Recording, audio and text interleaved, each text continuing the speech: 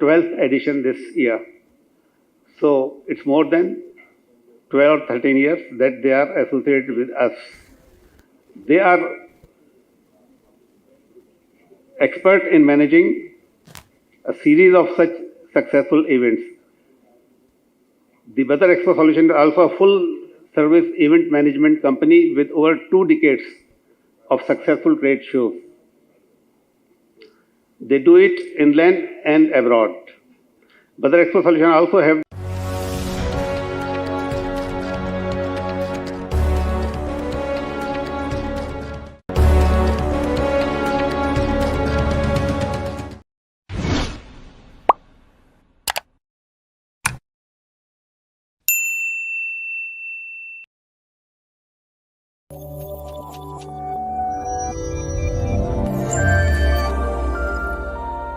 अस्सलाम वालेकुम जी, मेरा नाम रेहान लुत्फ़ी है और मैं वेस्टिंग हाउस LVMV प्रोडक्ट्स को पाकिस्तान में लीड करता हूँ।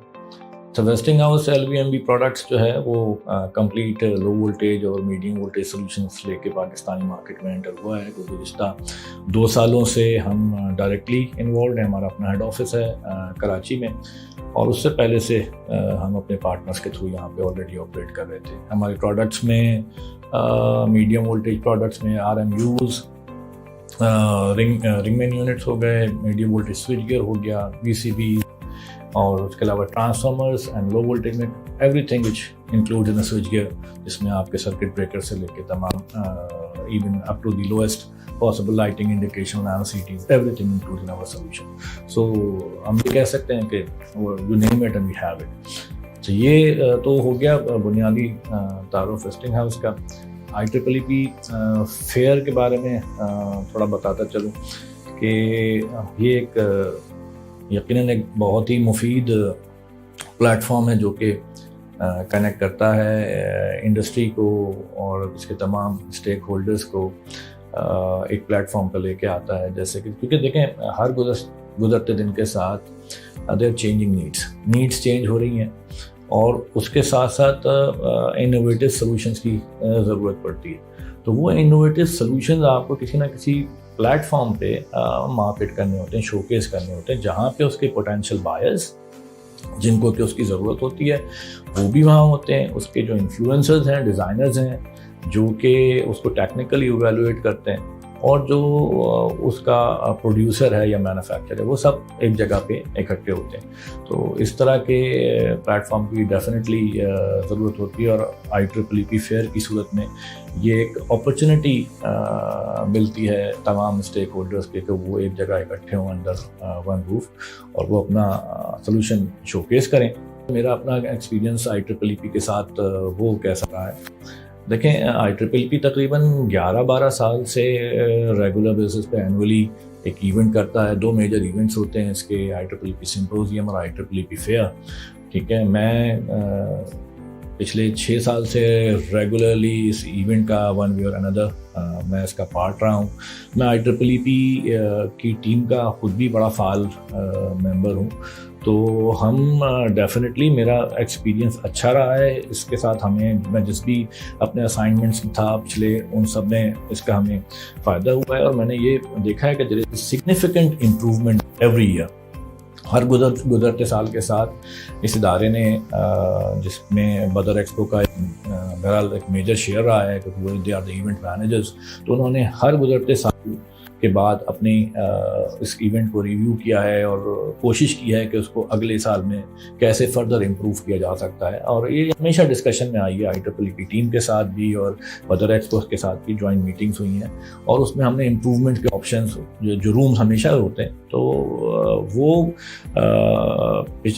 पिछले 2-3 साल में तो खासकर बड़ी सिग्निफिकेंट इम्प्रूवमेंट आई है। और मैं वो दिन प्रोबेबली दूर नहीं है कि ये इसी प्लेटफॉर्म से ये ऑलरेडी एक ब्रांड बन चुका हुआ है IEEE फेयर, तो ये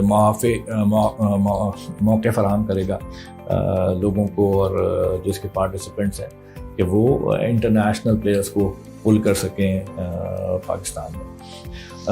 जहाँ तक रही बात पार्टिसिपेशन किया IEEE फेयर में, क्योंकि अगले 11-12 रोज़ में इंशाल्लाह ये इवेंट होने जा रहा है।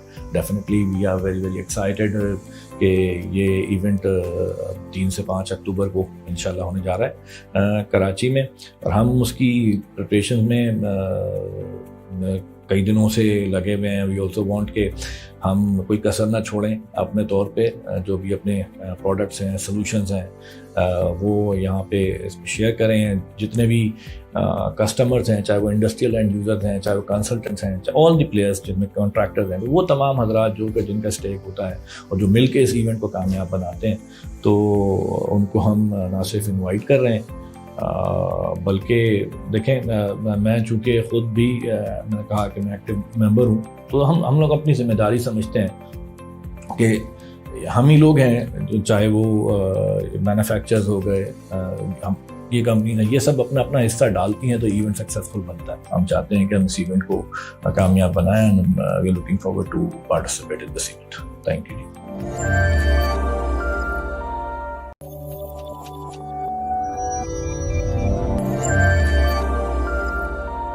मेरा नाम असद है, मैं रिप्रेजेंट कर रहा हूँ हुंडई नटॉनिक्स को। करंटली मेरी पोजीशन है as a business management executive at Jubilee Corporation. IEEE का एक आई थिंक बड़ा इम्पोर्टेंट रोल रहा है in this industry. Over a decade ये लोग एग्जीबिशंस कराते हैं, इवेंट्स कराते हैं। IEEE फेयर एक अच्छा इवेंट है जहाँ पे इलेक्ट्रॉनिक्स, इलेक्ट्रिकल इंडस्ट्री के रिलेटेड लोग अपने प्रोडक्ट्स आके एग्जिबिट कर सकते हैं। साथ में जो प्रोस्पेक्टिव कस्टमर्स है, स्टूडेंट्स है, इस इंडस्ट्री में जितने भी लोग हैं, वो आके एक प्लेटफॉर्म पे मिल सकते हैं। तो काफ़ी फोकस्ड इवेंट होता है। एडवांटेज इसमें यही होता है कि हस एज एग्जिबिटर्स हमें सीखने मिलता है कि इंडस्ट्री में प्रॉब्लम्स क्या हैं लोगों को, जिसके ऊपर हम फिर प्रोडक्ट्स के ऊपर काम कर सकते हैं, अपने सोल्यूशंस एग्जिबिट कर सकते हैं। अक्सर ये होता है कि प्रोडक्ट्स हमारे अवेलेबल होते हैं लेकिन लोगों को फुल पोटेंशियल उसका नहीं पता होता। तो जब यहाँ पे आते हैं हम अपनी पूरी रेंज दिखा सकते हैं कि किस तरह से हमारे प्रोडक्ट्स इंटीग्रेट होते हैं। और ये इलेक्ट्रिकल एंड इलेक्ट्रॉनिक्स का जो एरिया है, ये मेरे ख्याल से हमेशा से बड़ा इम्पोर्टेंट रहा है और आगे चलते हुए भी आई फील कि इसकी इम्पोर्टेंस सिर्फ बढ़ती रहेगी।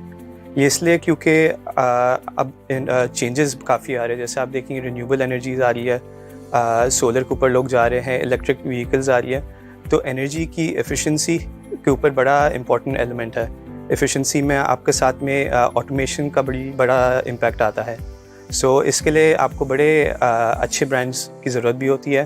प्रोडक्ट्स भी आपको ऐसी चाहिए जो एक्चुअल एफिशिएंसी दे सके, मॉनिटरिंग भी कर सकें, जिसमें फिर लोगों का फीडबैक इसके ऊपर काफ़ी इम्पोर्टेंट आता है कि अगर उन्होंने कोई प्रोडक्ट्स लगाए हैं जिसमें उनको इश्यूज़ फेस होते हैं, तो या क्या वो मसला एक्चुअली प्रॉब्लम में है या ड्यूरिंग द लाइन मिसमैच हो रही है।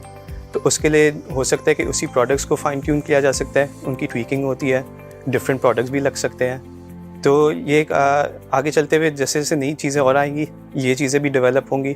पीछे ब्रांड्स भी अपनी R&D के ऊपर काफ़ी इन्वेस्ट करते हैं, नए प्रोडक्ट्स इसीलिए ला रहे होते हैं। और इसमें अब सॉफ्टवेयर का भी एलिमेंट काफ़ी आ गया है, जिसके ऊपर एक सोल्यूशन आप कंप्लीट प्रोवाइड कर सकते हैं विद दीज प्रोडक्ट्स। बदर एक्सपो ये मेरे ख्याल से सेकेंड ईयर से IEEE को मैनेज करता है। इसके जो फेयर्स होते हैं इनका भी आई थिंक काफ़ी अहम रोल है, क्योंकि एक इवेंट कराना बहुत ही मुश्किल टास्क होता है। उसकी वर्किंग मेरे ख्याल से जब एक फेयर ख़त्म होता है उस वक्त से ही स्टार्ट हो जाती है। पोस्ट इवेंट वर्किंग स्टार्ट होती है, फिर प्लानिंग होती है कि नेक्स्ट ईयर किसे लाया जाएगा, लोगों को अरेंज कराना ताकि रेलेवेंट लोग भी आएँ और एग्जिबिटर्स को भी इंटरेस्ट उस एग्जिबिशन में रहे। तो लास्ट ईयर इन्होंने काफ़ी अच्छे एक आउटकम रखा था। बदर की मैनेजमेंट भी खुद आके हर एग्जिबिटर से मिल रही थी। उन्होंने अपने चीफ गेस्ट को भी मिलाया, एक अच्छा प्लेटफॉर्म दिया जहाँ पे हम भी अपने आप को रिप्रेजेंट कर सके। साथ में जो भी मार्केट में लोग थे उनको भी एक अच्छा मौका मिला एंड इनकरेजिंग होता है, जिसकी वजह से फिर नेक्स्ट ईयर ज़्यादा लोग भी इनकरेज होते हैं आने के लिए।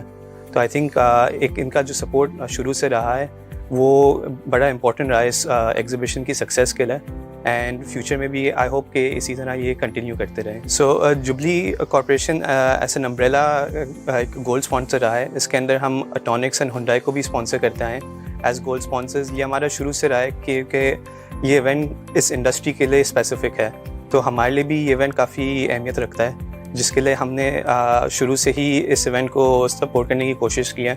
एंड हमने यही कोशिश की है कि हर साल हम इसमें पार्टिसिपेट करते रहें, सपोर्ट करते रहें। अपने एंड से भी जितना हम इसे मार्केट कर सकते हैं हम कोशिश करते हैं, क्योंकि ये एक कम्युनिटी है, इट्स नॉट कि इंडिविजुअल लोग सिर्फ पार्टिसिपेट करते हैं। So us as gold sponsors we try कि हम जितना मैक्सिमाइज़ कर सकें इस इवेंट को सक्सेसफुल करने के लिए।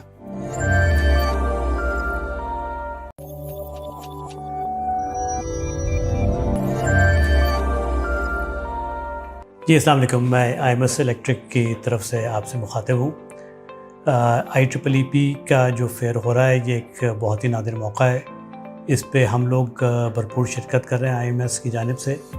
IMS के बारे में मैं आपको बताता चलूँ कि ये पाकिस्तान के अंदर एक तरह से एक यूनिक कंपनी है जो कि पूरी पावर ट्रेन को from power generation to power distribution और automation of building management systems, ये पूरी की पूरी जो ट्रेन है पावर की उसको हम कवर करते हैं। और we are also in the final stages of acquiring heavy electrical complex power transformers. तो इस तरह से ये पाकिस्तान के अंदर एक बहुत बड़ा नाम प्राइवेट सेक्टर में पाकिस्तानी कंपनी के तौर पर सामने आ रहा है।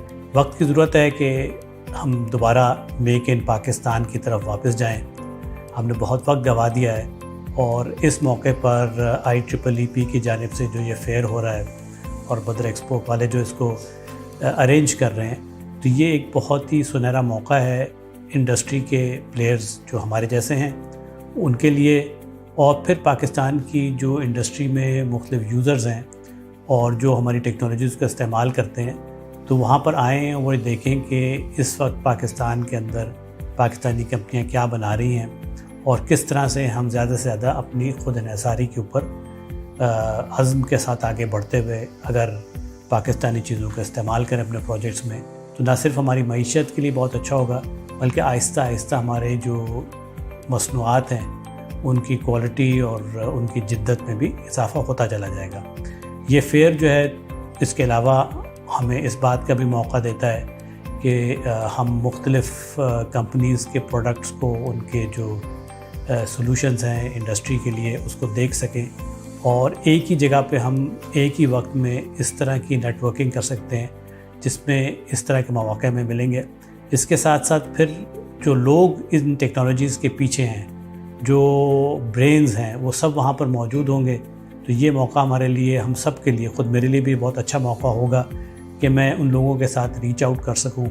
और मैं अगेन IEEE का ख़ास तौर पर और बदर एक्सपो का इस बार हवाले से मशकूर हूँ कि उन्होंने इस तरह के इवेंट को यहाँ पर मुनक़्क़द किया है। और फिर मैं आगे बढ़ता हूँ हमारे यंग इंजीनियर्स की जानिब। हमारे जो इंजीनियरिंग यूनिवर्सिटीज़ हैं हर साल बहुत सारे यंग इंजीनियर्स पैदा करती हैं, बेहतरीन लोग हैं और दुनिया के मुख्तलिफ़ ख़त्तों में इन्होंने अपनी हुनर को मनवाया है। उनके लिए भी ये मौका है कि वो आएँ और वो ये देख सकें कि यहाँ पाकिस्तान के अंदर इलेक्ट्रिकल इंजीनियरिंग के शोबे में कौन सी कंपनियां हैं जो उनको न सिर्फ माश के मौक़े फ़राहम करें बल्कि उनकी तरबियत भी कर सकें और इस तरह से उनके जौहरों को निखार सकें। तो मैं इख्तिताम पे IEEE का और बदर एक्सपो का बहुत मशकूर हूँ कि उसने IMS इलेक्ट्रिक को इस बात का मौका दिया है। 3, 4 और 5 अक्टूबर को पाकिस्तान के कराची के जो एक्सपो सेंटर है उसमें मौजूद होंगे और बदर एक्सपो और IEEE हमें ये मौका फ़राहम कर रहा है कि हम इन 3 दिनों में वहाँ आकर इससे भरपूर फ़ायदा उठाएं। ये पाकिस्तान की इंडस्ट्रियल फेयर्स में से एक यूनिक फेयर है और हम खुद इसमें बहुत शिरकत करते रहते हैं और मुझे ज़ाती तौर पर भी बहुत कुछ इसमें सीखने का मौका मिलता है। मैं आप सबको दावत देता हूँ कि आप लोग आएँ और शरीक हों और मिलजुल के हम पाकिस्तान को आगे बढ़ाएँ। Make in Pakistan, live in Pakistan, that is the future.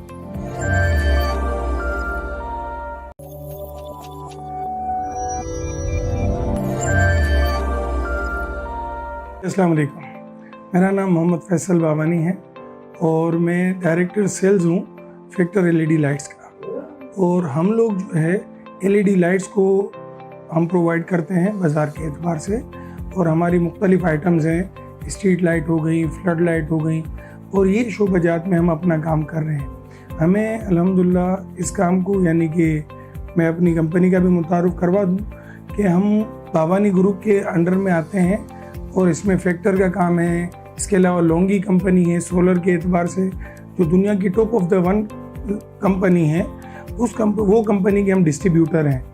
और इसके अलावा जिनको सोलर है उसके भी हम डिस्ट्रीब्यूटर हैं, और सनग्रो इन्वर्टर हैं, इसके भी हम इसके जो है ना वो डिस्ट्रीब्यूटर हैं। और ऑलरेडी हम लोग एलईडी लाइट्स में मौजूद हैं। पिछले 2018 से हम जो है ये काम में हैं और पूरे पाकिस्तान में हमारे डीलर्स मौजूद हैं। हमारी सर्विसेज का मयार हम कोशिश करते हैं कि लोगों को मयारी चीज़ और अच्छी कीमत में फ़राहम करें। दूसरी बात ये है कि जो स्टॉल हम अभी एक्सपो सेंटर में IEEE के ज़रिए अभी हम जो पार्टिसिपेट कर रहे हैं, तो उसमें हमारे साथ अल्हम्दुलिल्लाह ये हमें बताते हुए खुशी महसूस हो रही है कि हमारे दोनों पार्टनर लोंगी सोलर और जो है सनग्रो सोलर, ये भी हमारे साथ हिस्सा ले रहे हैं और फैक्टर ऑलरेडी अल्हम्दुलिल्लाह है। हम इसमें प्लाटीनियम स्पॉन्सर के तौर पे आपको इंशाल्लाह दावत देते हैं, और मैं सब तमाम इदारों को दावत देता हूँ। ये जितने भी आर्किटेक्ट्स हैं और जितने भी इंडस्ट्रियलिस्ट हैं या जितने भी इदारे हैं आर्किटेक्ट्स वगैरह के इंजीनियर हैं, वो आके हमारे स्टॉल पे विज़िट करें। और ये 3, 4 और 5 अक्टूबर को इंशाल्लाह हम वहाँ पे आपका इंतज़ार करेंगे। मुझे एक बात बताते हुए और खुशी महसूस हो रही है अल्हम्दुलिल्लाह कि एलईडी लाइट्स की कंपनी में हमारी तेज़ तरीन ग्रोथ है, जो हमारी बाज़ार के एतबार से भी और तमाम डीलर्स के एतबार से भी।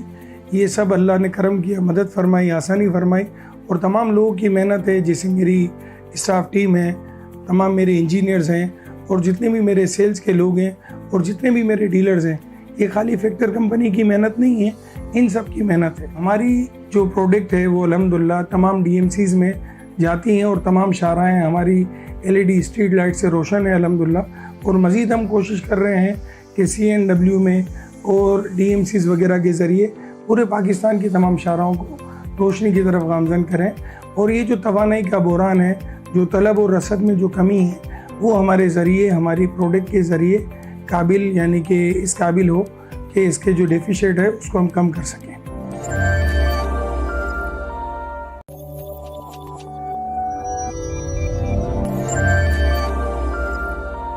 अस्सलामुअलैकुम, मेरा नाम दानिश सईद है और मैं जनरल मैनेजर डेप्स इंटरनेशनल हूँ, Dewan energy and power solutions. हम लोग सोलर का बिज़नेस करते हैं, retailing and EPC both, and we are based in Dubai, Qatar, Pakistan. And Pakistan में भी 3 मेजर शहर हैं, जिसमें कराची है, इस्लामाबाद है और लाहौर है। We are also looking forward to open our offices in Quetta and Peshawar. We have also warehouses in Multan, Sukkur, Rahim Yar Khan and Sialkot, also in Faisalabad. तो हम अभी पार्टिसिपेट कर रहे हैं IEEE में, और इसके अलावा ये है कि हम we see it as a platform where we can meet people, both the end users and the sellers. और हम यहाँ पे ये भी देखेंगे कि हमारे पास और अच्छी कौन सी प्रोडक्ट्स हम ले सकते हैं फॉर आवर बिजनेस, जो कि हमारे लिए फीजिबल हों। प्लस इसके अलावा ये है कि हम उम्मीद करते हैं कि हमें वहाँ पे और सारे जितने भी एंड यूज़र्स हैं एनर्जी के, स्पेशली रिन्यूएबल एनर्जी के, वो हमें वहाँ पे मिल सकते हैं। विजिटर्स के लिए हम लोग अब पावर सॉल्यूशंस लेके आ रहे हैं, जिसमें EPC और PPA बिजनेसेस हैं। We are also looking forward to have a platform in Pakistan for carbon credits. इसके अलावा रिटेल बिजनेस भी है। We can sell a lot of good amount of solar panels and inverters as well, जिसके अंदर इसके साथ साथ वो भी है, इसमें इलेक्ट्रिकल BOS भी है। और इसके अलावा हम पूरा एक 1 विंडो सोल्यूशन लेके आ रहे हैं फॉर सोलर एंड यूज़र्स। बदर एक्सपो इस पूरे इवेंट को मैनेज कर रहा है, और इनकी एक लॉन्ग हिस्ट्री है विद सक्सेस स्टोरीज, और IEEE इन्हीं की तरफ से मैनेज किया जा रहा है for maybe more than decade now. और they provide a platform where they can actually make end users and sellers meet as well. और इसके अलावा ये है कि हम उम्मीद करते हैं कि आप लोग हमारे इस इवेंट में आएंगे, और we will be there to welcome you and provide you solutions. इसके अलावा ये भी है कि हमारी जो वहाँ पे जो जितनी भी अपग्रेडेशंस हैं into the technology of solar specifically, वो भी वहाँ पे प्रेजेंट होंगी।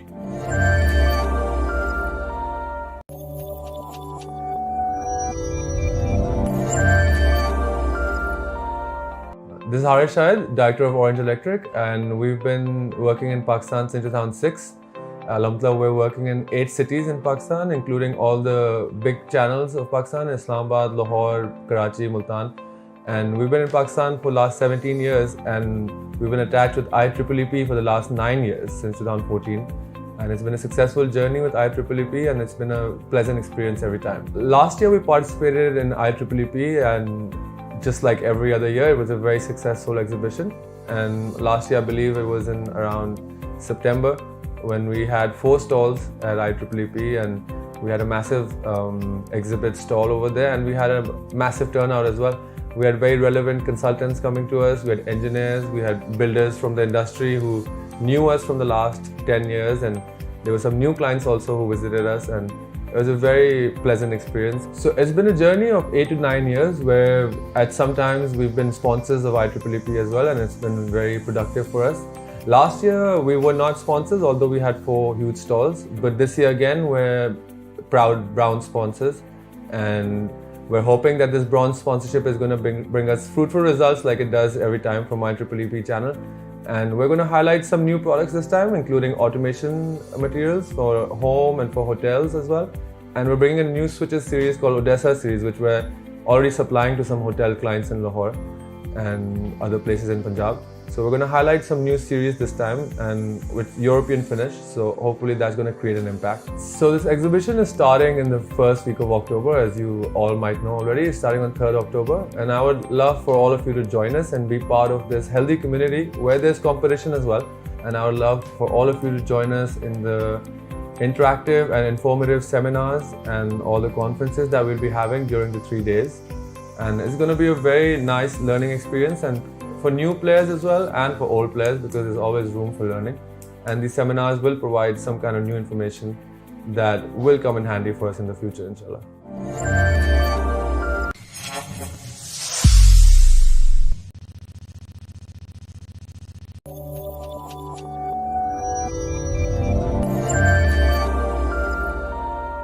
जी अस्सलाम वालेकुम, मैं IMS इलेक्ट्रिक की तरफ से आपसे मुखातिब हूँ। IEEE का जो फेयर हो रहा है, ये एक बहुत ही नादिर मौका है। इस पे हम लोग भरपूर शिरकत कर रहे हैं IMS की जानिब से।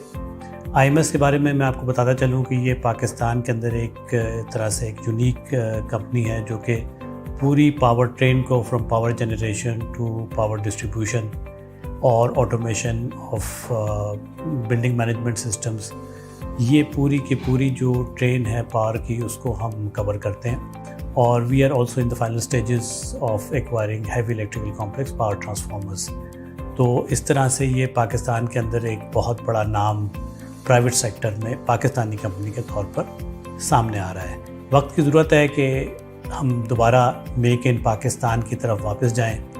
हमने बहुत वक्त गंवा दिया है, और इस मौके पर IEEE की जानिब से जो ये फेयर हो रहा है और बदर एक्सपो वाले जो इसको अरेंज कर रहे हैं, तो ये एक बहुत ही सुनहरा मौका है इंडस्ट्री के प्लेयर्स जो हमारे जैसे हैं उनके लिए, और फिर पाकिस्तान की जो इंडस्ट्री में मुख्तलिफ यूज़र्स हैं और जो हमारी टेक्नोलॉजीज़ का इस्तेमाल करते हैं, तो वहाँ पर आएँ और देखें कि इस वक्त पाकिस्तान के अंदर पाकिस्तानी कंपनियाँ क्या बना रही हैं, और किस तरह से हम ज़्यादा से ज़्यादा अपनी खुद इन्हिसारी के ऊपर अज़्म के साथ आगे बढ़ते हुए अगर पाकिस्तानी चीज़ों का इस्तेमाल करें अपने प्रोजेक्ट्स में, तो ना सिर्फ हमारी मईशत के लिए बहुत अच्छा होगा, बल्कि आहिस्ता आहिस्ता हमारे जो मसनूआत हैं उनकी क्वालिटी और उनकी जिद्दत में भी इजाफ़ा होता चला जाएगा।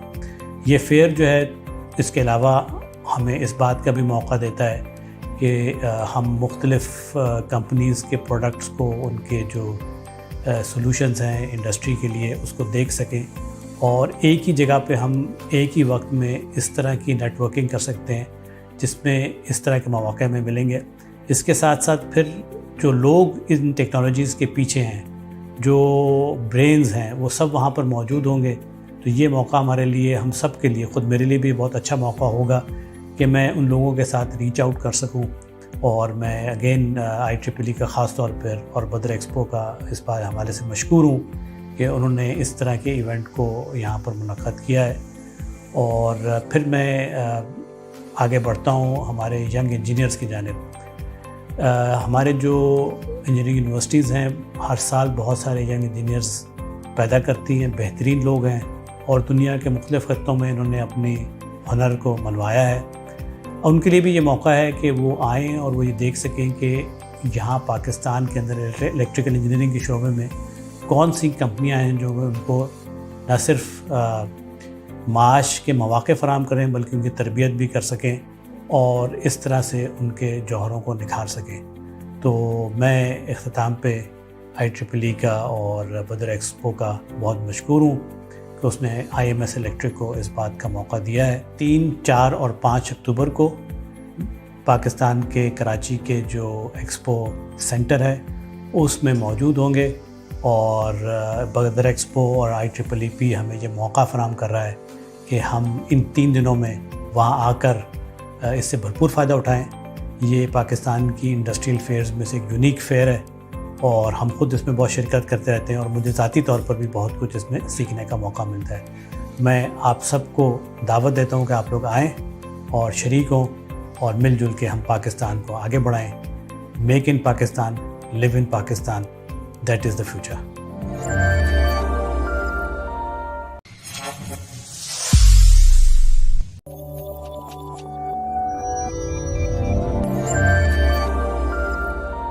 अस्सलाम वालेकुम, मेरा नाम मोहम्मद फैसल बावानी है और मैं डायरेक्टर सेल्स हूँ फैक्टर LED लाइट्स का। और हम लोग जो है LED लाइट्स को हम प्रोवाइड करते हैं बाज़ार के एतबार से और हमारी मुख्तलिफ़ आइटम्स हैं, स्ट्रीट लाइट हो गई, फ्लड लाइट हो गई और ये शोबाजात में हम अपना काम कर रहे हैं। हमें अल्हम्दुलिल्लाह इस काम को यानी कि मैं अपनी कंपनी का भी मुतारुफ करवा दूँ कि हम बावानी ग्रुप के अंडर में आते हैं और इसमें फैक्टर का काम है। इसके अलावा लोंगी कंपनी है सोलर के एतबार से जो दुनिया की top of the one company है, वो कंपनी के हम डिस्ट्रीब्यूटर हैं। और इसके अलावा जिनको सोलर है उसके भी हम डिस्ट्रीब्यूटर हैं और सनग्रो इन्वर्टर हैं, इसके भी हम इसके जो है ना वो डिस्ट्रीब्यूटर हैं। और ऑलरेडी हम लोग LED लाइट्स में मौजूद हैं। पिछले 2018 से हम जो है ये काम में हैं और पूरे पाकिस्तान में हमारे डीलर्स मौजूद हैं। हमारी सर्विस का मयार हम कोशिश करते हैं कि लोगों को मयारी चीज़ और अच्छी कीमत में फ़राहम करें। दूसरी बात ये है कि जो स्टॉल हम अभी एक्सपो सेंटर में IEEE के ज़रिए अभी हम जो पार्टिसिपेट कर रहे हैं तो उसमें हमारे साथ अल्हम्दुलिल्लाह ये हमें बताते हुए खुशी महसूस हो रही है कि हमारे दोनों पार्टनर लोंगी सोलर और जो है सनग्रो सोलर ये भी हमारे साथ हिस्सा ले रहे हैं और फैक्टर ऑलरेडी अल्हम्दुलिल्लाह है। हम इसमें प्लाटीनियम स्पॉन्सर के तौर पे आपको इंशाल्लाह दावत देते हैं और मैं सब तमाम इदारों को दावत देता हूँ कि जितने भी आर्किटेक्ट्स हैं और जितने भी इंडस्ट्रियलिस्ट हैं या जितने भी इदारे हैं आर्किटेक्ट्स वगैरह के इंजीनियर हैं वो आके हमारे स्टॉल पे विज़िट करें। और ये 3, 4 और 5 अक्टूबर को इंशाल्लाह हम वहाँ पे आपका इंतज़ार करेंगे। मुझे एक बात बताते हुए और खुशी महसूस हो रही है अल्हम्दुलिल्लाह कि LED लाइट्स की कंपनी में हमारी तेज़ तरीन ग्रोथ है, जो हमारी बाज़ार के एतबार से भी और तमाम डीलर्स के एतबार से भी ये सब अल्लाह ने करम किया, मदद फरमाई, आसानी फरमाई और तमाम लोगों की मेहनत है। जैसे मेरी स्टाफ टीम है, तमाम मेरे इंजीनियर्स हैं और जितने भी मेरे सेल्स के लोग हैं और जितने भी मेरे डीलर्स हैं, ये खाली फैक्टर कंपनी की मेहनत नहीं है, इन सब की मेहनत है। हमारी जो प्रोडक्ट है वो अल्हम्दुलिल्लाह तमाम DMCs में जाती हैं और तमाम शाहराएँ हमारी LED स्ट्रीट लाइट से रोशन है अल्हम्दुलिल्लाह। और मज़ीद हम कोशिश कर रहे हैं कि CNW में और DMCs वगैरह के ज़रिए पूरे पाकिस्तान की तमाम शाहराओं को रोशनी की तरफ गामज़न करें। और ये जो तवानाई का बहरान है, जो तलब और रसद में जो कमी है, वो हमारे ज़रिए, हमारी प्रोडक्ट के ज़रिए काबिल यानी कि इस काबिल हो कि इसके जो डेफिशिएट है उसको हम कम कर सकें।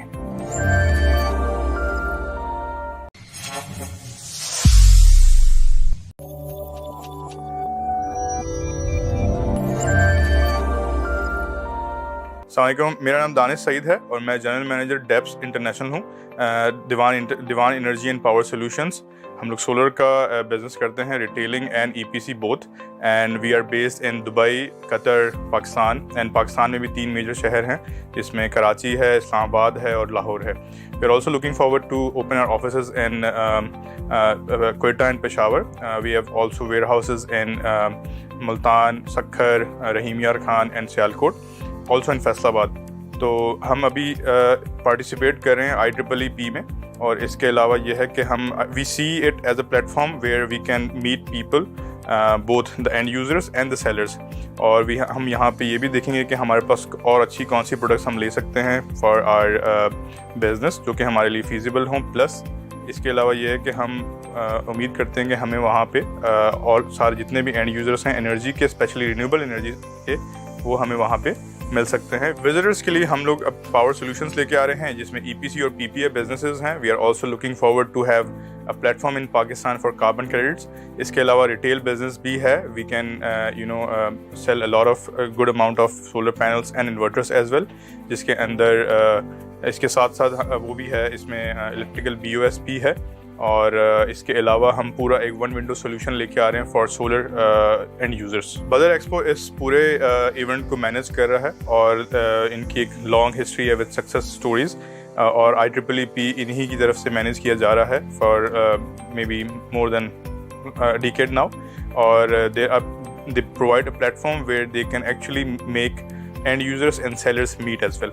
और इसके अलावा ये है कि हम उम्मीद करते हैं कि आप लोग हमारे इस इवेंट में आएंगे और we will be there to welcome you and provide you solutions.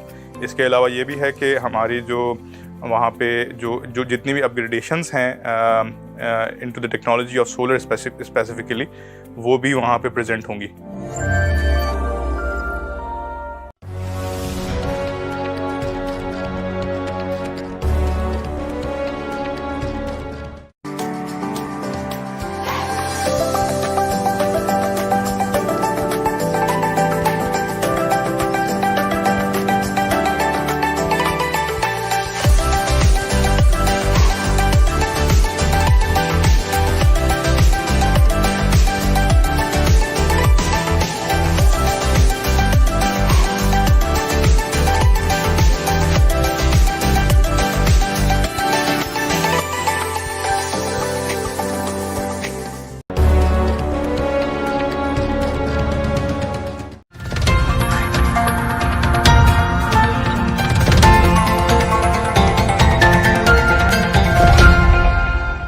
अस्सलाम वालेकुम। नसीम राजपूत एक्सपो से एक्सपोजर में एक मरतबा फिर एक्सपो सेंटर कराची से आपसे मुखातिब है। IEEP international electrical and electronics exhibition of Pakistan fair 2023 बहुत ही इंपॉर्टेंट सेक्टर है, बहुत ही इंपॉर्टेंट इवेंट है हमारे मुल्क में।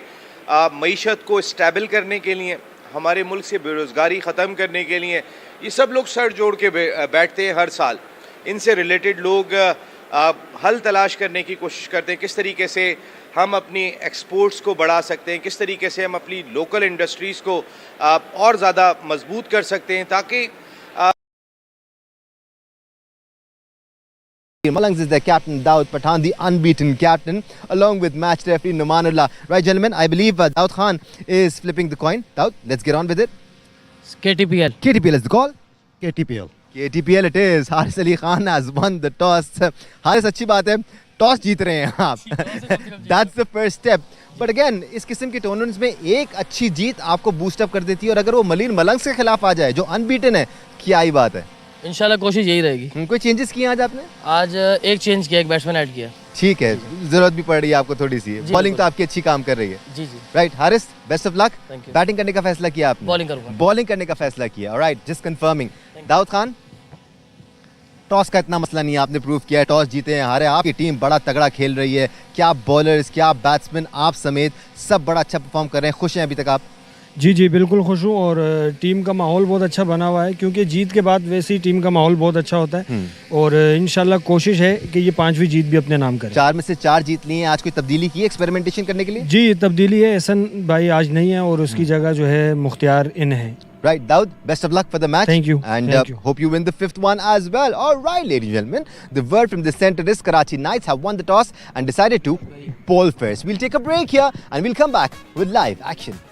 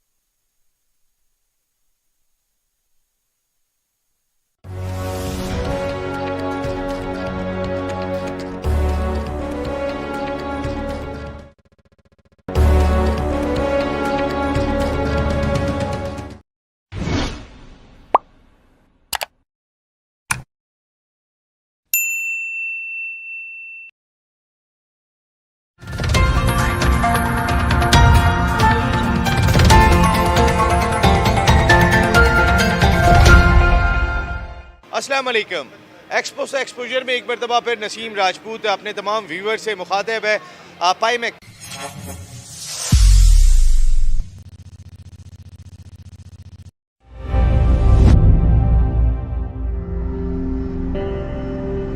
अस्सलाम वालेकुम। वालेकुम सलाम। थैंक यू वेरी मच, आपने टाइम दिया। हमें ये बताइए कि आप KTPL 1 का एक्सपीरियंस क्या रहा आपके साथ? वेल KTPL 1 का अमेजिंग एक्सपीरियंस था। कुछ नया फॉर्मेट देखने को मिला क्रिकेट का, बहुत ज़्यादा लोगों में जोश था, जो क्राउड हमें सपोर्ट कर रहा था उस एरिया का, बहुत अमेजिंग था। इसी की वजह से हमने सोचा कि वाई नॉट सीज़न 2। और सीज़न 2 ये है कि सीज़न 1 में हमारी टीम इतना अच्छा परफॉर्म नहीं कर पाई थी, बट दिस टाइम इंशाल्लाह वी आर होपफुल कि विल टेक द कप। हमारे पास जो एक यासिर है जो कैप्टन, हमने उसको रिटेन किया हुआ है, और दूसरी चीज़ एक छोटा विकी एक बैट्समैन है, उसको हमने हायर किया और उससे काफ़ी ज़्यादा उम्मीदें हैं। Let's hope for the best. Well tape ball को लेके तो बहुत मेमोरीज़ हैं। इनफैक्ट लास्ट नाइट ही मैं एक मैच खेल के आया हूँ, और टेप बॉल की मेमोरीज़ इतनी है, मेरा नहीं ख्याल कि यहाँ पे मुझे कोई स्पेसिफिक मेमोरी याद होगी, बट ये है कि it's an amazing format of the cricket. मुझे हार्ड बॉल से ज़्यादा टेप बॉल में ज़्यादा मज़ा आता है, क्योंकि बैट्समैन अपनी मर्ज़ी से बहुत शॉट्स मार रहे होते हैं। फ्रीडम होता है। जी जी बिल्कुल फ्रीडम होता है। स्पेशल थैंक्स टू ज़ुहैर भाई और जितनी भी मैनेजमेंट है उन्होंने, और जावेद मियादाद साहब, इन्होंने इस गेम को इतना ऊपर ले आए हैं अब कि मेरे ख्याल से इसी में से हम कोई ना कोई टैलेंट निकाल के इसको इंटरनेशनल फॉर्मेट में भी कर सकते हैं।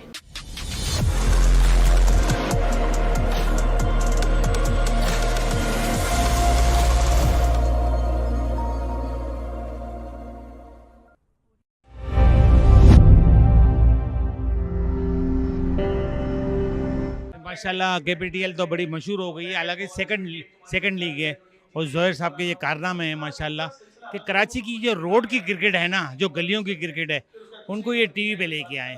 वो लड़के जिनको चांस नहीं मिलता, आप देख रहे हैं बेचारे, हर लड़का गलियों में खेल रहा होता है, रोडों पे खेल रहा होता है, जिनके पास कोई ग्राउंड नहीं होता, उनको ग्राउंड प्रमोट किया ताकि इससे हर प्लेयर को चांस मिलता है। और ये टीमें जो बनी हैं, इससे है कि लोगों को रोज़गार भी मिल रहा है माशाल्लाह, लोगों को, प्लेयरों को, अच्छे प्लेयरों को पैसे भी मिल रहे हैं, और प्लेयर भी नुमायाँ हो रहे हैं। हो सकता है इन प्लेयरों में से हमारे को टेप टेनिस के बड़े अच्छे प्लेयर निकलें। वही सब जोहर साहब को दुआएं दे रहे होंगे कि रोड की क्रिकेट को कितना ऊपर लेके आए माशाल्लाह। ये तो बड़ी बात है ना कि रोड के प्लेयरों को आप इंटरनेशनल लेवल पे पूरी दुनिया में देखा जा रहा है, और टीवी पे लाइव के साथ कमेंट्री। कुछ छोटे छोटे गाँव में से देखो प्लेयर आ रहे हैं, वो बड़े शौकीन हैं, इनके पास टाइम नहीं होता है। असल क्रिकेट है ना हार्ड बॉल की, वो थोड़ी डिफ़िकल्ट है। डिफ़िकल्ट क्या है, उसमें टाइम चाहिए। इसमें अल्हम्दुलिल्लाह शॉर्ट टाइम होता है कि आप ये क्रिकेट को आप गली में भी खेल सकते हो, प्रैक्टिस गलियों में भी हो सकती है, ज़रूरी नहीं इसके लिए ग्राउंड चाहिए। बच्चों को पढ़ाने के साथ आप स्पोर्ट्स में ले आएँ, क्योंकि हमारे यहाँ के बच्चे आप देखो, कोई पान गुटखे में लगा हुआ है, कोई सिगरेट में लगा हुआ है। ये चीज़ों से दूर करने के लिए आप स्पोर्ट्स में बच्चों को ले आएँ, पढ़ाई के साथ आप ग्राउंड में बच्चों को निकालें, ताकि हेल्दी एक्टिविटीज़ है।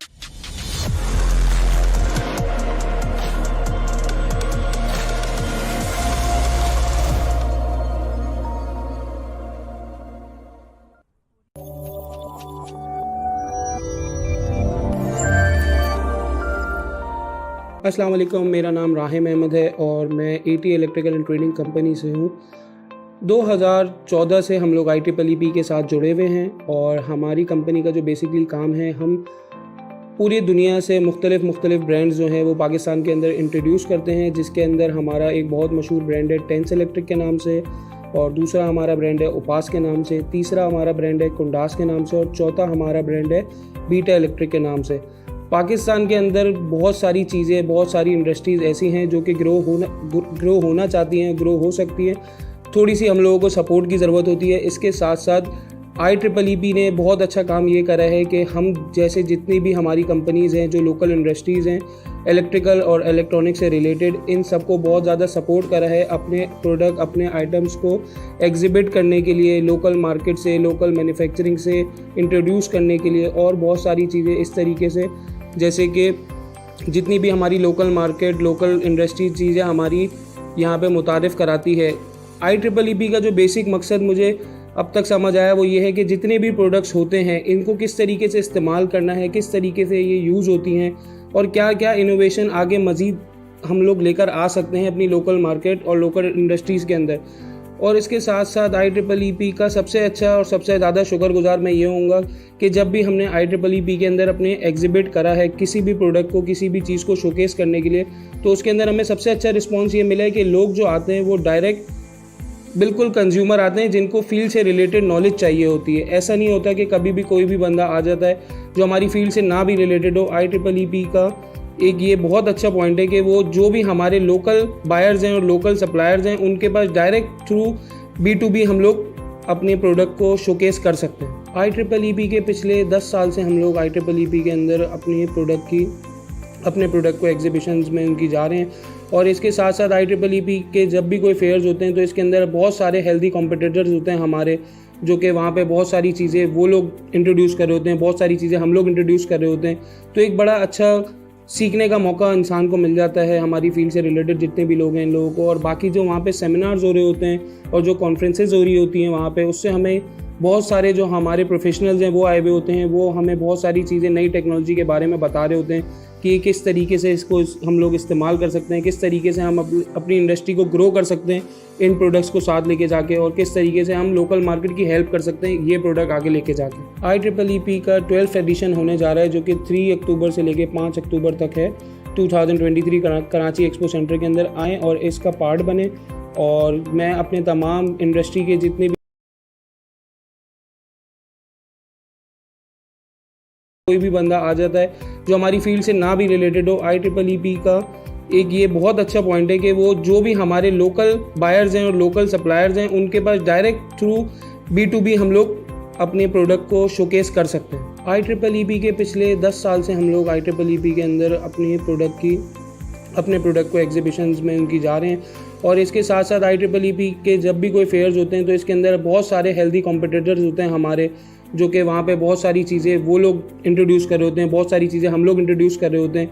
तो एक बड़ा अच्छा सीखने का मौका इंसान को मिल जाता है हमारी फील्ड से रिलेटेड जितने भी लोग हैं इन लोगों को। और बाकी जो वहाँ पे सेमिनार्स हो रहे होते हैं और जो कॉन्फ्रेंसेज हो रही होती हैं वहाँ पे, उससे हमें बहुत सारे जो हमारे प्रोफेशनल्स हैं वो आए हुए होते हैं, वो हमें बहुत सारी चीज़ें नई टेक्नोलॉजी के बारे में बता रहे होते हैं कि किस तरीके से इसको हम लोग इस्तेमाल कर सकते हैं, किस तरीके से हम अपनी इंडस्ट्री को ग्रो कर सकते हैं इन प्रोडक्ट्स को साथ लेके जाके, और किस तरीके से हम लोकल मार्केट की हेल्प कर सकते हैं ये प्रोडक्ट आगे लेके जाके।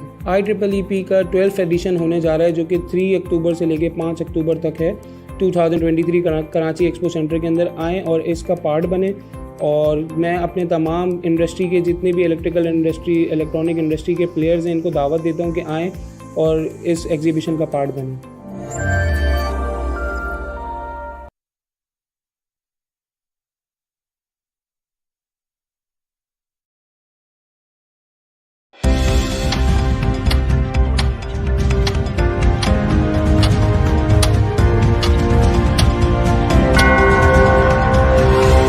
It's 6 p.m.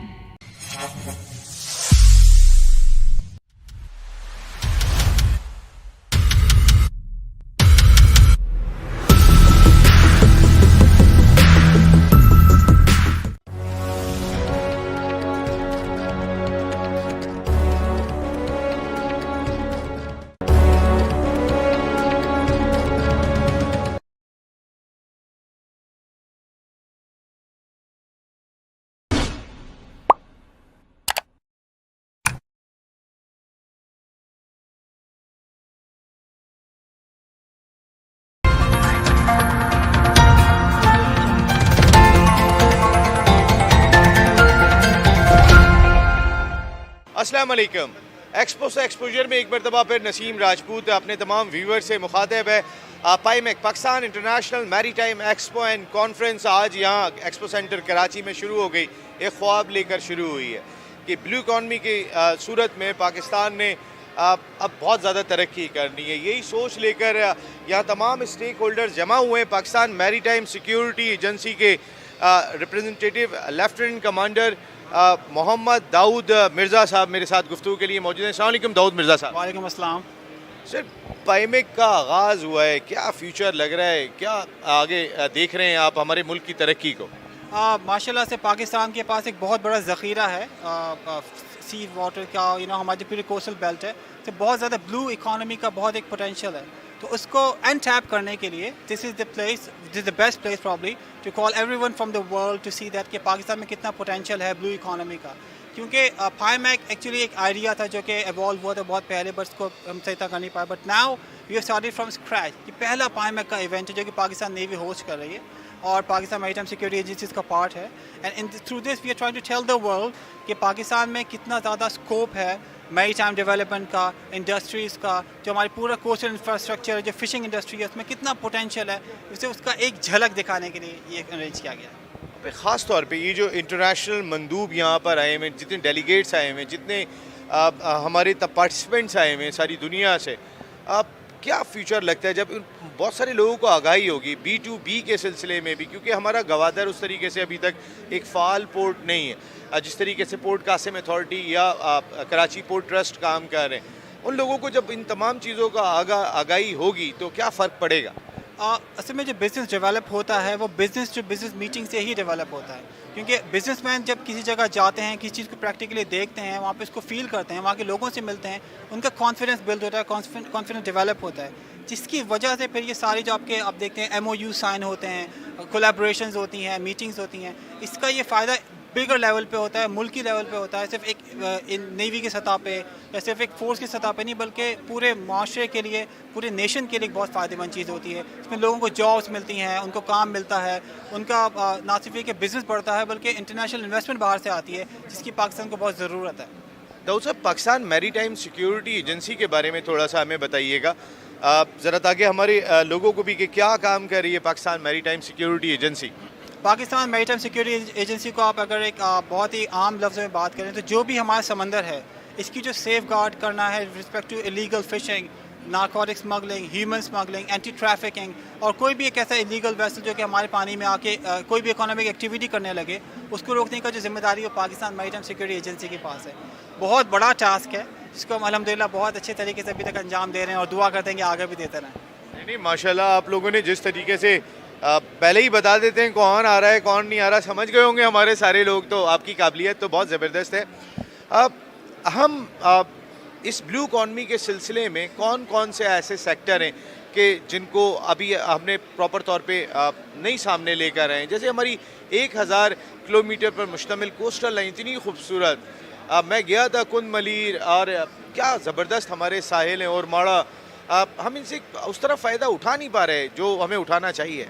असल में एक अनफॉर्चुनेट बात यह है कि as a although we have 1000 kilometre long coast, लेकिन हम एज ए नेशन हम इतने मैरीटाइम नहीं हैं, बिकॉज हमारा पूरा जो समंदर है वो साउथ में है और Pakistan is like elongated to the north. अगर आप पूरे नॉर्थ पे जाते हैं तो hundreds of kilometres, more than 2000 kilometres से लाइन ऑफ साइट में पाकिस्तान है। तो सिर्फ कोस्ट में होने की वजह से एक खास पॉपुलेशन है जो कि इससे रिलेटेड है, जो कि सिंध की पॉपुलेशन है, बलूचिस्तान की पॉपुलेशन है।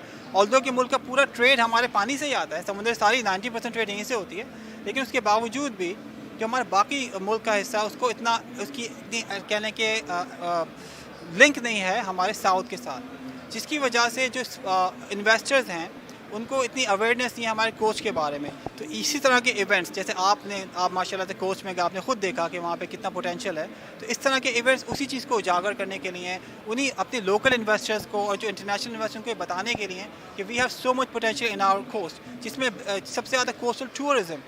अगर आप बाहर के मुल्क में माशाल्लाह आप गए होंगे, आपने देखा कि हमारी जो कोस्ट है वो कितनी ज़्यादा भरी हुई है with like clear water, clear beaches, साफ़ सुथरे बीच हैं हमारे, लेकिन उस पर वो इन्वेस्टमेंट नहीं हुई। वहाँ पे वैसे रिजॉर्ट्स नहीं हैं, वैसे वहाँ पे एंटरटेनमेंट का स्टफ मौजूद है हमारी पूरी कोस्ट के ऊपर, जिसकी वजह से जो एक इकॉनमी एवॉल्व होनी चाहिए इवन बलूचिस्तान की, इवन सिंध की, वो एवॉल्व नहीं हो पा रही। तो ये सिर्फ एक एस्पेक्ट है। इसके बाद आती है आपकी फ़िशिंग में आप ना सिर्फ एक जैसे कि एक आइडिया है कि आप फ़िश फार्मिंग करें, तो भी पूरी कोस्ट हमारी खाली पड़ी हुई है, उसमें फ़िश फार्मिंग नहीं हो रही, बहुत मीगर लेवल पे, स्मॉल लेवल पे हो रही है, तो ये बहुत इन्हांस कर सकते हैं। इसके अलावा मल्टीपल ऐसे फीचर्स हैं जैसे स्मॉल जेटीज़ हैं, स्मॉल पोर्ट्स हैं, जैसे आप UAE में अगर आप देखें, आप अरब में देखें, they are all starting to invest in their coast.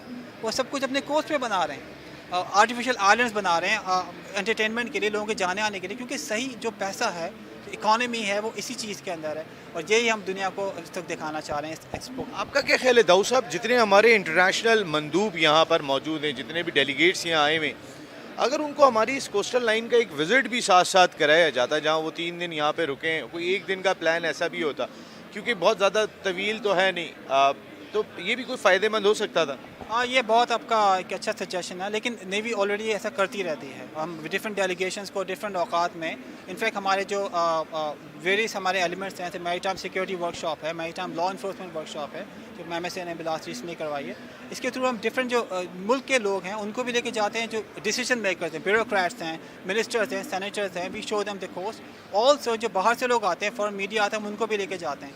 और जिस तरह से भी ये एग्जीबिशन है, तो इसके बाद एक it will follow by an Aman exercise, उस अमन एक्सरसाइज जो कि हमारे ही पानी में होगी, ऑल्दो कि वो बिल्कुल शोर्स पे नहीं होगी, but will be right there. तो उससे भी काफ़ी अंदाज़ा हो जाता है लोगों को कि जस्ट सेफ पानी है, बिल्कुल कोई ख़तरा नहीं, कोई सिक्योरिटी इशू नहीं है।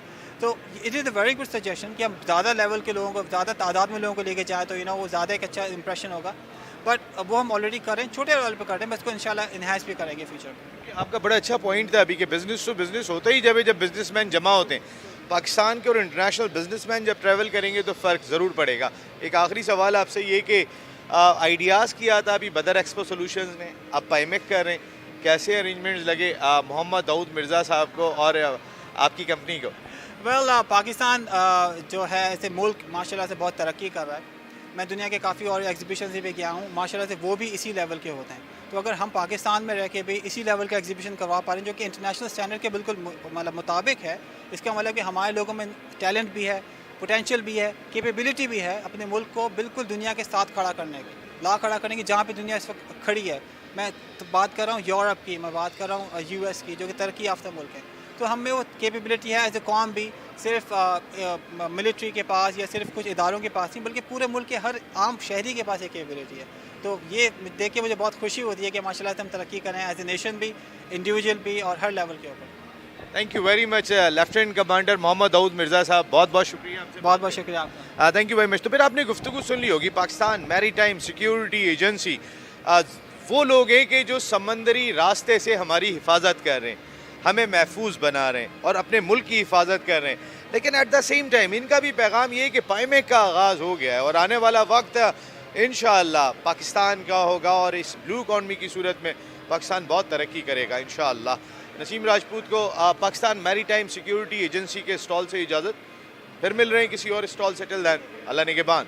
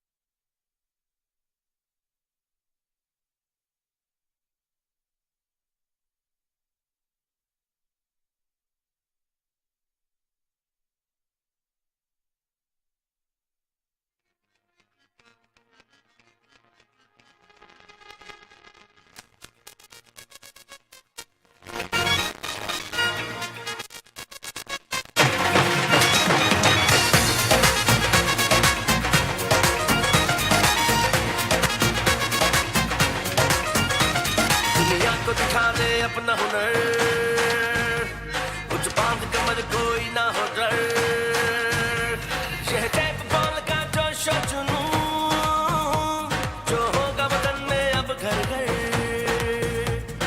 हर कदम पुरजोर हो तेरे नाम का ही शोर हो, जादू अपना जगा कर सबको अपना बना कर दिल जीत ले,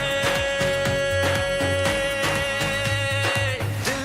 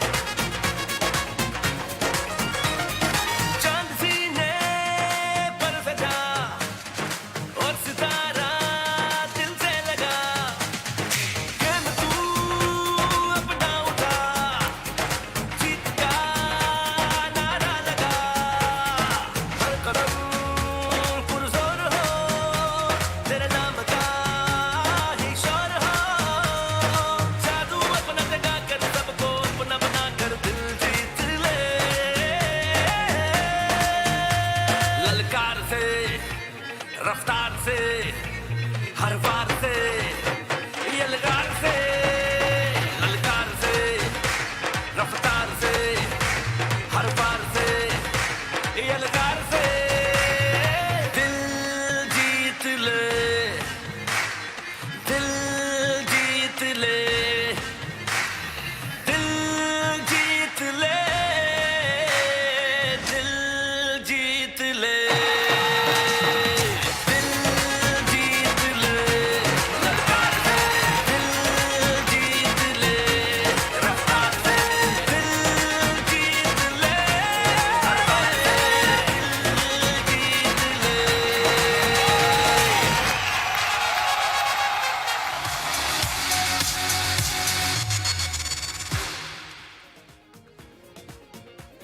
Bismillahirrahmanirrahim. Good evening, everyone. Welcome to the DHA Sports Club Moin Khan Academy, where Malir Malangs is taking on Karachi Knights as the KTPL Season 3 is being played here at DHA Sports Club Moin Khan Academy. Match number 16 and the night number 9th is already on here. And Karachi Knights have won the toss and they have put the Malir Malangs in for the batting. And Malir Malangs haven't done anything wrong so far. They are playing magnificently well in this event and they are officiating the matches with great zeal and with great authority. These are the two umpires or the gentlemen. They are going to officiate this match, which is the match number 16th of this ever popular tournament, and it is being watched across the world, across the globe. More than 84 channels are broadcasting live coverage, which is produced by Geo Super. And this is the team, Karachi Knights. They have won the toss and inserted their opposition in. And let's see what they have got in their arsenal, in their armory to produce. And Malir Malangs would like to continue their winning streak because they are hardly putting a foot wrong here. And there you see the two batsmen just have made their way in and they are going jogging or marching down towards the center. And I've got ever energetic FS Malik alongside. FS, good evening. Good evening, Rana, and good evening to all of the viewers, wherever you are. Another exciting game of cricket we've got in our hands, but nothing similar in both of the teams. Malir Malangs yet to face the defeat, whereas Karachi Knights are yet to register their first victory. Have a look at both of the sides. DK, the captain of Malir Malangs, with Mimran, and Ubaid Rahman, obviously, and Kaleem and Shaji will be the players to watch out. Of course, Majid Goli in a supreme form with the ball.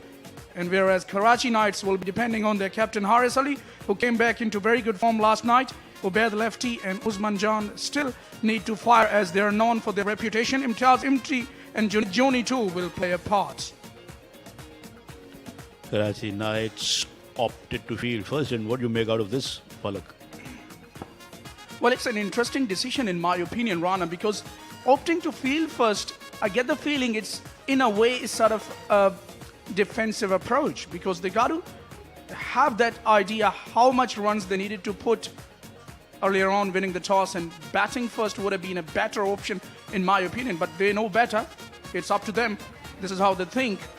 But for the moment, they're going with a little bit of under pressure sort of situation because they are yet to register their first victory, so there will be definitely some nerves, and they're up against the best side of the competition, obviously, Malir Malangs. No doubt about that. Malir Malangs have played terrific kind of a cricket in this tournament, particularly the way they made a comeback against THA the Bungs after conceding the lead of 40. That was immaculate. Ali Sher is on your screen. He's a pace bowler. He generates a lot of pace. Hasn't had a good event so far, but he can have a good night tonight. One can expect.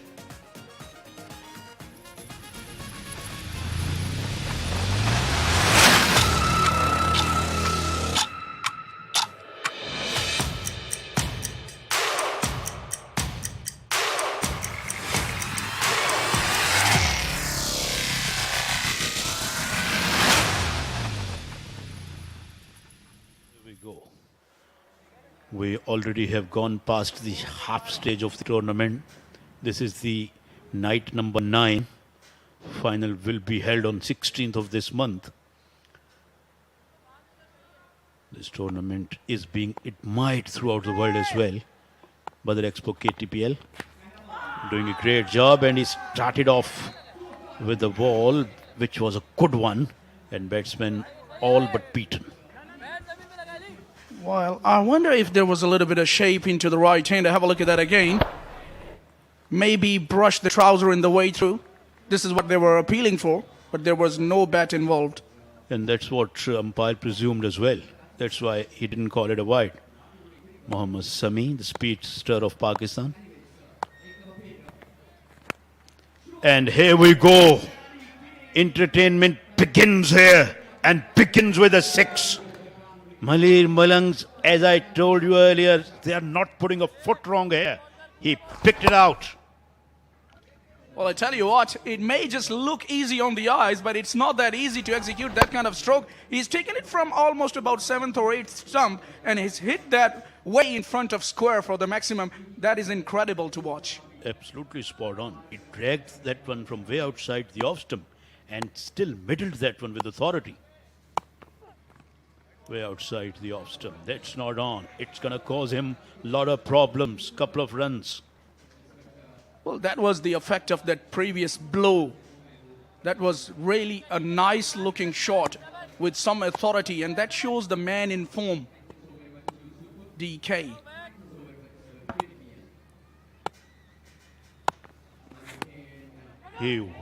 Oh, what a good catch. What a good catch. He was trying to get that away onto the onside. He picked out the man, and who made no mistake. There you see it. Well, there is a word run. I commented his curse. As soon as I was about to say he's in good form, he's been foxed by a slow delivery and well caught at square leg. So first blood has been drawn very early in the piece. In fact, we are only into the first over, and DK has to take a long walk back to the dugout. Only 6 he managed.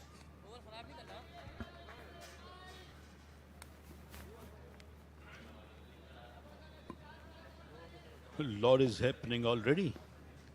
We saw a dot ball, then we saw a magnificent 6, and then we saw a dismissal. That's what our production team covered little before the start of the match. There you see the ocean. Sea view it is called. Not far away from the stadium, almost on a walking distance, Malik.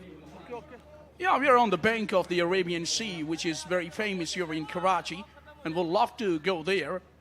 Good work by our production team, by the way, to capture these sort of stuff. Great scenes, the overview scenes you're watching on your screens.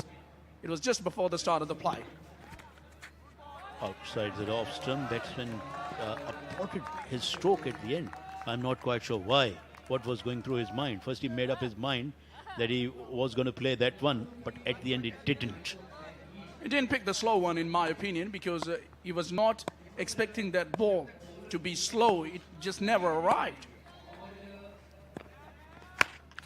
And he has cleared the man at mid-wicket, and that'll go all the way to the mid-wicket boundary for 4. There was a protection at mid-wicket, but inside the circle, that one went just over his head and fetched boundary to the batsman. Well, Ali becoming very predictable on that occasion. It was a slow ball, but this time around he's picked that one all right. Did the batter and dispatched it out of the ground over mid-wicket for a boundary. A good boundary to get himself going. Outside that off stump, what a beauty of a ball. Outside edge, wicket-keeper caught that one gladly. Another wicket goes down. Karachi Knights won the toss, and they put their opposition in, and they are justifying. Way outside the off stump, he did throw kitchen sinks at that one, only managed to edge it to the keeper. Way too early to say, but I get the feeling, who knows if we are here for another upset. Another one has just come and gone after hitting a boundary, and it was a poor shot selection, Rana. Because that ball was, I wonder if that would have been called wide had he not touched that. If it had missed the bat, I reckon that would have been a wide. But that's what happened in cricket. I think batsman got a bit enthusiastic because he hit a boundary earlier, and he was trying to go again. But 2 wickets for Ali Shea. So he has done a very good job and good start for the Knights. Yeah, at times, right point you made, Rana. As a batter, you can get a little too excited. You think Badar Rahman, as we see, is the new coming batter, making his way to the centre. He'll be batting at number 4 in the middle order. How important it is, by the way, batting in the middle order when you're playing tape ball, Rana? Absolutely important, almost the first 3 or 4 numbers. And it becomes more important if you lose a couple of wickets in first over. Now a lot of responsibility in his shoulder. Let's see if he's going to be able to live up according to the reputation, because at times it is very difficult. I think he was not expecting that he would be there that early in the innings. And here he goes, up and over, covers, and it bounced away to the boundary for 4. Tell you what, that was hit like a train through the covers. One bounce into the boundary. Nicely executed, almost smeared away. Have a look at that again. It was back of length, and he was equal to the task, was the batter. The width was there, and he bounced on that one on an eye flash. Saw the length early, and took full toll of the bounce that he had and the width that he had. He goes and goes leg side and goes all the way for a magnificent 6. He's telling the bowler, 2 wickets are not the end of the world for us. We are Malir Malangs. Well, if you bowl me there, I'll hit you there. It's somewhere in the night sky, and it's out of here. That is a big 6. What a way to get things going. We have seen everything almost in the first couple of overs. Pressure is on the bowler. But he made a comeback by bowling a good delivery. Just a little bit outside the off stump, and batsman had to get his bat down in a great hurry. And he able to play at mid-off region, and there wasn't any run importantly. Well, he changed his angle as well, I reckon. Maybe that was the issue, that the batter couldn't just pick the line rightly. It was slanting across. Way outside that off stump. Way outside that off stump. Umpire has extended his arms for a couple of runs. Yeah, just got a little greedy on that occasion. Bowler with that line. Got away with it the ball before. But this time around, he's bowled wide. There you see the dugout.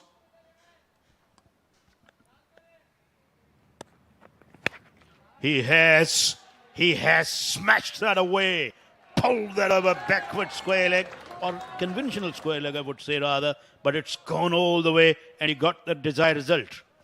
Tell you what, that is a shot of a man in a supreme touch. And we all know Mimran is in a supreme touch.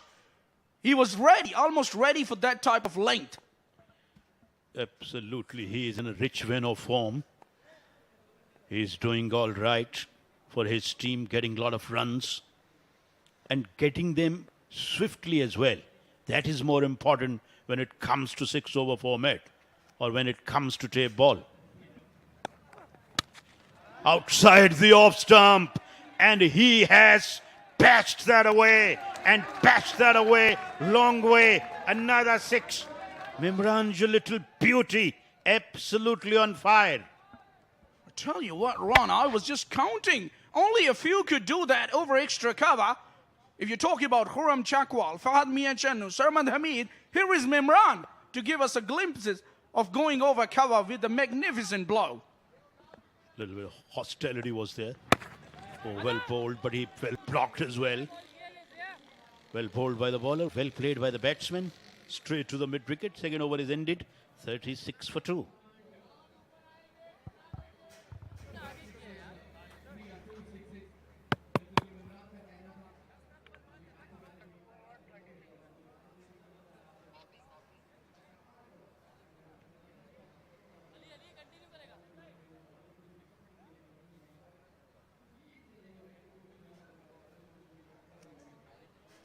Right then, 2 overs been bowled, and good to have a look at those scenes once again. The overview you could see on your screen viewers, wherever you are across the globe. Great scenes, beautiful city, the city of lights. 12th largest in Pakistan's largest city, Karachi. Always love to be here. Yes, no doubt. And this city has produced a lot of greats of the game as well. Hanif Mohammed scoring 449 in a first-class match, scoring 337 in a test match. Javed Miandad, Sadiq Mohammed, and many others. 36 for 2 is the current score. Mimran has 22 of just 6 deliveries. Ubaid, here he is facing his first delivery. Ali is in. And Ubaid has tried to hit that one long way, but didn't get really hold of that one. But he gonna get single nevertheless. And strike is back with Mimran. And he can be very dangerous, I can tell you that. Well, even if he's becoming predictable as the bowler Ali, still he's getting away with it. This ploy of bowling slow deliveries is working for him. He's bowled about 4 deliveries, the slower ones, in his first over. Oh, this is in the air. Fielder can only be a spectator for that one because that's gone all the way. What a magnificent batting. Firework is continuing here from bat of Mimran. He doesn't miss, man. He does Mimran. Anything in his zone, he's going to punish them all night. He's definitely enjoying his form tonight here in Karachi.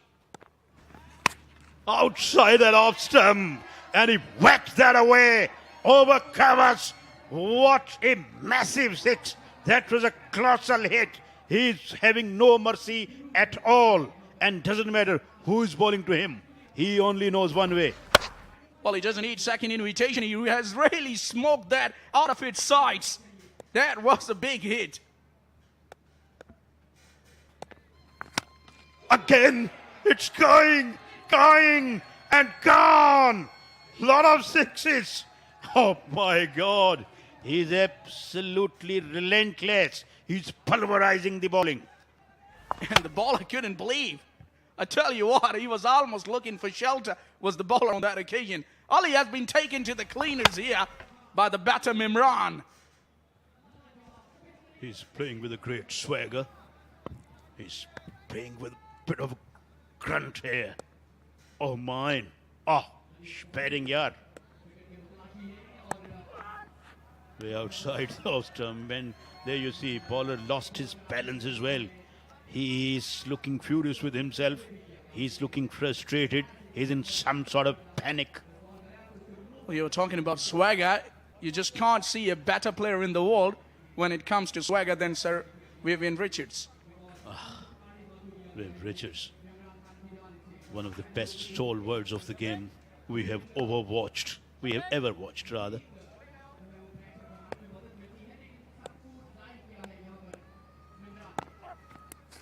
Outside that off stump, it should be a wide ball because this tournament is being played in Karachi.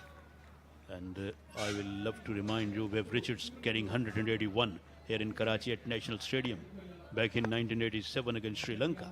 And Chishti Mujahid Saab told me story of that 6 because he was commentating that he had a 6 to Dimal or somebody else, which traveled all the way towards the commentary box. And how long that 6 would have been, you can imagine.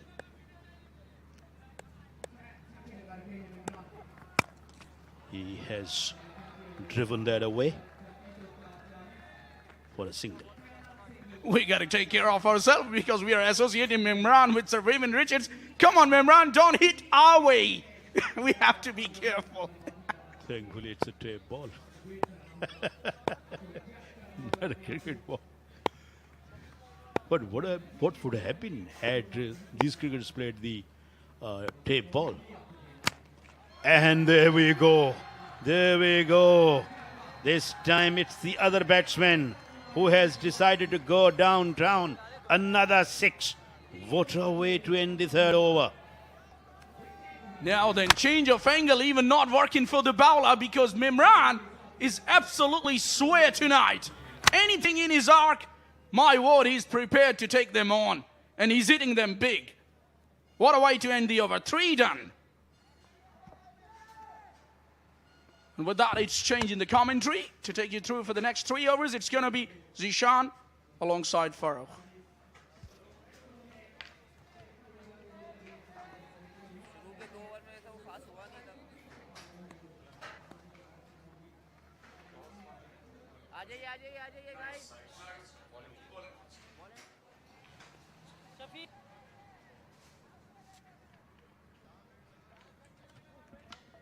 Thank you so much, Falak Sher. It has been a wonderful start once again by Malir Malangs, who lost the toss and they were asked to bat first tonight by Karachi Knights. As we have a look at the sponsors list for this UBL Amin Karachi Table Premier League Season 3, Fazan Steel, AK-48. We've seen so many merchandises being used of AK-48 brand, Muller and Phillips, Top Link, Sindh TV, and obviously UBL Amin being the title sponsors. Once again, it has been a brilliant start by Malir Malangs. They are playing like a champion side. They are yet to lose a game. Although their captain couldn't fire tonight, they lost his wicket very early. But look at how well Mimran has carried on. He's on strike. Just helping the ball on the way, on the leg side. It's up in the air, and I think that has travelled to Journey as well. Yes, the arms are aloft from the on-field umpire. Forget about boundaries. He's just dealing in maximums tonight, Farooq. What a performance it has been from Mimran. He continues to entertain us. Bad delivery, just helps it away. And he just used the pace of the bowler. Went with the angle and almost hit the man who was pacing, jogging, and was alert enough to prevent himself. He's scaling in boundaries. He's in serious form. Change of angle coming over the wicket now, but it's way outside the off stump. I was just about to mention that they haven't given away that many extra runs tonight if we talk about Karachi Knights bowlers, but just look at the way how they have swung almost everything, both these batters. Ubaid always, in fact, has been the silent partner in this partnership because bulk of the scoring has been done by Mimran. It's another shot. He's smoked that, and that has been taken. A bit of an anti-climax this to the innings of Mimran. He once again timed it perfectly, but just couldn't find the gap. He got out finally. Mimran's show is over. A good catch, good running catch by the fielder at long on. He caught the way to work with it, smashed it hard and flat.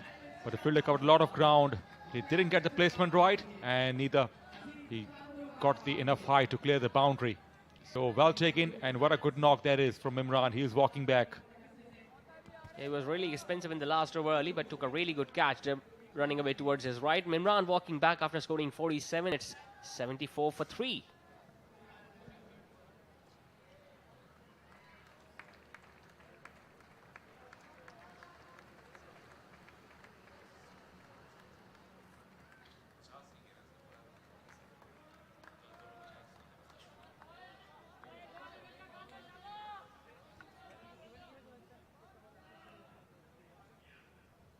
Mimran is the latest victim who got out after a tremendous innings. The last shot was a good one, but not good enough to beat the man. Not the best of placement. He failed to catch the enough height, but nevertheless, it has done his job. He was quite brilliant. Yeah, he definitely has. He was simply outstanding at top of the order tonight. Once again, we have seen Daud Khan delivering a majority of the equations for Malir Malangs. Tonight he couldn't get going, so it was Mimran who stepped up. Look at that! Have a look at that swing! What a shot to play on the very first ball. A 6-over mid-wicket. None of these batters are going to die wondering. They are going to come and slog almost everything out of the park.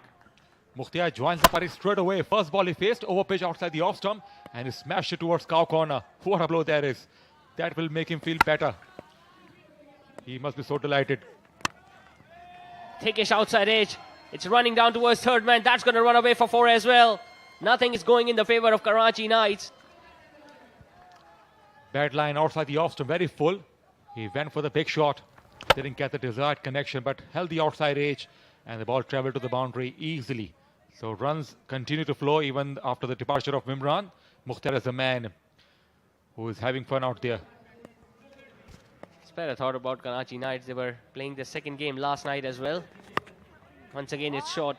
Hit all across the turf. It's going to be a single towards square leg. They were involved in the game last night against DHA Dabangs, which they lost. They were given a target of 151. Now they're playing the first game tonight as well. Might have stayed here overnight at DHA Sports Club Moin Khan Academy. Just a bit tough for them. Back-to-back matches for Karachi Knights.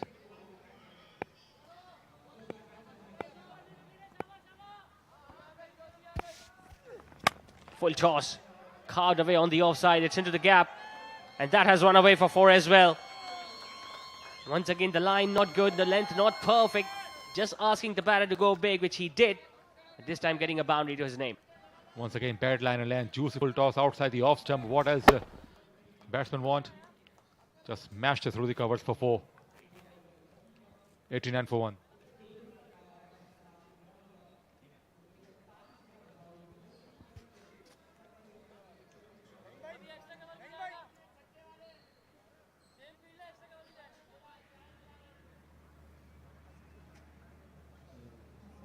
Well, they are 89 for 3, and I was really surprised by the fact Karachi Knights won the toss and decided to bowl first, because last night they were given a target of 151, which they couldn't chase it down.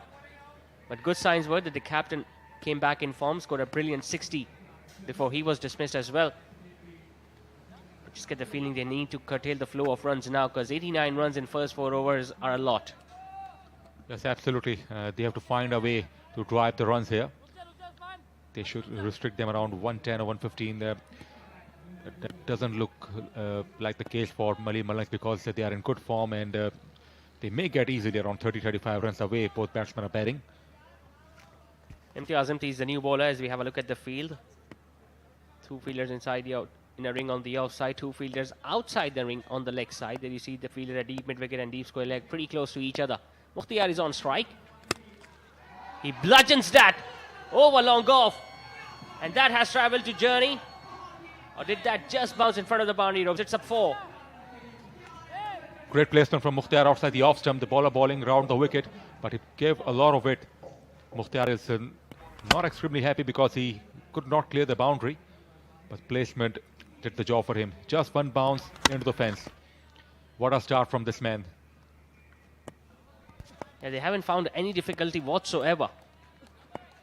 All these batters that have come out to bat so far from Maliin Malangs. Oh, it's a full toss. He missed it. Not only did the batter miss it, but the wicketkeeper missed it as well, and that's going to run away for 4 byes. Quite surprised. That will hurt the bowler. It was a full toss already. It was a legal ball and should have been stopped by Haris. So it was pretty straightforward. Angling away, and he was clearly late, clear to react. Slow reflexes, and the ball went over the boundary. Well, usually the wicket keepers have got the best eyes. He might have thought that it's a full toss, it's going to travel to Journey. Wasn't expecting the ball to come his way. It's a leading edge. The fielder is trying to get underneath that, and he takes it. Finally, some consolidation for Karachi Knights as Mukhtiar has been dismissed. So cameo is over from Mukhtiar. Once again, he was trying to heave, played against the angle. In the end, he got the leading edge, a comfortable catch with some relief for bowler. Only one man was under the ball, and he made no mistake whatsoever. So good job done. It's a small innings, but attractive innings from Mukhtiar.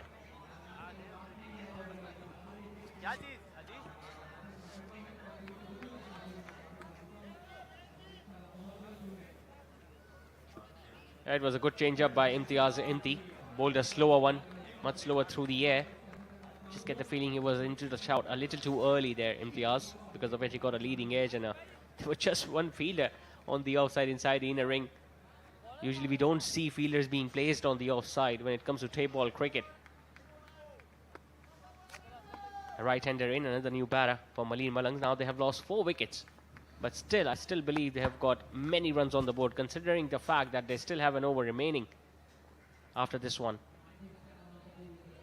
Aziz, being the new batter, is going to be on strike. Imtiaz have just picked up his first wicket.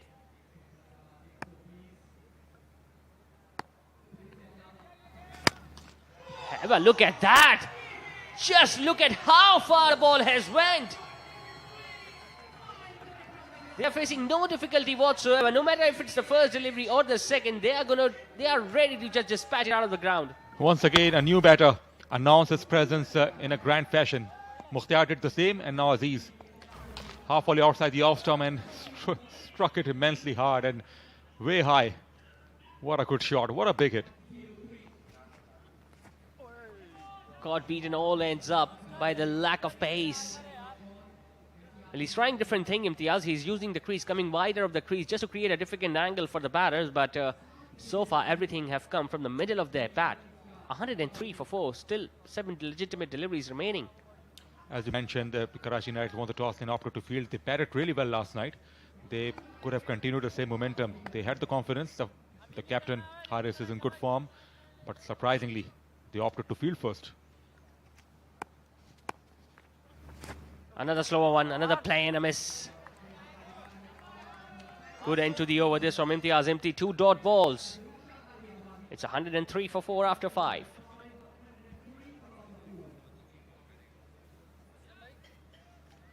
That's the story of the KTTBL Season 3 so far. Malir Malang's leading the charge with 4 wins out of 4. DH Dabang's now at number 3. They've replaced Gulshan Gohurst, who are now sitting at number 3. Clifton Popular have got 2 victories in their 3 games. North Nawabs also getting 2 out of 4. Liari Legends finally managed to get a victory a few nights ago, and George Awans and Karachi Knights yet to open their account. They have to bounce back, George Awans and Karachi Knights, very quickly. Their net run rate is also not good because the victory margin of the opposition has been very high. So it's very important to fight till the end to reduce the losing margin. That's one more reason I was really surprised by the fact that Haris won the toss and opted to field first, because if you look at the opposition, they've got the likes of Majid Goli and Ali Chuta, who have been on top of their game.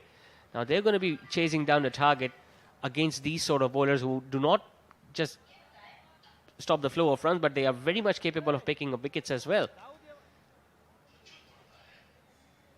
And if their batting would have been firing, they would have taken it. But the fact that they have been struggling as well, Karachi Knights so far.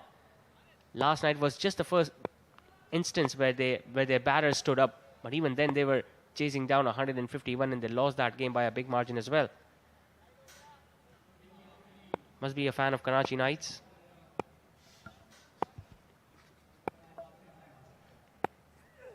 Shafiq starting his second over, getting a thickish outside edge, and the ball went straight to the fielder at short third. So very lucky. Few inches towards his right, and that would have run away for 4 as well. The ball was spinning away. It was off the edge, and the short third did really well. He waited for the ball. He didn't rush on the ball. So perfect start. It starts with a dot ball. They really need to finish strongly, Karachi Knights. They can't leak so many runs in the last over as they did in the first 5. Spare a thought for Ubaid. He has been off strike for so long. Now gets the ball in his arc and he deposits it over mid-wicket for a maximum. Well, he was waiting for his opportunity to come so that he can showcase his skills as well. Now finally he has got one and he has nailed that over mid-wicket. This time within the stumps, it's over pitch. The length was a problem, and no problem whatsoever for the batsman to dump it over the hoardings. Number of high shots, long hits we have seen. It has been a great display of hitting. Short and wide. Played it over extra cover. My goodness, how well has he timed that? That is another maximum. That's the beauty of a stroke from Ubaid. That is outrageous. Number of shots we saw towards long on and long off, a straight 6. But not many shots like that. Horizontal bat came into play and smashed it over extra cover. Goodness me, it was struck really hard. It's going to be a wide outside the off stump. One more reason why I really think Karachi Knights have been struggling is they do not have an X factor in their bowling lineup. They do not have a bowler who can bowl really fast or who can use his variations nicely. Whereas if we look at the other oppositions, talking about Malir Malang, they have got 2 bowlers who have been on top of their game. They have been picking up wickets regularly, like Majid Goli and Ali Chota. Shot again, just couldn't time it well enough. It's into the gap down the leg side. We'll get an easy couple. Quite right. They don't have X factor in the bowling, and they don't have an express bowler. And also, the bowlers are struggling to find the right length. Number of half volleys and over pitch balls they bowl, and that is why they got the punishment, and rightly so. 2 balls still remaining in the innings. 119 for 4. Still at the driving seat. Another swing. Chance to the fielder at long on and taken once again by Ali. Might not have a good night with the ball, but he has taken 2 really good catches in that position. Once again, no real timing. He knew straight away when he made a contact that it would not go over the boundary. The fielder at long on was waiting. Clearly not off the middle, and a fine catch. No mistake whatsoever. And most importantly, it's a dot ball. Now Badar Rahman goes back after a brilliant cameo of 25 of just 8. It's 119 for 5.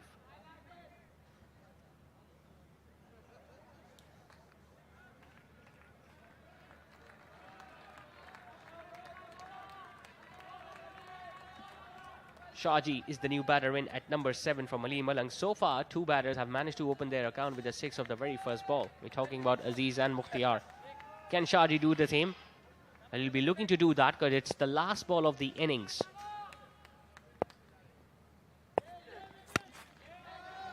He clops that over extra cover. There is a fielder out there and he does a very good job. They are looking to come back for the second run. There is a throw at the wicketkeeper's end. He hits the bullseye, so it's just going to be 1 more run added to the total in the last ball of the innings. Early exit for Shaji. Just came and went. Smashed away outside the off stump.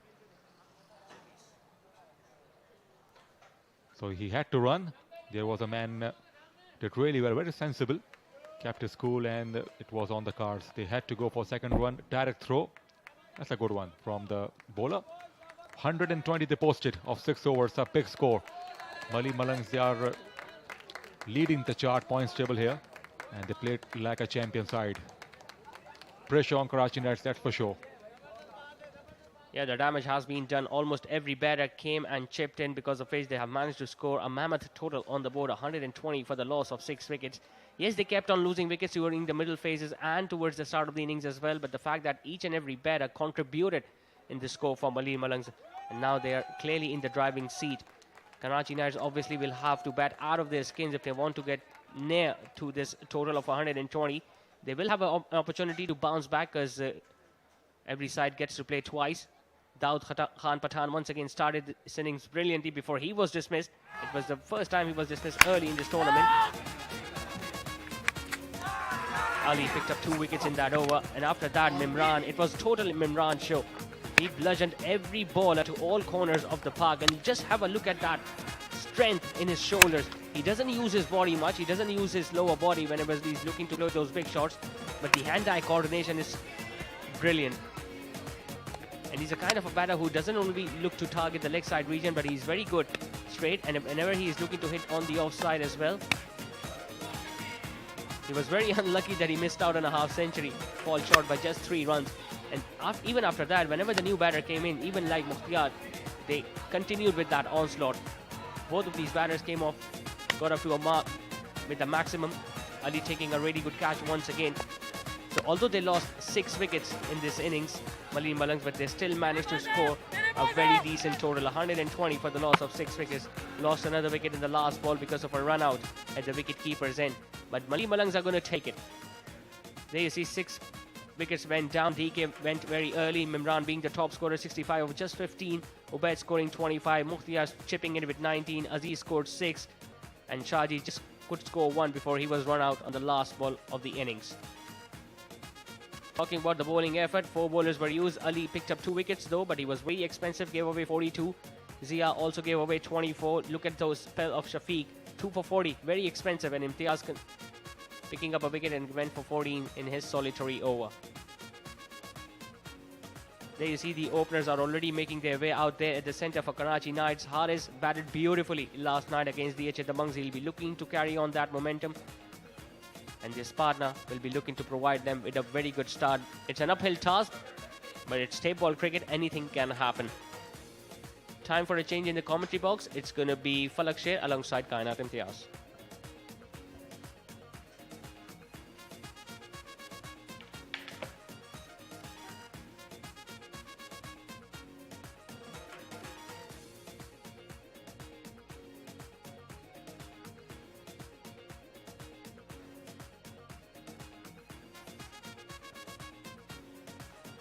Thank you so much, Zishan, as we are here for yet another innings. And it's going to be an interesting one. Let's see how they go about this run chase. Usman Jan is the opening batter for Karachi Knights.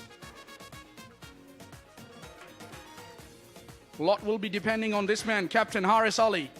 He has been in very good form. We have witnessed last night, and he needs to continue that form just for the cause of concern for his team, because his team needs him very badly tonight against Malir Malangs. MG Majid Goli has been in a form of his life throughout this competition so far. There you see the beautiful city, the city of lights, Karachi, the overview. Good work by our production team. And with me is Kainat Imtiaz. Always nice to be here in Karachi, Kainat. Of the City of Lights, of course. Good evening, everyone, all the viewers around the globe. And it's such a good sight to see Karachi from the top. It's always, the light is always there. No one sleeps in Karachi. That's amazing. At least we are not sleeping ever since we got to Karachi. Well, too many games, too many days. Yes, no one's sleeping. There we go. Starts off with a wide down the leg side, does Majid Goli. But at least we are enjoying it. We'll have to re-ball. It's a wide. So they opened their account, Karachi Knights, with that wide. 2 runs on the board already. Well, surely you're enjoying it. It's an interesting game, of course. State ball cricket, very close to our heart.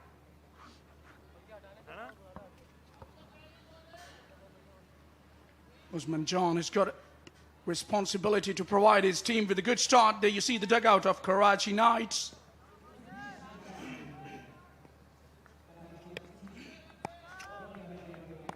Karachi Knights must be looking for their first victory. Oh, look at that. One on the onside, the other one on the offside. Not getting it right. He's bowled quite a few wides yesterday in the first over of his bowling spell. But then he came back and picked up a couple of wickets. So I don't know what is going through his mind, because he's picking up wickets very regularly. But on the other hand, he's bowling quite a few wides as well. Got to be disciplined, especially in this format. Nicely bowled. When he gets it right, he makes sure that he doesn't give many runs away. Well, maybe this is the first over and it is the concern about the warm-ups and everything, because right now I see everybody warming up and trying to get in that focus and that rhythm that they need for the game to continue. Well, Kainat, what would be your suggestion to these bowlers in terms of warming up? Being a fast bowler yourself, you can give a better piece of advice to these youngsters. As we see, it's a chilly weather. It is Karachi and it's sea breeze everywhere. They should definitely have around 2 rounds before stretching and have a very good stretch to get those muscles moving. This time hit away through the offside.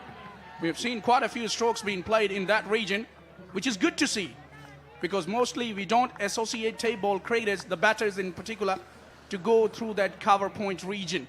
But these boys are very well equipped, and they have the ability to go to every quarter of the ground, which is a positive sign.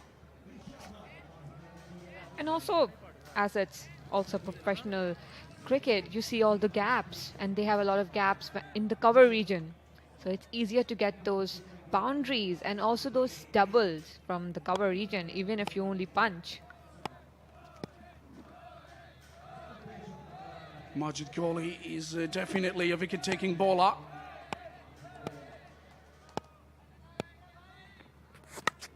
And he gets one in the slot, does Usman, and has hoiked it over mid-wicket for his first 6. Not a bad start for Karachi Knights, and taking advantage of all the bad deliveries. It's a good sign for Karachi Knights to be hitting from the very start. My word, how good these batters are. That was just a fraction shot. Wasn't all that shot. Just a fraction shot, and he was just pouncing on it. Looks as if he was waiting for that. Gets himself going with that big blow.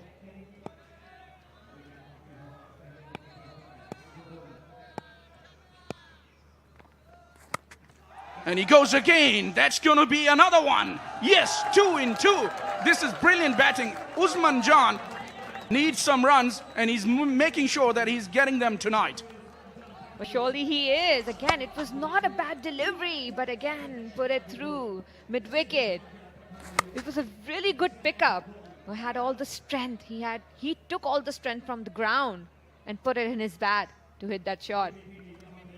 Well, I'll tell you one thing. There was all muscle in that stroke, but this guy is pretty slim in his body. He's not that muscular like somebody like Daud Pathan, but still has some serious power to execute strokes. This time he plays and misses.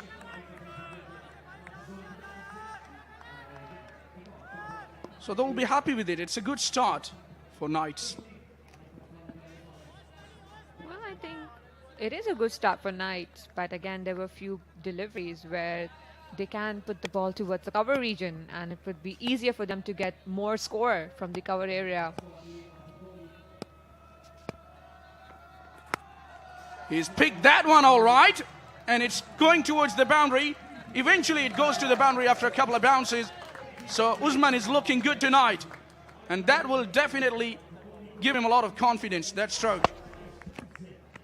Well, sure, it was a little bit on the leg side and pulled it again towards the third man region, more of square leg and third man region. So after first over, 22 with a loss of wicket.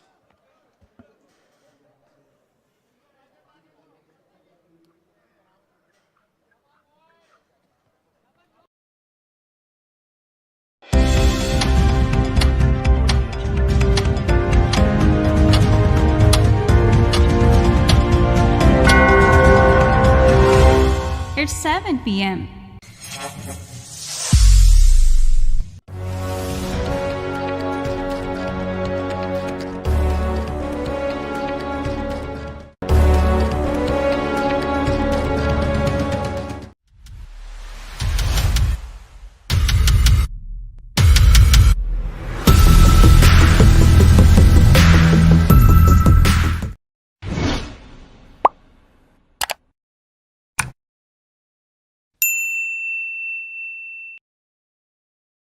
Pakistan first sports channel doing it.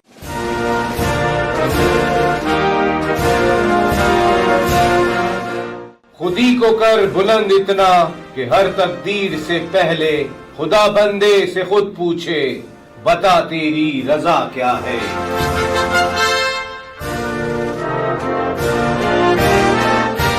शायर मशरिक अल्लामा Iqbal.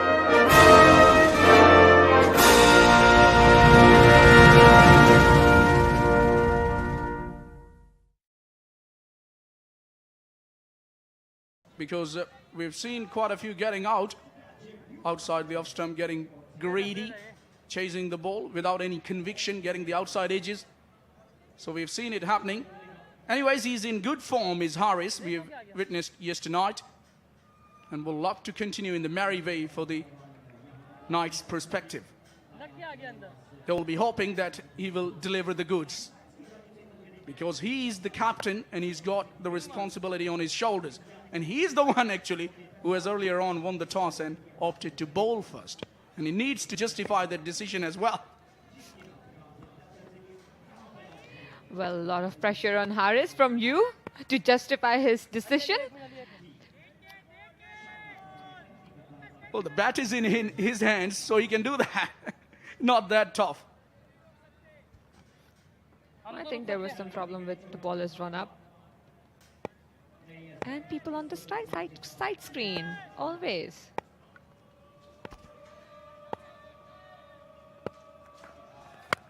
Slower one. This is how he will respond, says Haris. If your question is put, and here is the answer. What a 6 over mid-wicket. He has decided to answer you with his bat. And again, a great shot by Harris. And he was completely in command of that shot, and his base was exceptional. Well, it's always said, don't worry about the opposition, don't worry about the spectators, and never worry about the commentators as well. Let your bat do the talking. And this is exactly what he done.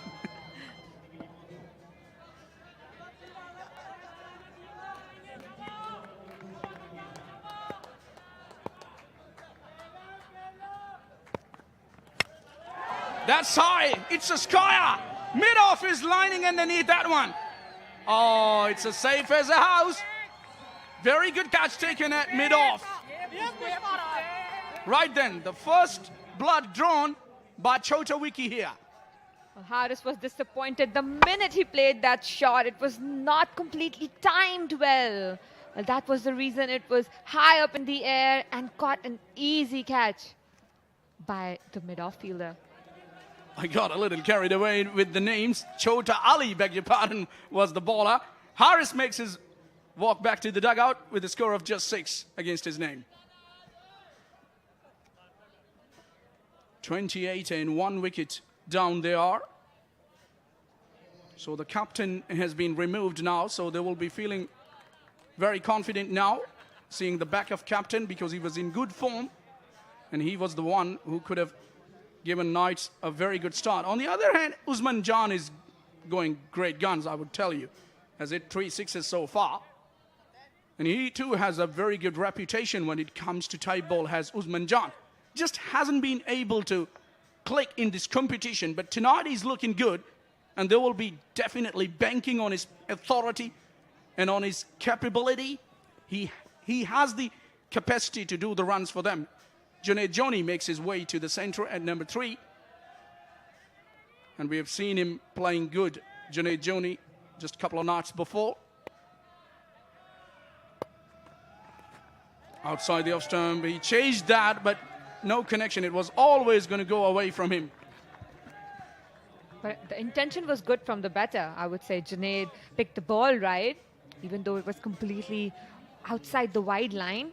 But again, the positioning of the ball, the bat, was excellent by him. It shows that he is open to play the ball on the merit. Yeah, just put your foot down and give all the thumb with the power you have. This is what table cricket is all about. Oh, can't bowl there. That's too wide. Missing his line by a long way there. Ali Chota has picked up a wicket, but all of a sudden losing his line of control. Not understandable. What will be going through his mind? What do you reckon?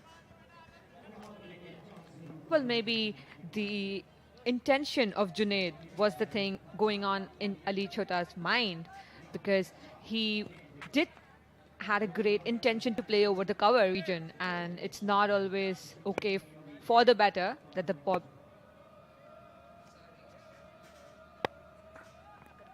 Have a look at that. He's going the same way. Not getting his line right. This is not going to help his cause. I wonder if he needs to just try a bouncer, do something different. If the batter has shown his intentions clear, you got to mix it up as well. Don't be one-dimensional. The way he's going, just outside the off stump. And there you see a little bit of... on the bowler's end, there is a little bit of discussion going on as well. Have a look at that. So that mini conference has been just brought about to settle the nerves which are going through the bowler Ali Chota. He's picked up a wicket. Not normally you see a bowler picking up a wicket and then losing his line of control.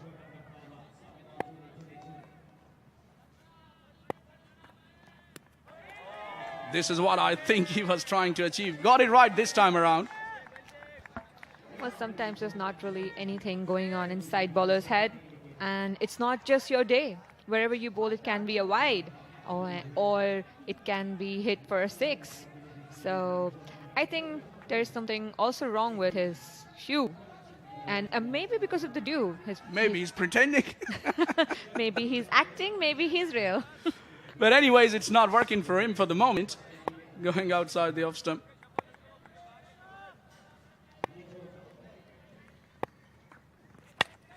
There you go.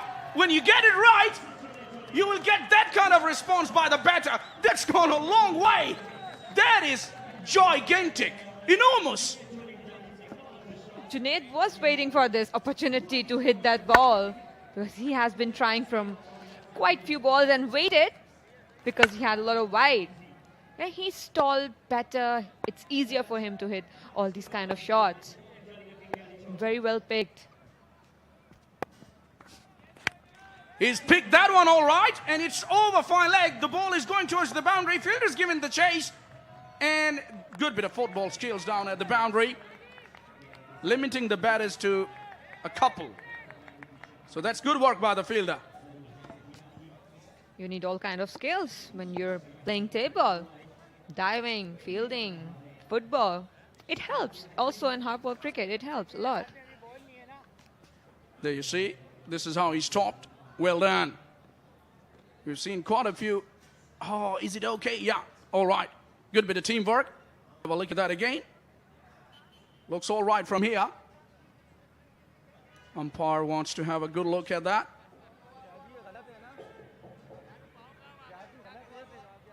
So 2 overs bowled, it's 42 for 1.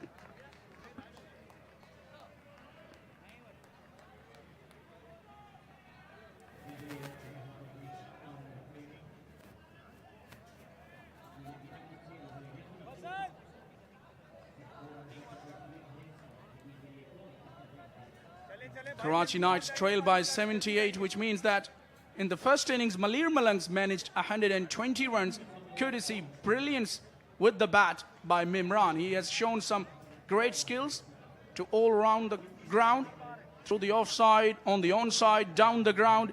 He has shown his range of strokes tonight, and he's looked good. He has been in a very good form, and he's continued his form tonight in the first innings as Mimran.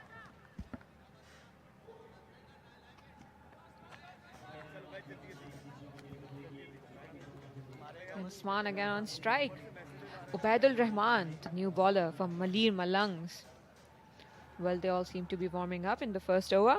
Let's see what he has to offer.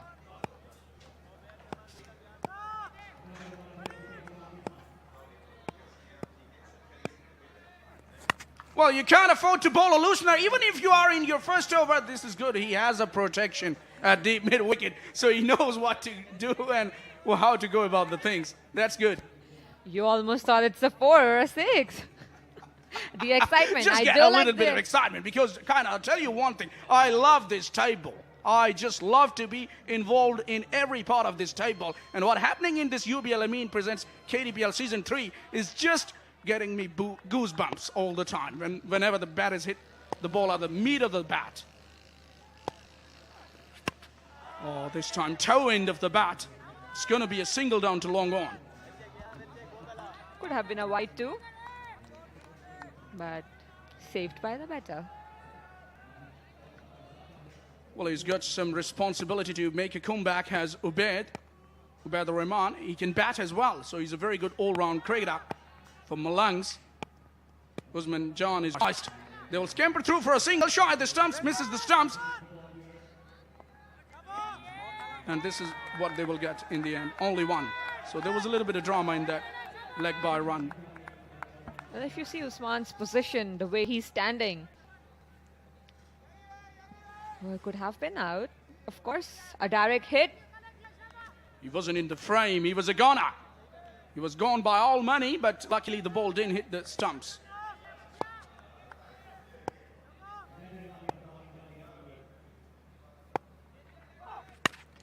Oh, didn't really go where he intended to hit. He was going on the onside and it ended up somewhere in the backward, in the covers, I get the feeling. So another couple of runs added to the total. Well, he was expecting a short delivery, but it was not a short delivery. It was a little bit of a good length delivery. So he missed his shot. Yeah, wasn't that short to be played off the back foot.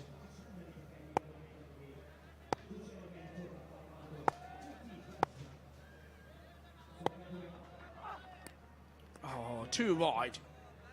Too wide. Got to get it right. This is not the line to bowl to.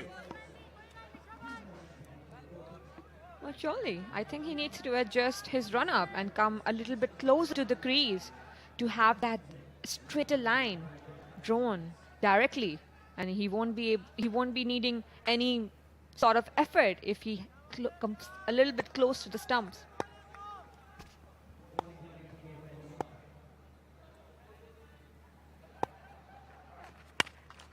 Well, how good is the connection? It's good enough. In fact, more than good. That was a serious hit. I get the feeling he was cramping for space when he got the connection, but how well did he middle that?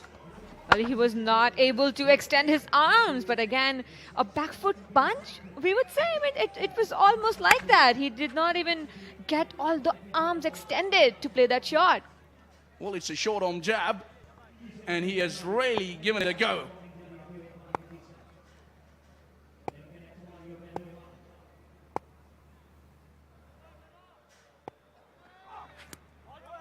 He goes for that and gets beaten, and umpire disagrees with the bowler, who's not believing his luck. He was just thinking that may just get away with it. But come on, son, you got to re-bowl that.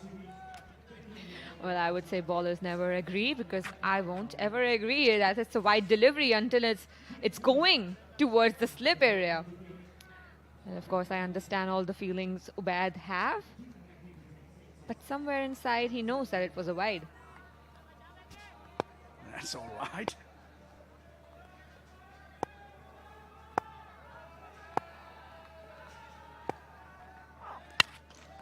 Oh, he's not managing to get where he's wanting to, but still getting the result in his favor. This time he goes through wideish mid-off for a boundary to end the over. 61 for 1, but it was a good shot to finish the over. It was a punch shot. And again, he was not able to extend his arms again, but was able to get that boundary.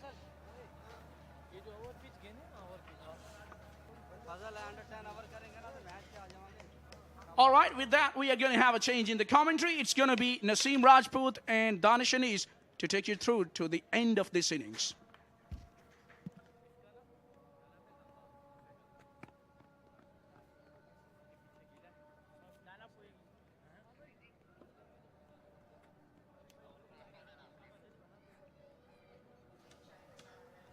Thank you very much, Falak Sher and Kainat Imtiaz. Good evening, Danish Anis. FHM Pakistan, Pakistan का पहला sports channel Geo super, people Pakistan, SMF sports media, इसके साथ defence officers housing society, pathways global education, और ये सारे आप देख सकते हैं कि DHA फेज़ 9 एक पुरफ़िज़ा खूबसूरत इलाका जो हमारे साथ इस UBL Amin Karachi tape ball premier league का हिस्सा है। ये तमाम स्पॉन्सर्स, ओसाका लाइट्स अभी दिखाई दे रहा था, सबका बहुत शुक्रिया। फजल आए गेंद करने, फजल मिचेल स्टार। अब तक कदरे बेहतर परफॉर्मेंस रही है यहाँ पर कराची नाइट्स की। 3 ओवर में 61 रन बनाए हैं, अभी भी 59 रन से यानी कि 59 रन से ट्रेल कर रहे हैं कराची नाइट्स। 3 मैचेस खेले हैं, तीनों हारे हैं, ये चौथा मैच है इनका। पहली जीत की तगदौ में है। दूसरी जानिब मलीर मलंग्स हैं जो 4 में से 4 जीत चुके हैं। टीम टू बीट हैं नसीम राजपूत। और इस बार बड़ी हिट मारने की कोशिश, फील्डर सर्कल में थे लेकिन गेंद तक पहुंच गए और कैच लेने में कामयाब हुई। ये दूसरा नुकसान, उस्मान आउट हुए कराची नाइट्स के। अच्छा कैच लिया यहाँ पर माजिद गोली ने, बड़ा ज़बरदस्त अपने आप को बॉल के नीचे प्लेस किया। बहुत स्टेबल थे जब बॉल उनकी तरफ नीचे आ रहा था। आप देखें जगह बनाई अपनी। बैलेंस का बड़ा रोल होता है जब आप पीछे भागते हुए कैच पकड़ना चाह रहे होते हैं। उस्मान जान 19 रन बनाकर आउट हुए, 10 गेंदों का सामना किया, 2 छक्के लगे। Strike rate tape ball cricketers के लिहाज से बहुत कम 190। कुछ आदत सी बिगड़ गई है देख रहा हूं मैं आपकी नसीम राजपूत, बट बड़ा जबरदस्त मयार रहा है यहाँ टीम्स का। और ये देख सकते हैं इस वक्त पॉइंट्स टेबल मरील मलंग जो ये मैच खेल रहे हैं, 4 मैच 4 जीत, नेट रन रेट भी अगर आप देखें तो खासा बेहतर। डीएचए दबंग 4 मैच 3 जीत, डिफेंडिंग चैंपियन को मलंग नहीं हराया था। गुलशन गौहर एक और फॉर्मेडेबल साइड, 5 मैच 3 जीत। क्लिफ्टन पॉपुलर डेब्यूटेंट हैं, 3 मैच और 2 जीत। फाद मियां चुन्नू और असद शाह जबरदस्त परफॉर्म कर रहे हैं। नॉर्थ नवाब, लियारी लीजेंड्स, जौहर जवान और कराची नाइट्स, ये वो टीमें जो अभी थोड़ा स्ट्रगल कर रही हैं पॉइंट्स टेबल पर, लेकिन कहीं ना कहीं नॉर्थ नवाब आ रही है फेज में। बिल्कुल, क्लिफ्टन पॉपुलर को भी अब से कुछ देर बाद हम एक्शन में देखेंगे। अपना चौथा मैच खेलेंगे वो और अपनी तीसरी जीत हासिल करने की कोशिश करेंगे। यहाँ पर मलीर मलंग्स की जितनी तारीफ की जाए कम है। ओवरऑल शानदार परफॉर्मेंस दिखाई है मलीर मलंग्स ने। उनके बैटर्स भी अच्छा परफॉर्म करते आए। उबैद लेफ्टी कराची नाइट्स के लिए नए बैट्समैन। पहले सीजन में उबैद लेफ्टी ने बहुत अच्छा परफॉर्म किया था और खासे पॉपुलर हुए थे ये। और इसी वजह से कि जहां इनके रडार में गेंद आई, गेंद गई बाउंड्री के बाहर। आप सोच रहे होंगे स्लॉट में थी, आसान है इसको खेलना, लेकिन नहीं, काफी जबरदस्त पेस के साथ बॉल करते हैं फजल। उबैद ने शानदार अंदाज में इसको टाइम किया। पहला ही बॉल था उनका। क्या गिफ्टेड हैं ये बैटर्स भी नसीम। बिल्कुल, ये एक अलहदा, एक डिफरेंट टैलेंट है, जिसका अपना एक अलहदा फ्लेवर है। इस बार लाइन और लेंथ पर काबू नहीं रख सके। ऑफ स्टंप पे गेंद को रखना चाहते थे फजल आफरीदी। माना कि टेप बॉल क्रिकेट में टेक्निक का एज अ बैटर इतना दारोमदार नहीं होता, बट ये तमाम बैटर्स बहुत गिफ्टेड हैं। हैंड आई कोऑर्डिनेशन की अगर बात की जाए तो जबरदस्त हैंड आई कोऑर्डिनेशन है इनकी। दानिश, ये बात बिल्कुल ठीक है। टेप बॉल क्रिकेटर के पास जो 2 चीजें बहुत इंपॉर्टेंट है वो हैंड और आई। और इस बार ये विकेट कीपर अगर खुद ट्राई करते, जो रुक गए लेग स्लिप की वजह से, आई थिंक ये चांस हो सकता था। अच्छा, मुझे कभी कभार ताजुब होता है कि इतनी डाइव्स हमने देखी नहीं है इस ग्राउंड पर। हम तो रेत और पत्थर पे खेला करते थे, वहां पर भी डाइवें मारा करते थे, और जहां हमें घास मिल जाती थी हम बॉल पकड़ के डाइव मार दिया करते थे। नसीम राजपूत, नहीं, लेकिन ये बड़ी बात बताई आपने कि रेत और पत्थर पे डाइव लगाते थे। भाई, पत्थर पे डाइव मारना दानिश बहुत मुश्किल काम है। रेत पर तो चलो मैं मान लूं। जब आप जुनून की हद तक कुछ करते हैं ना, तो फिर आप ये नहीं देखते कहां डाइव मार रहे हैं आप। नहीं, ये वाकई में। और इस बार ऑन साइड की जानिब खेले, 1 रन ही हासिल कर पाएंगे, टाइम नहीं कर पाई। ये पेस जो आपने अभी बात की थी दानिश, फजल आफरीदी का पेस और जिस तरह वो वेरिएशन लेके आते हैं और इनका रनअप बिल्कुल मिचेल स्टार्क। यहाँ पर दाऊद पठान की कप्तानी की भी तारीफ बनती है। मिड विकेट को सर्कल के अंदर रखा हुआ था और जो आते ही उबैद लेफ्टी ने छक्का लगाया तो उसको देखते हुए अब मिड विकेट को पीछे बाउंड्री लाइन पर रखा गया है। डीप मिड विकेट हो गया है।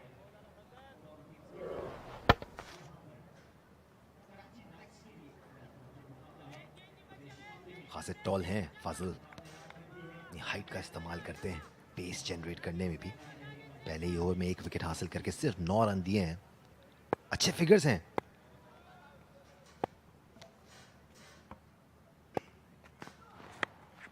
जुनेद की अच्छी हिट, गैप हासिल करने में कामयाब हुए। 4 रन हासिल किए यहाँ जुनेद ने और बहुत ही अच्छा स्ट्रोक। बहुत इंपॉर्टेंट बाउंड्री थी ये कराची नाइट्स के लिए, क्योंकि इस ओवर में बहुत ही अच्छी बॉलिंग फजल आफरीदी की जारी थी।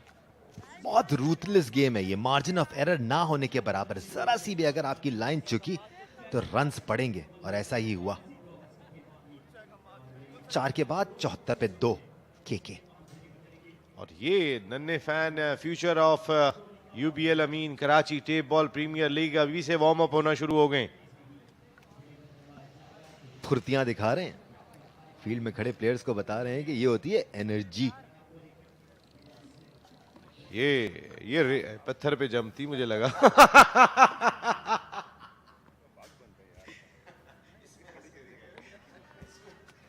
कुछ जकूटा वाली हंसी हो गई है। चेंज ऑफ बॉल्स दो, हर थोड़ी देर बाद अंपायर्स नई बॉल्स मंगवाते हैं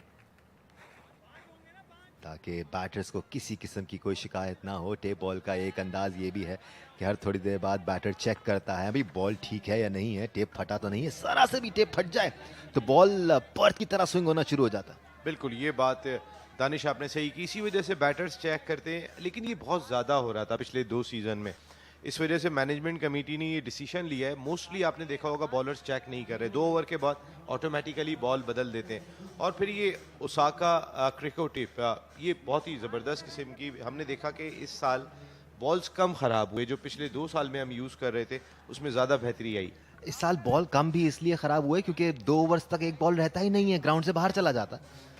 ये वाकई में Javed Qadir, former international wicket keeper batter, जो यहाँ DHA sports club Moin Khan cricket academy में कोच भी हैं और बड़े ही मेहनती कोच है नसीम राजपूत। कराची नाइट्स के साथ मैच से पहले ड्रिल्स भी कर रहे होते हैं और बड़ा इन्वॉल्व नजर आते हैं। टीम को वो शायद मोटिवेट नहीं कर पा रहे कि एक फतह भी हासिल नहीं हुई है टीम की, एक अलहदा बात है, लेकिन जावेद अपनी जगह पे डटे हुए हैं।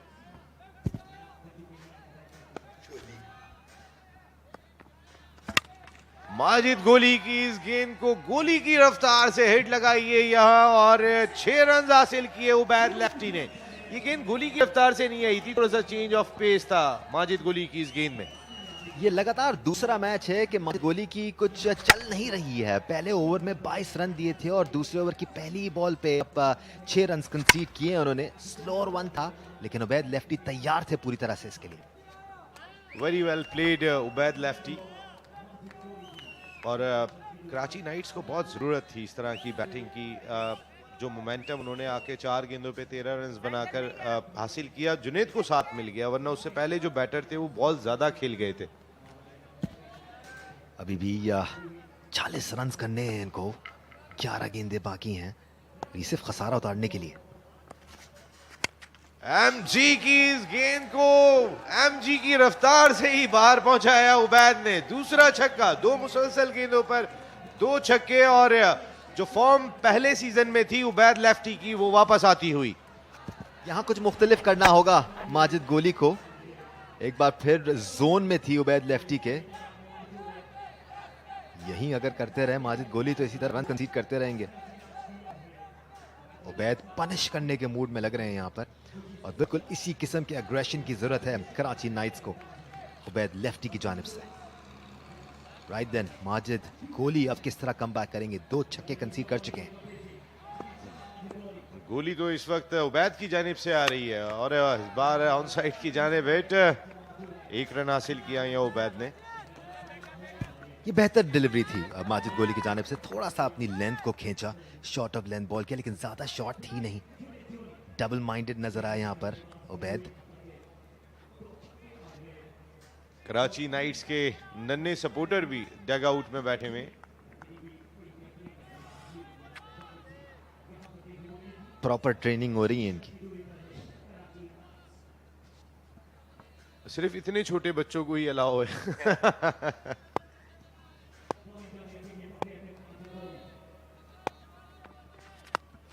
और इस बार ऑन साइड की जाने फुल टॉस गेंद लकी रहे माजिद गोली के, स्क्वायर लेग पे खड़े फजल आफरीदी ने कैच लिया।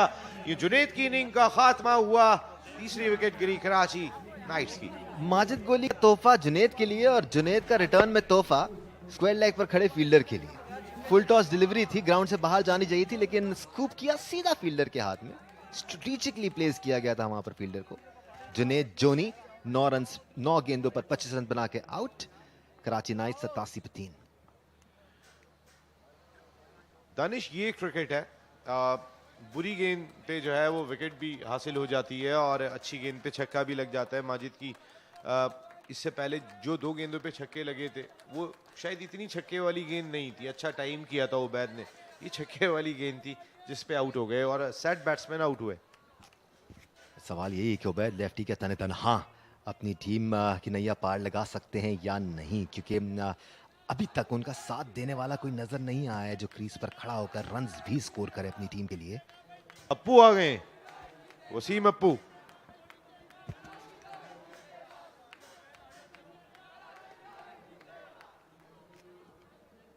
नए आने वाले बैट्समैन वसीम अप्पू।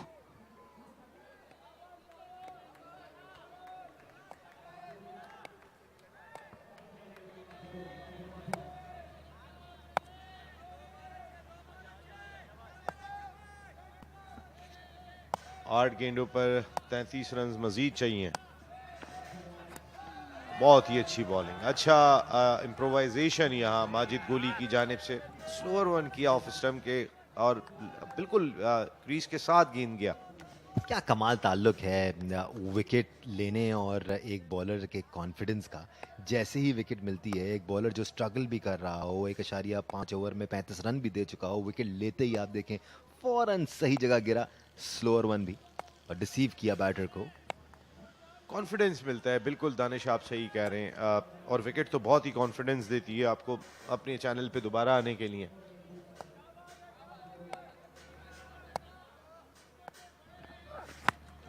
इस बार अप्पू बड़ी हिट लगाने गए थे लेकिन कामयाब नहीं हुए, दौड़ के दूसरे रन के लिए उबैद लेफ्टी निकले हैं और चूंकि मिस फील्ड हुई थी, फंबल किया है, यहाँ आसानी से 2 रन हासिल हुए और अब स्ट्राइक भी होगी उबैद लेफ्टी के पास।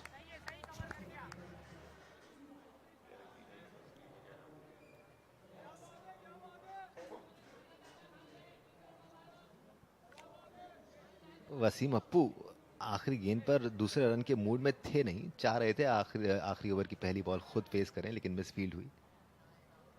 नन्हे मुन्ने बच्चे यहाँ पर अपनी फैमिलीज के साथ मौजूद हैं, ये बहुत खुशाइंद बात है नसीम राजपूत, बिकॉज एक माहौल क्रिएट करना तो हमारा मकसद है ही, लेकिन उसके साथ साथ नई जनरेशन को इंस्पायर भी करना है, मोटिवेट करना है कि जी आएँ, मैदानों को आबाद करें और अपनी एनर्जी को सही जगह लगाएं। ये कराची नाइट के ऑनर थे राजा मुख्तियार, और बहुत ही एफर्ट किए सिंध पुलिस के डिपार्टमेंट, SSU ने टीम बनाई, पहली मरतबा लेकर आए, कोशिशें भी बहुत की हैं, और मेरे ख्याल एक लर्निंग प्रोसेस है। आप पहला इवेंट खेल रहे होते हैं, बहुत चीज़ें लर्न करते हैं, प्लेयर्स पूरे पाकिस्तान में कहाँ बेहतर मिलेंगे, बहुत चीज़ें लर्न करते हैं जब आप सिस्टम में आते हैं। तो मेरे ख्याल ये पहला साल इन्होंने बहुत कुछ लर्न किया होगा, बहुत कुछ सीखा होगा, और ये जो चेहरे आपको इस वक्त दिखाई दे रहे हैं स्क्रीन पे, आई थिंक जब ये नेक्स्ट ईयर होंगे तो और डिफरेंट माहौल में होंगे। बहुत से लोग समझते हैं कि जब टूर्नामेंट शुरू होता है तो गेम का आगाज़ होता है, बहुत से लोग समझते हैं जब ड्राफ्टिंग होती है तो गेम का आगाज़ होता है। गेम पूरा साल चलता है नसीम राजपूत, जब आप पिक करते हैं लड़के, जब मुख्तलिफ टूर्नामेंट्स में देखते हैं लड़कों को परफॉर्म करके और फिर ड्राफ्ट में अपना प्लान लेके जाते हैं कि जी ये टीम बनानी है हमने, तो ये एक्सपीरियंस भी होते होते आएगा। देखिए एक टीम सारा साल उनके साथ चलती है, वो कश्मीर में भी कोई शख्सियत होती है, वो इस्लामाबाद में भी होती है, वो पंजाब में भी होती है, वो हर जगह पे जो है वो राब्ते में रहते हैं पूरे साल, और पूरा फीडबैक मिलता है कि वो खिलाड़ी, जैसे इस इवेंट से पहले बात हो रही थी, इस वक्त रनअप में कोई प्रॉब्लम हुई है अली को, गालिबन बाउंड्री लाइन से फुटबॉल अंदर आ गई थी जिसको अंपायर ने इशारा करके रोका। बड़ी ज़बरदस्त फैसिलिटी है DHS स्पोर्ट्स क्लब में, आप यहाँ पर फुटबॉल भी हो रहा होता है, आप बच्चे प्रैक्टिस भी कर रहे होते हैं, नेट्स भी हो रहे होते हैं, और फिर क्रिकेट का मैदान तो सजा हुआ है ही।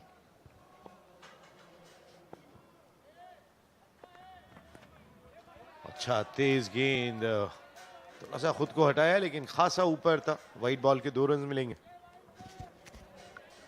प्रेजेंस ऑफ माइंड रखनी होगी यहाँ पर उबैद को। अभी भी 29 रन से ट्रेल कर रही है कराची नाइट्स की टीम। इस खसारे को पूरा करना बेहद ज़रूरी है कि दूसरी इनिंग्स में भी अग्रेसिव माइंडसेट के साथ ही आएगी मलिर मलंग्स की टीम। पहला दूसरा गियर तो है ही नहीं उस टीम में। 4 मैच जीते हुए हैं, जो एक्सपेक्ट कोई नहीं कर रहा था इवेंट के आगाज से पहले। मलिर मलंग्स की टीम 4 मैच जीतने में कामयाब हो चुकी। इस बार उबैद लेफ्टी थोड़ा सा हट गए और बॉलर को ये सूट नहीं किया। वाली को पीछे लौटना चाहिए और अपने रनअप की तरफ जाना चाहिए। इन चीज़ों को ज़्यादा अपने ऊपर असर अंदाज नहीं होने देना चाहिए। साइड स्क्रीन के आगे कुछ मूवमेंट था जिसकी वजह से उबैद रुके। ये बड़ा मजेदार गेंद होगा। और इस बार उबैद लेफ्टी का एक और भरपूर कनेक्शन, गेंद को पहुंचाया मेन पवेलियन में। एक और जोरदार छक्का, आफ्ताब भाई भी खुशियां मना रहे। बहुत ही कमाल स्ट्रेंथ दिखा रहे हैं अपनी ऑन साइड गेम प्ले में उबैद लेफ्टी। यहाँ पर बॉल ऑफ स्टंप पे हो, मिडिल में हो या लेग स्टंप पे, जाती ऑन साइड पे ही है। उबैद लेफ्टी ने खासी हद तक जो उनकी टीम का खसारा था फर्स्ट इनिंग का, वो कम किया है। ये बहुत इंपॉर्टेंट है। 23 रन रह गए हैं, अभी 5 गेंदें बाकी हैं। अगर वो 2-3 हिट और मारने में कामयाब हुए तो इस मैच में उनकी टीम पूरी तरह होगी। एटलीस्ट अपॉर्चुनिटी ज़रूर होगी कराची नाइट्स के पास। प्लेइंग फील्ड को यहाँ पर लेवल करना है तो इस खसारे को पूरा करना बहुत ज़रूरी है कि दूसरी इनिंग्स में, इनफैक्ट आखिरी इनिंग्स में थोड़ा सा मुश्किल हो जाता है 100 से ज़्यादा रन चेस करना। और इस बाउंस साइड की जानिब खेला, गैप हासिल करने में कामयाब, बल्कि बाउंड्री के बाहर गेंद को पहुंचाने में कामयाब। एक और छक्का, very well played Ubaid lefty. यही नुस्खा है डॉक्टर का भी। दानिश की अच्छी गेंद, अच्छी लेंथ पर ये गेंद थी और उसको बहुत ही अच्छे अंदाज से टाइम करके 6 रन हासिल किए। बिल्कुल भी रूम नहीं था यहाँ पर उबैद लेफ्टी के पास, लेकिन स्क्वीज किया बॉल को और गैप भी तलाश किया। अच्छी स्किल्स दिखा रहे हैं यहाँ पर उबैद लेफ्टी और सही वक्त पर 8 गेंदों पर 32 रन बना चुके हैं। बहुत अच्छा इनका पहला सीजन रहा था। ये लियारी लीजेंड से खेले थे और उसके बाद फिर ये ड्राफ्टिंग में दूसरे साल एक और फ्रेंचाइज में गए। इतने कामयाब नहीं हुए थे, लेकिन यहाँ से अच्छा खेल रहे हैं। एक और उबैद लेफ्टी, जबरदस्त। हर बार छक्का बड़ा होता जा रहा है दानिश। बिल्कुल तोहफे पे तोहफे भी दिए जा रहे हैं अली छोटा यहाँ पर, और बड़े बड़े छक्के लग रहे हैं उनको, क्योंकि वो मिडिल लेग पर ही बॉल कर रहे हैं और ये बहुत ही स्ट्रॉन्ग एरिया है उबैद लेफ्टी का। बहुत ही अच्छी हिटिंग यहाँ उबैद लेफ्टी की, और कराची नाइट की ये एटलीस्ट पहली इनिंग की नाइट तो खराब होने से बचाई है उन्होंने।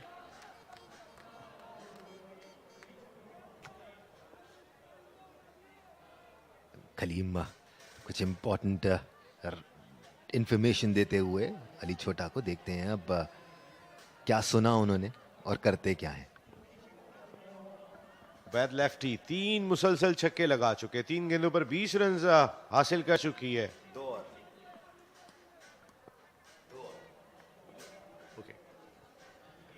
दानिश का कहना है 2 और आएंगे, और इस बार उबैद ने दानिश की बात सुनी और कोशिश बहुत की है, लेकिन गैप हासिल करने में कामयाब। अब भी 2 आने के चांस पूरे हैं।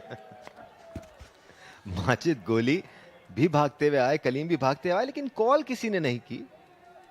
ऐसा लगता है कॉलिंग का कॉन्सेप्ट है ही नहीं टेप बॉल में। ऑल्दो अगर कॉल किया जाए तो थोड़ा सा मुश्किल आसान हो सकती है, लेकिन सब एक दूसरे पर डालते रह गए, और इसमें सबसे छोटा जो था सबसे ज्यादा डांट उसी को पड़ती है, और कप्तान साथ में आ जाए तो ज्यादा पड़ती है। वही तो, दाऊद पठान वहां करीब पहुंच गए थे और सामने माजिद गोली थे, दोनों सीनियर प्लेयर।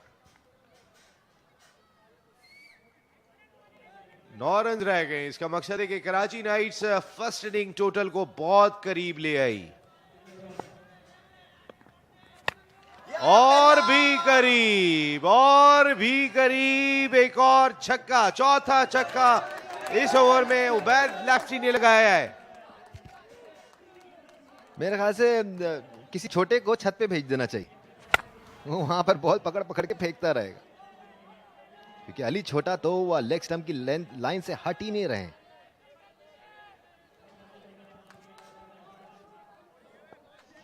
लास्ट बॉल, और जहां पर ये बात की जा रही थी कि ये इनिंग के करीब पहुंच जाए, अब लीड भी ले सकते हैं, लेकिन लीड अगर नहीं ली तो लीड ज्यादा दी भी नहीं। सिर्फ 3 रन की लीड होगी यहां मलीर मलंग्स के पास। Karachi knights 117 for 3। दानिश, अगर देखा जाए तो कराची नाइट्स की जानिब से पूरे इवेंट में सबसे अच्छी बैटिंग। बिल्कुल सबसे अच्छा बैटिंग का डिस्प्ले आज ही देखा है हमने कराची नाइट्स की जानिब से। आखिरी ओवर में 4 छक्के लगाने में कामयाब हुए उबैद लेफ्टी, हर छक्का दूसरे से बड़ा। यहां पर भी ऑन साइड पर खेलने की कोशिश, लेकिन बाहरी किनारा लगा और सीधा गोल विकेट कीपर के हाथ में गई ball. Well played Ubaid lefty, जो शानदार बैटिंग की है उबैद ने, उसी वजह से सिर्फ 3 रन की लीड ले गई। यहाँ पर 4 मैच मुसलसल जीतने वाली टीम मलीर मलंग्स की, लेकिन अब मलीर मलंग्स को रोकना भी होगा यहाँ पे। इसकी वजह यह है दानिश के, हमने देखा कि कम टोटल भी डिफेंड किया है मलीर मलंग्स के, जब बॉलर अली छोटा और माजिद गोली ने जब फोर्थ इनिंग में बॉलिंग की है तो बहुत डिफरेंट दिखाई दिए। 2 मैच उन्होंने अपनी बॉलिंग से जिताए। फाइटिंग स्पिरिट बहुत ज़्यादा ज़रूरी है नसीम राजपूत। हमने ऐसे मैचेस भी देखे हैं जिसमें पहली इनिंग्स में 25-30 रन्स की लीड लेने के बावजूद आखिरी इनिंग्स में रन्स को कंटेन किया गया है अच्छी बॉलिंग की मदद से। आप देखें एक बार फिर शानदार बैटिंग का मुजाहरा किया गया आज कराची नाइट्स की जानिब से। दोनों ओपनर्स ने जारियाना अंदाज में इनिंग्स का आगाज़ किया और विकेट के चारों तरफ रन्स बनाते हुए नजर आए कराची नाइट्स के बैटर्स। कुछ बहुत अच्छे दिलकश स्ट्रोक्स भी देखने को मिले, लेकिन साथ साथ मलीर मलंग्स का डिसिप्लिन भी देखने को मिला। आज अली छोटा की कोई इतनी अच्छी बॉलिंग हुई नहीं, लेकिन उसके साथ साथ जितना क्रेडिट दिया जाए कराची नाइट्स को वो कम है। इसमें कोई शुबा नहीं है। और जिस तरह की बैटिंग हमने शुरू में देखी और उसके बाद उबैद लेफ्टी, ये वो प्लेयर था कि जिसने ये खसारा तकरीबन लेवल कर दिया, बराबर कर दिया, अपनी टीम को हम पल्ला कर दिया। जिस तरह की हिटिंग उन्होंने की माजिद गोली के खिलाफ और उसके बाद अली छोटा के खिलाफ आखिरी ओवर में 4 छक्के लगाए। उबैद को जितना क्रेडिट दिया जाए कम है। ये जिस तरह की उन्होंने हिटिंग की और बड़े छक्के, छोटे छक्के नहीं, वो स्टेडियम के हमने स्टैंड के ऊपर से बाहर जाते हुए भी देखे, जहां हमने फ्लैट 6 देखे ही है, वहां ऐसी हिटिंग भी देखी कि जिसने गेंद को कार पार्किंग में पहुंचाया। तो very well played Ubaid lefty, शानदार बैटिंग का मुजाहरा। गार्ड आपके सामने उस्मान 19 रन बनाने में कामयाब हुए। जुनैद ने अच्छा साथ दिया उबैद लेफ्टी का। 9 गेंदों पर 25 रन जरूर बनाए, लेकिन साथ साथ अगर हम बात उबैद की करें तो 12 गेंदों पर 40 रन बनाकर आखिरी गेंद पर आउट हुए। अपनी टीम के लिए एक ज़बरदस्त जारियाना अंदाज में इनिंग्स खेलने में कामयाब हुए उबैद लेफ्टी। ऐसे वक्त में आए जब उनकी टीम काफ़ी मुश्किलात में घिरी हुई थी। आज मलीर मलंग्स के लिए अगर हम बॉलर की बात करें तो वह अली छोटा ने रन ज़्यादा खाए, लेकिन 2 विकेट ज़रूर हासिल की। साथ साथ माजिद गोली और फजल ने भी अपनी टीम के लिए एक एक विकेट हासिल की। माजिद गोली को आज एक बार फिर 2 ओवर में 37 रन पड़े। राइट, सिर्फ 3 रन की लीड है यहाँ पर मलीर मलंग्स के पास। हम एक ब्रेक लेंगे, ब्रेक से वापस आएंगे तो हम दूसरी इनिंग्स आपके सामने लेके आएंगे मलीर मलंग्स की। जी सुपर के साथ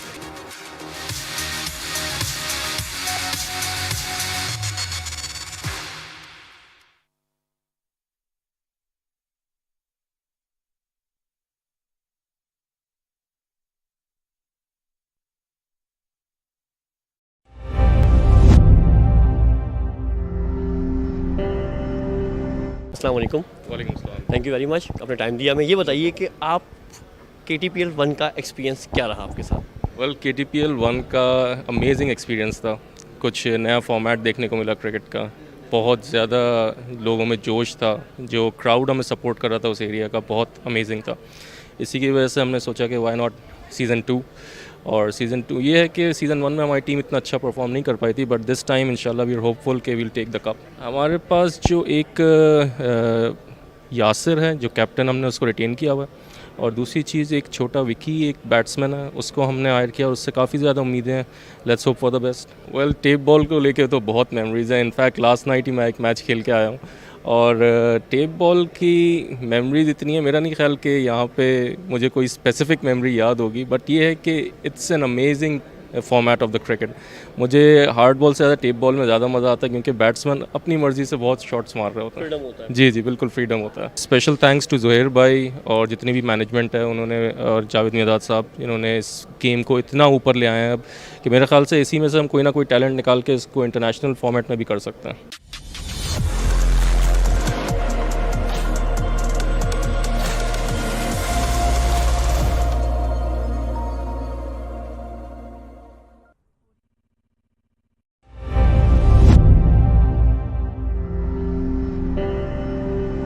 माशाल्लाह KPTL तो बड़ी मशहूर हो गई है, हालांकि सेकंड लीग है।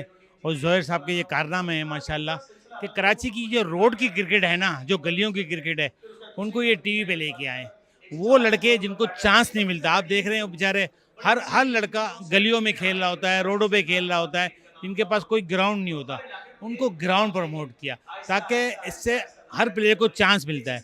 और ये टीमें जो बनी हैं, इससे है कि लोगों को रोज़गार भी मिल रहा है माशाल्लाह, लोगों को, प्लेयरों को, अच्छे प्लेयरों को पैसे भी मिल रहे हैं और प्लेयर भी नुमायाँ हो रहे हैं।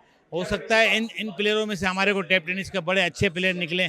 वही सब ज़ोहर साहब को दुआएं दे रहे होंगे कि कि ये रोड की क्रिकेट को कितना ऊपर लेके आए। माशाल्लाह ये तो बड़ी बात है ना कि रोड के प्लेयरों को आप इंटरनेशनल लेवल पे पूरी दुनिया में देखा जा रहा है, और टीवी पे लाइव के साथ commentary.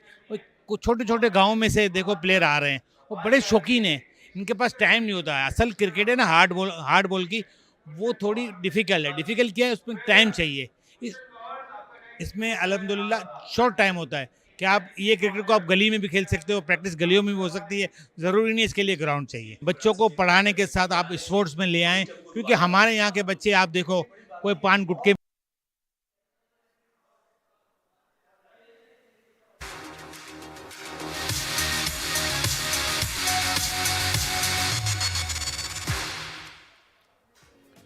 Welcome back from DHA Sports Club Moin Khan Academy once again in this UBL Amin Karachi Tape Ball Premier League Season 3. What a batting performance we just witnessed from Karachi Knights.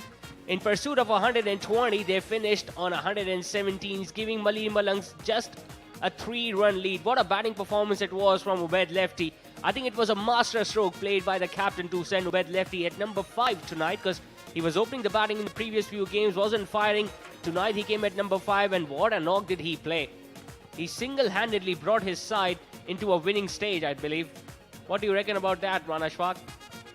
Absolutely. Change of batting got to work for him, and worked for him big time. There you see the fielding side taking the field again.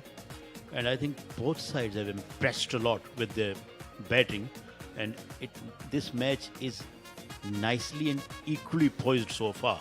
And lot will depend on this innings. I think this will be the most crucial innings of this game, the third one. Yeah, Maleen Malangs were depending a lot on Majid Goli and Ali Chota. Both couldn't fire tonight, and Karachi Knights made full use of that. They punished both the bowlers. Ali Chota gave away 28 runs in the last over. Maleen Malangs, when they finished off their innings, must have thought that they will get a healthy lead of at least 20 or 25, which they couldn't. They just got a lead of 3 runs, and it's almost like they will have to start from the scratch all over again. Yes, it is. And there you see the two openers. Mimran is in a terrific form. He's scoring runs frequently, and his partner also doing a good job. Yeah, 2 reasons why Maleen Malangs are sitting at the top of the points table is because of their bowling and because of their fielding efforts as well. We have seen some outstanding catches being taken, especially by their captain. But tonight we saw a few drop chances as well. Few balls landing between those fielders. The calling was not being perfect, and that is why I think probably for the first time in the tournament they were feeling the nerves. Yes, fielding is a very, very important aspect of the cricket, Zishan. If you don't have good fielders, even you have good batters or bowlers, it's still very difficult for you to win matches. You got to have good fielders. At times a catch can turn the game and can turn the entire table around. Still remember during 1990s and early 2000s, South African Jonty Rhodes single-handedly used to win games for his side because of his fielding effort. He was not that good of a batter, he did not have that much average, but he used to save few runs and used to take outstanding catches in the outfield. What a terrific fielder she's been over the years. Daud Khan, the captain, will start the innings for Maleen Malangs. He's doing a good job as well. And you talked about the legendary Jonty Rhodes. When 1994 South Africa visited England, Henry Bluefield wrote in his book he was decamping for Sky, and BBC had certain rules in those days. Mimran is the other batsman. But Peter Baxter forced BBC management to go against their rules, and he brought in Henry Bluefield to call over or commentate over Jonty Rhodes. Ali's going to start the proceedings, and that's how Daud Khan usually starts his innings. A 6 over the stadium. A wonderful hint indeed by the captain. What a magnificent shot that one was. He picked that one from outside the off stump and then had no measures at all. He pelted that one long way back over mid-wicket. Well, we are talking in the first innings as well that Karachi Knights do not have an X factor in their bowling lineup. There you see Ali Sher is bowling the first over. Picked up 2 wickets as well, but was very expensive. It's going to be a wide. We'll have to check the umpire signal. It can also be signaled as a no ball because it was way over waist height. Yes, indeed. A no ball has been signaled. So not only they're going to get 2 more runs, but the next ball is going to be free hit. Yeah, and the batsman can take full toll of that because he cannot be dismissed apart from the obstructing or from the run out. I talked about Henry Bluefield, who was brought in by Peter Baxter, and we'll tell you something very special after this one. It was a free hit. He hasn't timed it well enough. The fielder is trying to get underneath that. He takes it, but that's not going to count. He might have forgotten that because he was initially going somewhere else to celebrate that catch, but it was a free hit. Daud Khan once again not utilizing that free hit. Could have hit that anywhere for 6. Yeah, there we watch it again. He didn't get that one in the middle of his bat. Fielder did catch that one, but because that was a free hit, so they didn't get any decision in their favor. You must be wondering, who is Peter Baxter? Peter Baxter was the producer of Test Match Special, the TMS, a very interesting and very important program of BBC. Imran on strike. He pulls it away towards leg side. That's another maximum. And he's continuing from where he left off in the first innings. Just fall short by 3 runs of his half century. But look at that strike. A big hit of the very first ball. Don't give them there. He pitched that one bit back. Batsman had enough time to rock back onto the back foot, and then he played a magnificent pull shot right out of the screws. That's what we were talking about as well. They do not have express pace, the bowlers of Karachi Knights, so they'll have to bowl out of their skins to curtail their opposition like Mali Malangs. Their batters did the job, did not allow Mali Malangs to get a healthy lead, but now it's up to the bowlers to restrict the opposition to a decent total. It's a pickup shot. Once again, he has timed it well enough. One bounce and into the fence. He's feeding towards the leg side to Imran, and that's not helping the cause of Karachi Knights. Yes, he's struggling a bit. There we go. Oh, he fetched that one again from a bit outside the off stump. I could see a bit of smoothness when he swung his bat. That was magnificent. The key about power hitting is the balance. The balance is the key. And you see, if the lower body, that doesn't move that much, which means that he's in a very good position whenever he's looking to hit those big shots. It's a full toss. He hasn't timed it well enough. The fielder is trying to get underneath that, and he puts it down. Yes, that was difficult, but if that had been taken, that would have been a huge morale booster because it was Mimran on strike. That would have been a big scalp for them, and that can cost them really, can tell you that. Fielder did have a lot of time to get into the ball, which it did, but at the end it popped out of his hands. Yeah, it was Shafiq who was running backwards. Did all thing right until the last point where the ball just popped out of his hands. Better delivery, targeting the boots. It's always a good feeling to bowl a dot ball. Dot ball to win the over it is. First over done. Mali Malangs are 20 for none.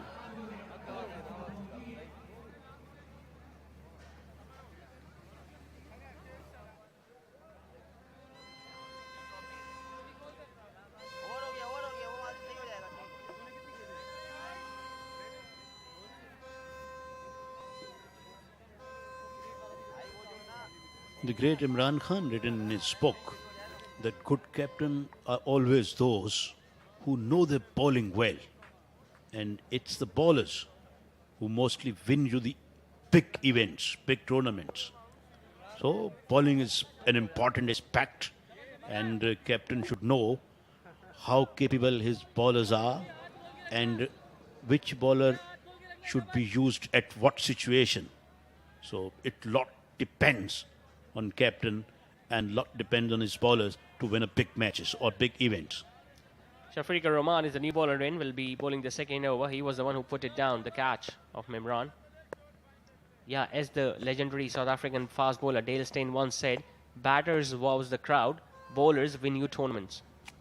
Absolutely right. Pakistan managed to win the T20 World Cup in 2009 back in UK, and that was solely because of how well Umar Gul bowled towards the end of the innings. Absolutely. He was terrific throughout the tournament. I still can recall one of his spells, I think, where he gave away under 10 and picked up many wickets. Starts off with a wide outside the off stump. Not a good start this from Shafiq. Yeah, he managed to pick up a fifer against New Zealand in the Oval. And not only in 2009, but even in 2007, we saw resurgent Umar Gul He was once again the leading wicket taker. Pakistan managed to qualify for the final, just couldn't finish the things off. We suffered a memorable, I wouldn't say a memorable, but a heartbreaking loss against India in the final. That tournament had a lot of interesting incidents as well. Hoists that! My goodness, how well has he timed that? It's a trademark Mimran stroke over the boundary ropes. That was a spectacular shot again. An enormous hit.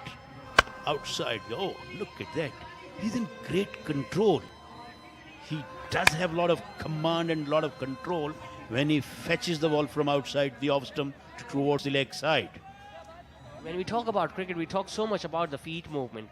But if you look at the lower body, that is just still.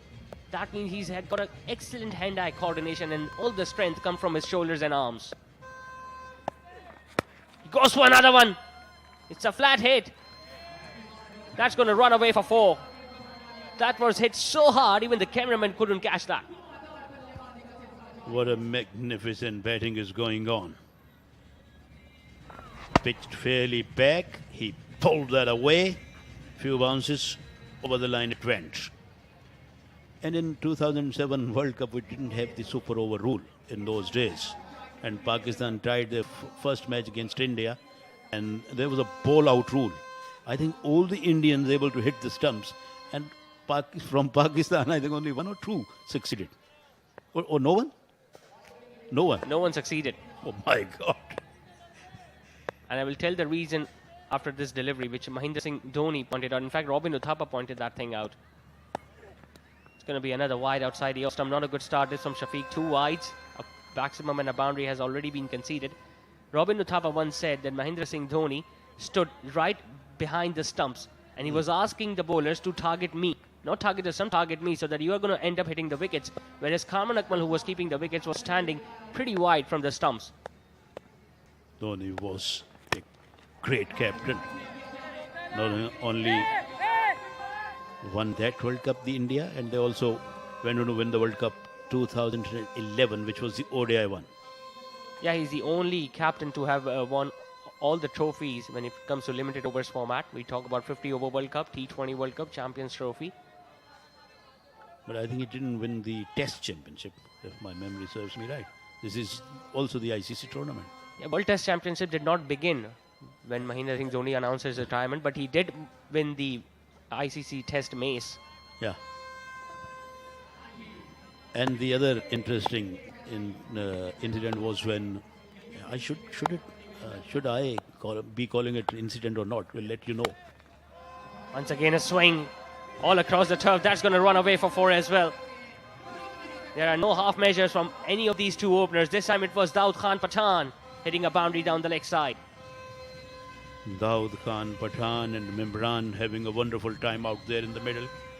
They are smashing the ball in every part of the ground. Runs are coming at a swift pace.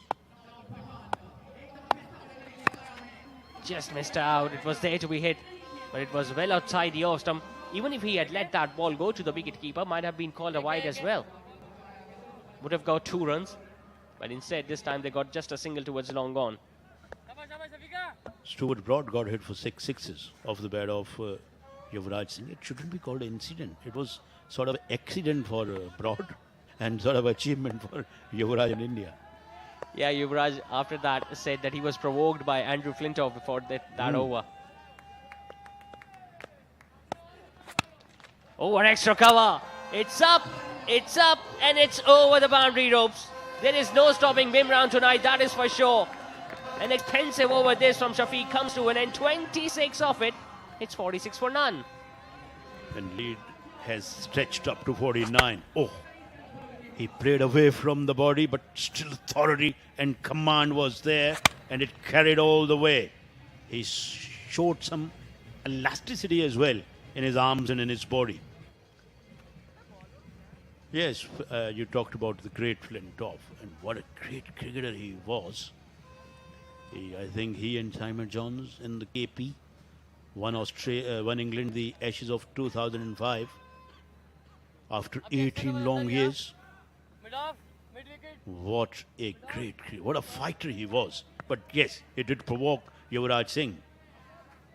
And Yuvraj Singh then smashed Stewart Broad for the 6 sixes. But what about Stewart Broad? He took more than 600 test wickets then. He never looked back. Yeah, brilliant performer, Stuart Broad and Jimmy Anderson both. Imtiaz Amti will be bowling the third over of the innings now for Karachi Knights. Few days ago we were talking about the bowling partnerships. We were talking about Wasim and Waqar had a wonderful duo. How about Stuart Broad and James Anderson? Not only they have picked up cluster of wickets in England, but they have picked up huge number of wickets outside England as well. No doubt about that. When it comes to pace bowling, they have taken too many wickets. Coming around the wicket, hits very hard, and that has been put down. Oh, it was there to be taken. Wasn't expecting the ball to come at himself at that pace. Again, he belted hard, but that would have been taken, or should have been taken. That was almost at the kneecap height. But at times it is difficult for the bowler to stand up in his follow through. Yeah, it's very difficult for any bowler to take a catch in their follow through, especially when the reaction time is so minimal. Might be given as a wide outside the off stump. So he's doing the right thing by coming around the wicket and trying to bowl it wide so that DK cannot reach to the pitch of the ball, but so far he has not been able to land that ball in the perfect region. The lead has crossed 50. They still have almost 4 overs remaining, Maleen Malangs. They've got a very good chance to take it over 120. It's going to be another wide. He's clearly struggling here, Imtiaz. The plan is definitely not working for the fast bowler. We're talking about that edition of T20 World Cup back in 2007. Australia also suffered a defeat against Zimbabwe. And Australia suffered a defeat in order in 1983 against Zimbabwe. And the great David Houghton was playing for Zimbabwe in those days. And Zimbabwe almost put India fair amount of pressure. Low full toss, picked away on the leg side. See you later, DK says to the ball. It's another gigantic six on the leg side.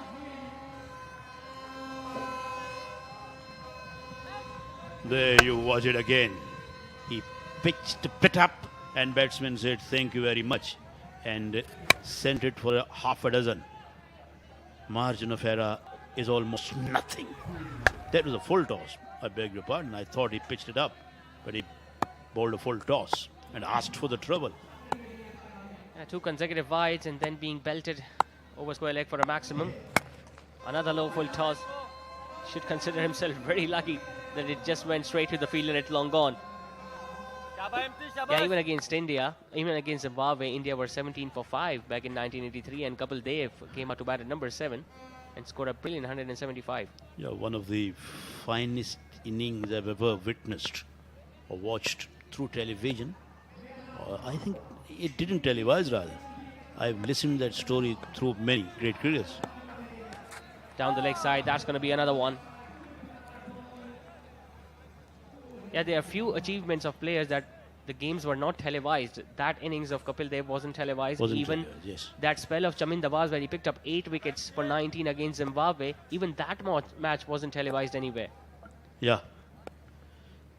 And when Shahid Afridi struck century.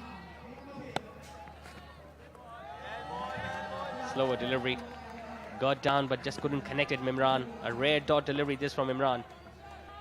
When Shahid Afridi scored 137 balls against Sri Lanka, there wasn't any radio commentary made in that match in Pakistan. And I'm not quite sure whether it was showed in Pakistan as well, on television as well. Well, you get to see a few highlights, a few reels on social media of that particular innings where Shahid Afridi swept that ball to Muralidharan and got a boundary to reach his 100. It's up in the air. He hasn't timed it well enough. Don't think it's going to carry to any of those fielded at long on or long off. Luck is favouring Mimran tonight. They have gone up to 60, means they are heading by 63 now, with 3.1 overs still left in the innings. It was a slower delivery. He was once again looking to tong that on the leg side. opened the fast pace of the bat a little too early and was very lucky that the ball did not carry to Ubaid lefty at long on. DK, the captain, is back on strike. He has already struck a maximum in this over. That's going to be another one. How many extra runs have they conceded already in this over? 8 to be precise. Our spell about to be over in a time of one ball. But I will let you an interesting story about the World Cup. 1975, India against England. They are requiring 335 to win. Sunil Gavaskar batted for 60 overs and he remained not out for 36. And actually he was out in the first over and Alan Knott from the bench just said, oh, he didn't appeal. And umpire didn't give him out. Slower one. Pelted on the leg side. That's a magnificent hit from DK. He was waiting for that length. Finally got it and had no hesitation in depositing it over mid-wicket for yet another maximum. That was a magnificent shot again. Shot, yeah. He's in absolutely merciless mood. And smacking the ball with hostility, with brutality. 22 runs coming in that over of Imtiaz. After 3, it's 68 for none. And before I hand over the mic to Falak and Farooq, I'm going to tell you that Ian Chappell still winds Sunil Gavaskar up for that innings. Whenever they commentate together. Now it's over to Falak and Farooq Riaz to take up the commentary.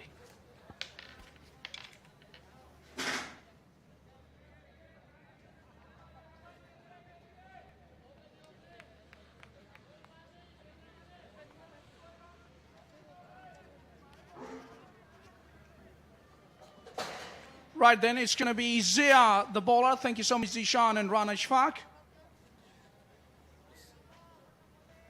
So Malangs lead by 71 runs. It was pretty even Stevens for in the first innings.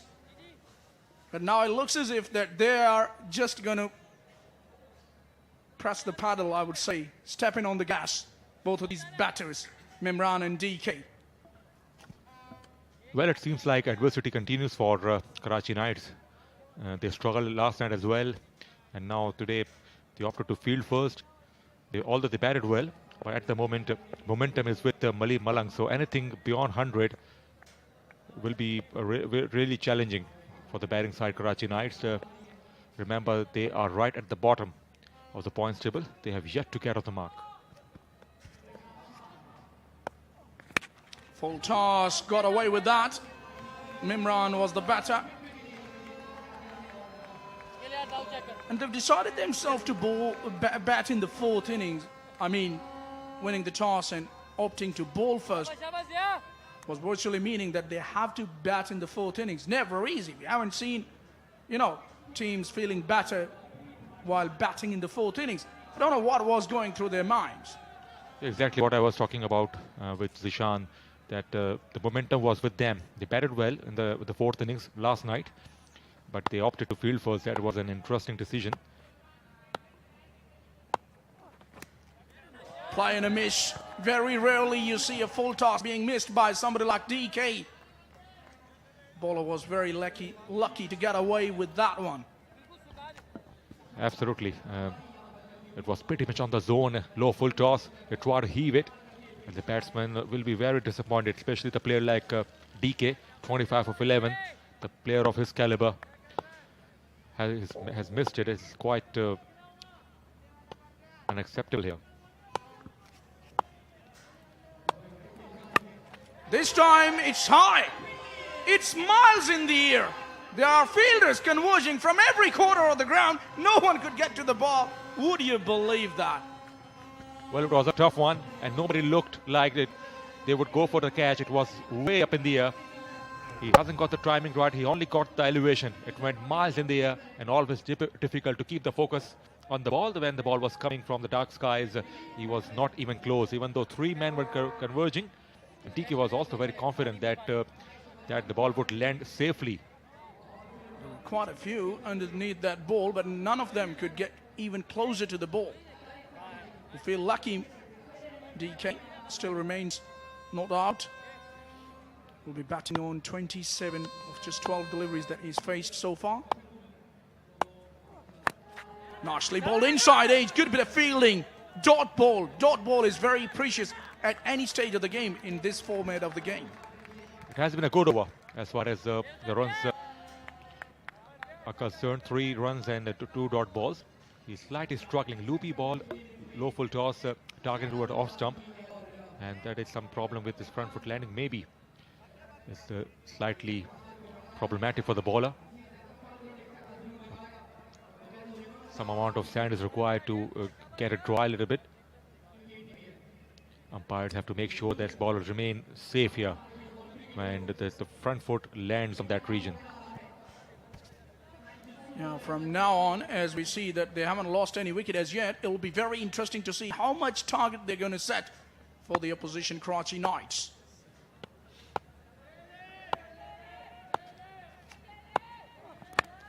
There he goes.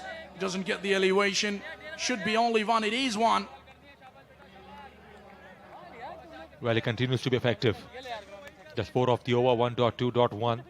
And by any stretch of imagination, this is one of the finest effort in the bowling.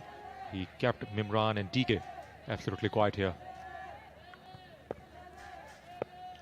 Quite a few spectators in this DHA Sports Club, Moin Khan Cricket Academy. People definitely turn in numbers to watch this Yobi Amin presents KTPL Season 3. He goes straight this time and he's got the connection. That was a serious blow. Not in the last ball. He kept the batsman quiet. Before this last ball, it was absolutely hammered down the ground. He struck so hard in the slot. Mimran is already in good form. He's having fun out there. Absolutely smash the side screen. Very powerfully struck indeed. And that's the end of the over. 4 done, it's 78 for none.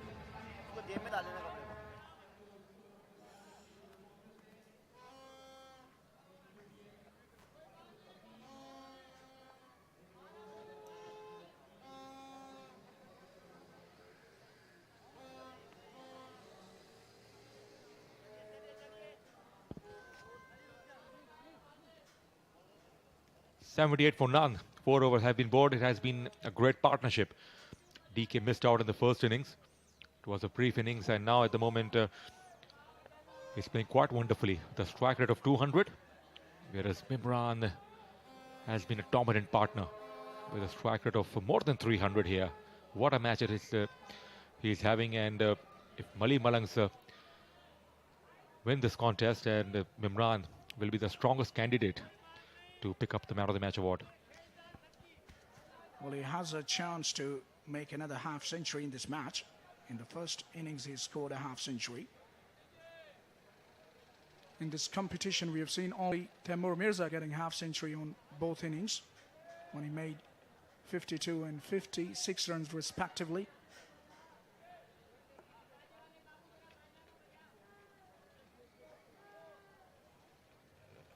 There you see, people of every age you will see here in this ground to watch KTPL Season 3. The interest level of the spectators have been very high. Yes, a Saturday evening here, and you can expect large turnout here in DHS Sports Club Moin Khan Academy. Especially in the second match, people come up in good numbers and they enjoy a lot this contest. The battle between bat and ball. Now DK is up against Ali. Full toss, and DK is prepared to put that away to mid-wicket. Nicely hit, and it carried all the way. He couldn't get the height he was looking for. It was full toss, bad delivery, but in the end, result is quite perfect. Struck so hard and landed just beyond the boundary. The umpire had no hesitation whatsoever. He was pretty sure. So half a dozen to pick in the over number 5 here.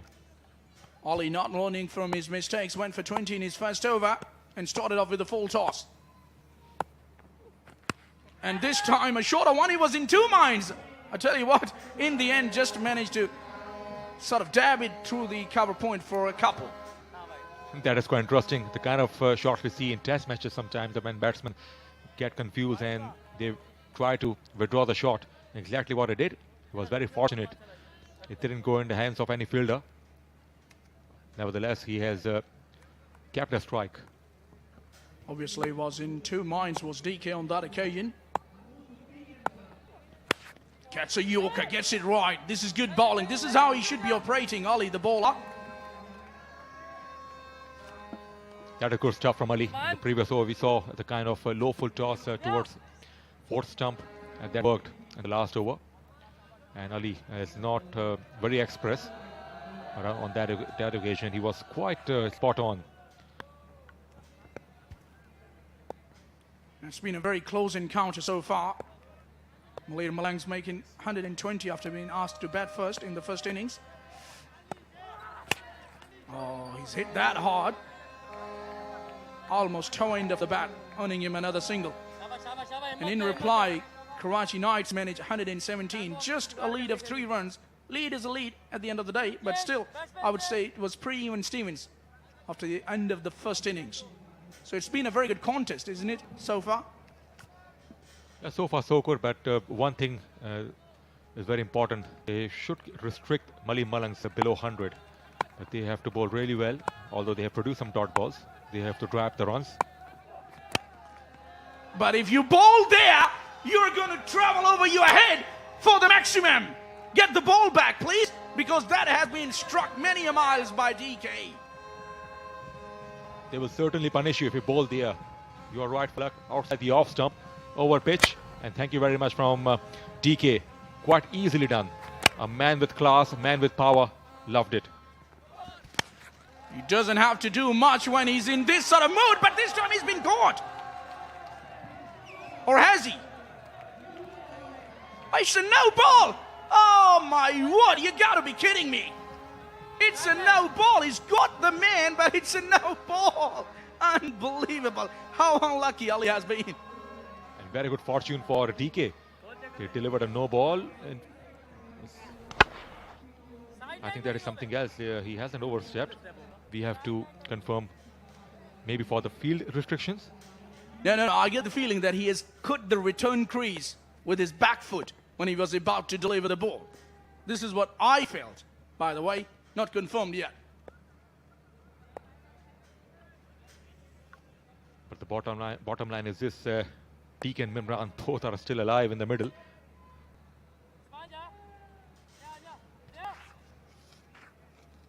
You have to be very careful about those creases.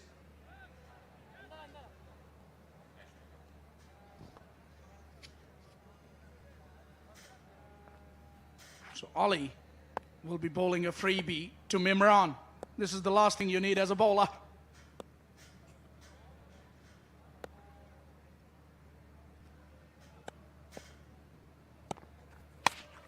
He gets the edge. No damage done off the free hit. Good bowling, I would say, eventually, because result in his favor. Have a look at that little child. What is he trying to do? Lovely sports bike. He's having fun. He must be loving it. 97 for none after 5.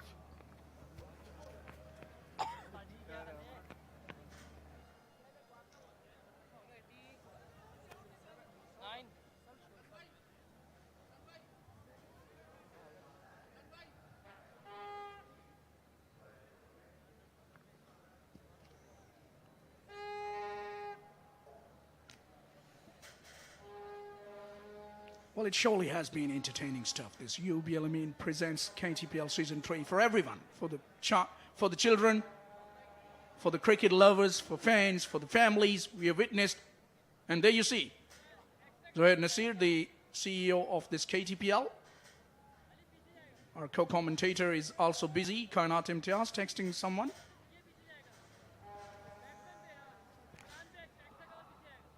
Malir Malang's just 3 away from the 100 mark, and that will be the 100 runs partnership for the opening pair. And they have proved again why they have topped the table. They haven't lost any game. Their net run rate is phenomenal. And now it's all set to finish on a strong note. They've already got 100 runs lead. They are already 100 runs in front. So anything around 150 and 120, which is on the cards, that will really apply plenty of pressure on Karachi Knights. Yeah, they lead exactly by 100, which means that it will be very important for somebody like Zia. Bowled a good first over, went for only 10 runs, and needs to finish things off in a good way.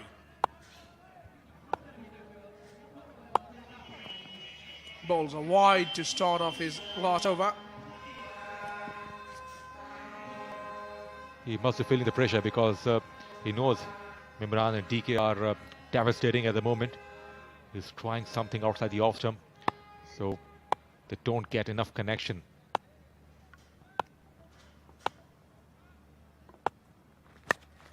Full toss, he smacked it, and he's got the boundary. One bounce, 4. Usman Jan was there, could do nothing about that. He wasn't far away. It was some effort from him. In the end, he made a mess of it. He struck hard. Once again, he caught. He didn't get the height. Oh, he should have saved. He was in perfect position to cut it off. So after a wide, boundary conceded here. Struck pretty hard as well by DK.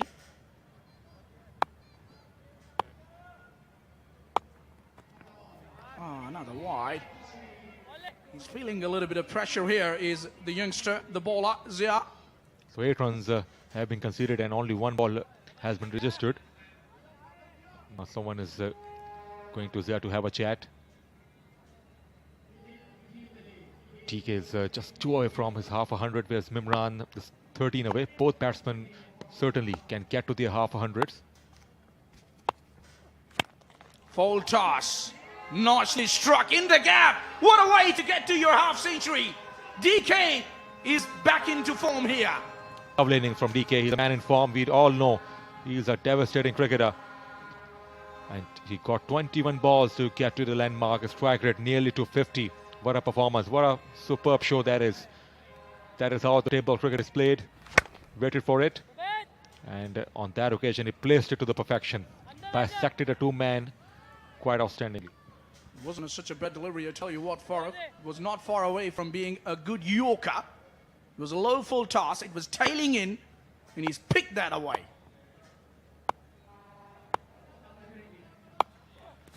He goes again. This time it was a length ball, and this time it has been sent to the sea. Well, there's a sea next to the ground. I wonder if the ball was sailing there. On this occasion, he got the height. He's got the length as well. One of the biggest sixes of the day. It's a complete swing of the bat right in the hitting zone, pitched up from the bowler. He's certainly feeling the pressure. He has been wayward and he has bowled length, and that is why he got the punishment. So fun continues for DK. He's not going to let his partner get to his half century. This is how it's looking like. Oh, play and a miss. A little bit of change of pace as well. It was a slow delivery. Just a hint of an in-swing as well. He was down on his knees. He's tried to heave it in different way, but he didn't get any kind of piece of wood on that. But plenty of damage has been done already. 18 runs he conceded. Remember, he conceded 10 in this first over.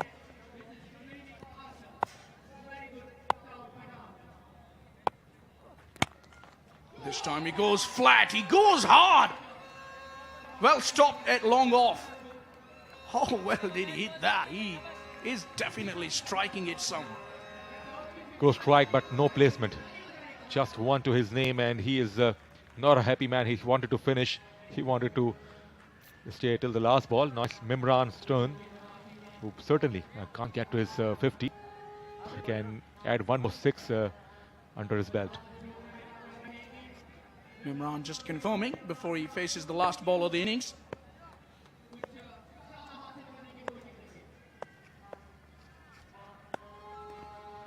Oh, we'll have to re-ball. Still, we are not done yet through this innings.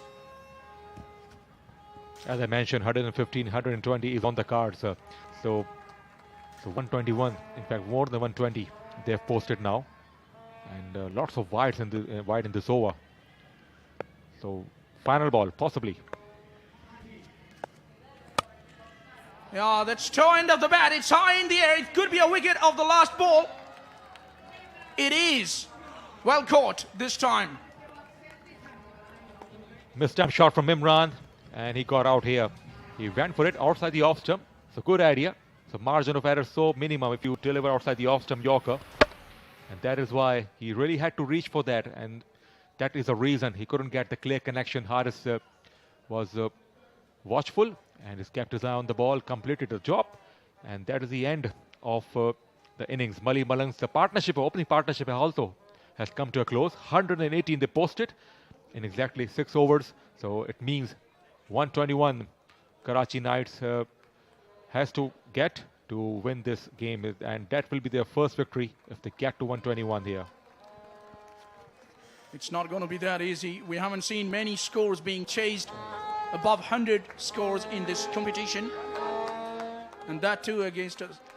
There you see, this is how both of the openers started. They've just gone berserk with the start of the proceedings. There was a wicket as well in the process, but DK and Mimran continued demolishing this bowling attack to every quarter of the ground. Through the covers, there was a catch put down, and then a slap over wide of mid-on, and then through the covers, beautiful looking stroke. Full toss was belted almost out of the ground. Another one was in the slot, and DK was very square in that region, and Mimran hit a flat 6, and DK downtown was equally effective as he is to every quarter of the ground. Tremendous hitting, and also display of pure timing as well. Plenty of skill we saw from Mimran and Daud Khan. Apart from that, it was a mistime shot, and the very last ball the partnership got broken, but outstanding job done by DK and Mimran. That's the card we have. DK remained not on 59 of just 24 balls, 37 of 14 for Mimran with 22 extras. In the end, they posted 118 for the loss of 1 wicket. The bowlers went the journey. Just Zia took a wicket, but he took some beating as well. All of them got beaten.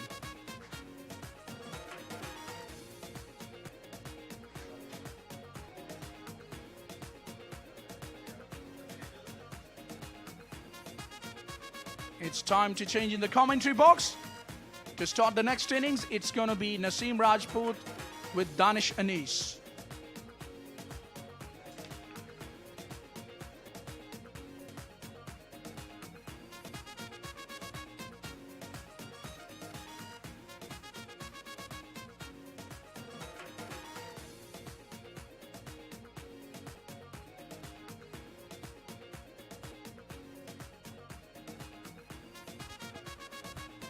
Thank you फलक शेर। और पहली फतह के लिए अब Karachi knights के सामने एक अच्छा फॉर्मिडेबल टोटल होगा, और ऐसी टीम के खिलाफ होगा कि जिसने 2 मैचेस जीते।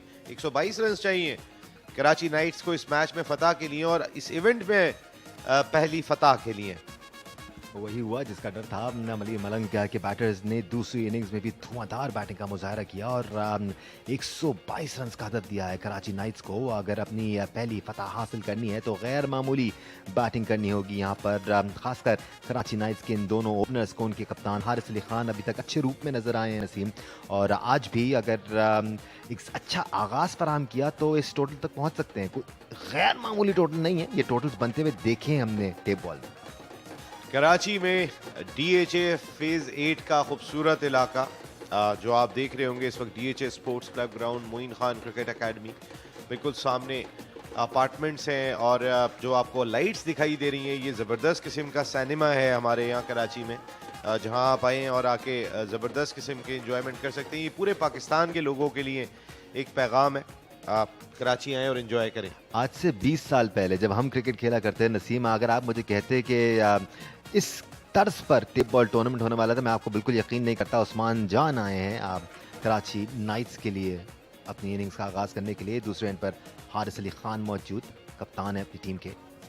दानिश, मेरे ख्याल में उबैद लेफ्टी को आना चाहिए। 6 ओवर ही हैं, जिस तरह की उन्होंने बैटिंग की थी कुछ चेंज होना चाहिए था। माजिद गुली 2 मैचों में अपनी टीम को इसी तरह बॉलिंग से फतह दिलाई उन्होंने, और लो स्कोर को उन्होंने चेस किया। इस बार तो उनके सामने 122 रन हैं, लेकिन दानिश अगर देखें तो उबैद लेफ्टी को जिस तरह की वो हिटिंग करके गए थे वो होते तो ज़्यादा बेहतर था। 122 चेस कर रहे हैं आप। भरोसा तो नज़र आता है यहाँ पर कराची नाइट्स का उस्मान पर, जब भी उस्मान को इनिंग्स आगाज़ करने के लिए भेजा गया है। पर अगर उस्मान यहाँ पर एक वैल्यूबल कैमियो खेल लें नसीम, तो फिर आगे उबैद और ज़्यादा डैमेज कर सकते हैं। दोनों राइट हैंड बैटर्स हैं, उबैद लेफ्टी हैं, तो अगर हारिस खुद को वन डाउन पोजीशन पे ले जाएं, इस क्रिकेट में बहुत आप फ्लक्चुएट करते हैं बैटिंग ऑर्डर को। लेग स्टंप से बाहर गेंद, 2 रन हासिल हुए। खैर अब इन्हीं दोनों ओपनर्स पे डिपेंड करेगी कराची नाइट्स इस मैच में, और उबैद लेफ्टी को सब मिस करेंगे वो कैसा परफॉर्म करते हैं, क्योंकि पहली इनिंग में अगर वो करीब दिखाई दिए तो because only of Ubaid lefty. यकीनी तौर पे कराची नाइट्स के दिमाग में ये भी होगा कि माजिद गोली को जितने रूप में नजर आए नहीं है एटलीस्ट पिछले 2 मैचेस से।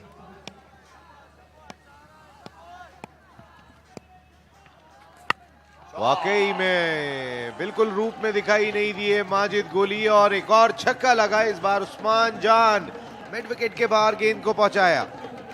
ज्यादा जान भी नहीं लगानी पड़ी यहाँ पर उस्मान को, बॉल उनके बिल्कुल स्लॉट में था, और जैसे कि हमने इन बैटर्स को देखा है लेग स्टंप की जाने बहुत ही तगड़े हैं। उस्मान भी हाथ खोलते हुए early on in the innings, बिल्कुल इसी चीज की जरूरत है, इसी किस्म का अग्रेशन दिखाना होगा अगले 6 ओवर्स में। बहुत ही इंटरेस्टिंग मुकाबला पाकिस्तान के पहले स्पोर्ट्स चैनल जियो सुपर पर आप देख रहे हैं, और इस बार लकी रहे कीपर ने डाइव लगानी होती यहाँ पर, जैसे आप लगाते रहे थे दाने तो ये कैच जो है वो हो सकता था, डाइव लगानी थी। ऐसी घास हो तो कौन डाइव ना लगाए।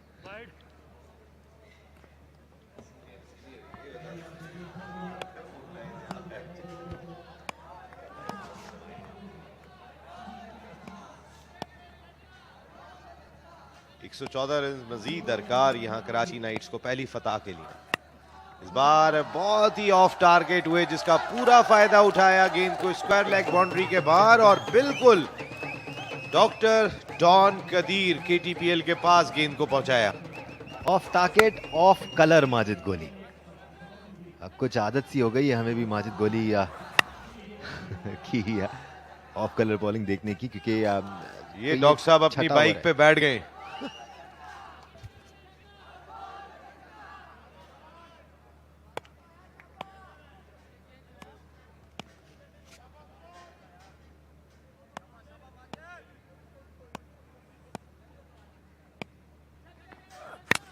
बहुत ही अच्छी गेंद, अच्छी लेंथ, यॉर्कर लेंथ पे गेंद थी, और बहुत ही कैजुअल अप्रोच यहाँ दिखाई दी उस्मान जान की, जो लेग स्लिप में खड़े फील्डर को शायद प्रॉपर देख नहीं सके, ना क्रीज में वापस आए। रनआउट की सूरत में पहला नुकसान कराची नाइट्स का।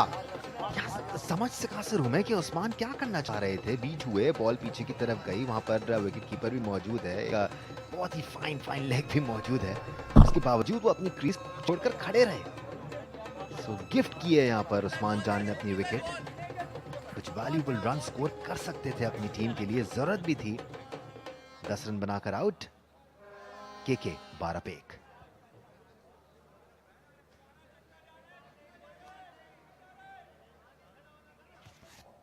उबैद लेफ्टी अब बैटिंग के लिए आते हैं या नहीं आते, ये भी एक बड़ा सवाल है, क्योंकि पहली इनिंग हमने देखी उबैद लेफ्टी ने कुछ 6 छक्के लगाए थे आखिरी 2 ओवर्स में, और इंजॉयमेंट जारी है यहाँ पर। फैमिलीज के साथ लोग आ रहे हैं इस बदर एक्सपो, इस UBL Amin Karachi tape ball premier league को देखने के लिए, जो बदर एक्सपो सॉल्यूशंस हमारे मुल्क की लीडिंग इवेंट ऑर्गेनाइजेशन है, उसका इवेंट है। उबैद लेफ्टी आ गए। ये पार्टनरशिप डिसाइड करेगी क्या होता है इस मैच में, बिकॉज बिलाशुबा ये दोनों बल्लेबाज ही अगर क्रीज पर रहे तो मैच जिता सकते हैं कराची नाइट्स को। उबैद लेफ्टी ने पहली इनिंग्स में भी शानदार इनिंग्स खेली थी, चायाना अंदाज में नजर आए, और वहीं से कंटिन्यू करना होगा अपनी उस इनिंग्स को। माजिद गोली के 2 छक्के ओवर में लगाए थे उबैद ने, और उसके बाद से उनका कॉन्फिडेंस खासा बहाल हुआ, और अली छोटा के आखिरी ओवर में 4 छक्के लगाए थे।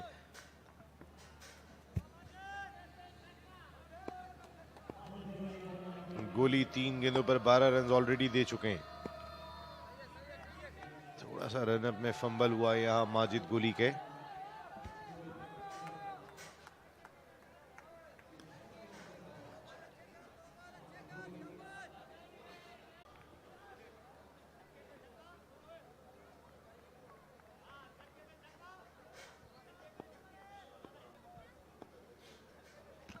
110 रन फतह के लिए दरकार, पहली कामयाबी के लिए कराची नाइट्स को। इस बार उबैद लेफ्टी जहां से छोड़ के गए थे वहीं से दोबारा आगाज किया, जोरदार छक्का। यहाँ नहीं कर सकते आप उबैद लेफ्टी को गेंद, यहाँ करते रहेंगे तो उबैद लेफ्टी की तरह अपने हाथ खोलकर आपको मैक्सिमम्स लगाते रहेंगे।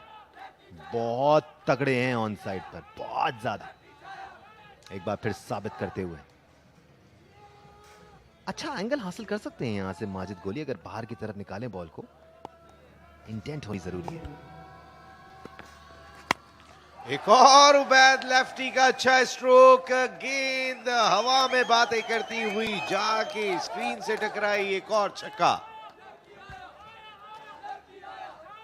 अच्छा इख्तिताम हुआ है पहले ओवर का कराची नाइट्स के लिए। उबैद लेफ्टी ने आते ही 2 मैक्सिमम लगाकर इस ना सिर्फ ओवर को बनाया है बल्कि इस मैच को भी बना दिया है।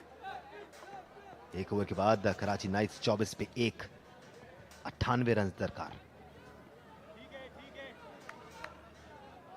दनिश, वैसे खासा मुश्किल काम है इस मैच को प्रेडिक्ट करना कि कौन सी टीम जीतेगी। टेप बॉल क्रिकेट में जिस तेजी के साथ चेंजेस हम आते हुए देखते हैं, वैसे क्या लगता है आपको इस मैच का रिजल्ट? जरा टूर्नामेंट के तनासुर में देखें और अगर ये देखें कि मलिन मलंग ने 4 में से 4 मैचेस जीते हैं तो मोमेंटम और कॉन्फिडेंस और सेल्फ बिलीफ जो होता है वो मलिन मलंग के साथ है। कराची नाइट्स में कुछ कमी नज़र आती है इसकी।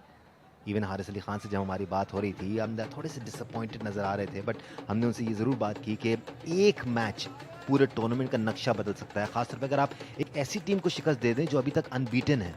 फजल आफरीदी दूसरा ओवर करेंगे मलिन मलंग के लिए। कराची नाइट्स का कॉन्फिडेंस बहाल हो सकता है क्योंकि 4 मैच जीती हुई टीम को हराना, जो ऑन अ रो 4 मैच जीत के आ रही है, आपकी मोमेंटम को भी दोबारा से जो है वो चार्ज कर सकता है। और ये बात जितनी बार भी दोहराई जाए कम है, हारिस अली खान का बहुत अहम किरदार होगा। उबैद लेफ्टी तो अपना रोल निभा रहे हैं लेकिन उनका साथ देने वाला कोई होना ज़रूरी है। अगर 98 रन बनाने हैं, 50-60 रन होते तो शायद सिंगल हैंडेडली कोई एक प्लेयर कर सकता था, लेकिन ये एक बंदे की बस की बात नहीं है।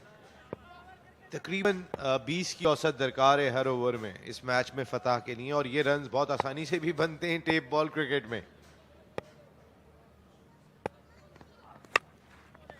और इसका अच्छा स्ट्रोक ऑन साइड की जानिब खेले, 1 रन हासिल किया, दौड़कर 1 ही रन हासिल कर पाएंगे। फजल का कैसा सामना करते हैं अब उबैद? राइट साइड लाइन्स पे चलेंगे जहां मौजूद है हिना दीदार। किसके साथ है? Thank you so much Danish. With me is opener of Karachi knights Usman Jan Bhatta, जिन्होंने फर्स्ट इनिंग्स में स्कोर किया है 19 ऑफ 10 बॉल्स, जबकि अभी एक छक्का और चौका मार के फिर बाहर आ गए। वेल उस्मान, आप क्या लगता है उबैद अभी क्रीज पर हैं, कितनी उम्मीदें हैं आज के मैच जीतने के लिए? हाँ जी, इंशाल्लाह जीतेंगे मैच, क्योंकि ड्यू फैक्टर बहुत ज़्यादा है, तो बॉलर का जो पाँव है वो नहीं पड़ रहा, तो इंशाल्लाह विन करेंगे, उम्मीद तो है। अच्छा, अभी कमेंट्री में दानिश अनीस भी जिक्र कर रहे थे कुछ कमियां हैं कराची नाइट्स में कि वो अब तक अनलकी रहे हैं। वो क्या कमियां आपको नज़र आ रही हैं कि मैचेस अभी तक 3 मैचेस आप लोग खेल चुके हैं, अभी तक एक भी कामयाबी नहीं मिली है? क्या कमियां नज़र आ रही हैं, किन चीज़ पर काम करने की ज़रूरत है? बस थोड़ी बैड लक चल रही है, जब बैटिंग क्लिक कर दिया तो बॉलिंग नहीं होती है, तो जब बॉलर परफॉर्म करते हैं तो बैटिंग नहीं हो रही, ये मसला चल रहा है। वैसे तो कुछ इतना नहीं। आज क्या लगता है आज के मैच को जीतने के कितने चांसेस लग रहे हैं? 50-50 है इंशाल्लाह, क्योंकि टारगेट एक 120 है। टारगेट तो ठीक है लेकिन बॉलर से ना बॉल नहीं हो रहा ड्यू की वजह से। अब तक तो टूर्नामेंट कुछ खास आप लोगों के लिए साबित नहीं हो रहा है, लेकिन क्या लगता है आगे जाकर कुछ सरप्राइज देने वाले? इंशाल्लाह अगर आज हम विन करते हैं तो उम्मीद तो है नेक्स्ट 3 मैच हैं, अगर वो जीतेंगे अच्छे मार्जिन से तो इंशाल्लाह क्वालिफाई कर जाएंगे सेमीफाइनल में। Okay, good luck, thank you so much for joining us on the sidelines. Karachi knights के ओपनर उस्मान जान भट्टा हमारे साथ मौजूद थे। Let's go back to the com box. Edge लगा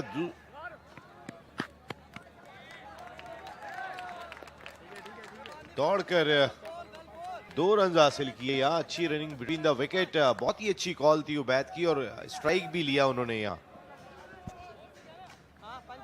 अभी तक का बाउंड्री कंसीड नहीं की है फजल ने। उबैद लेफ्टी क्या यहाँ पर बड़ा शॉट खेलेंगे,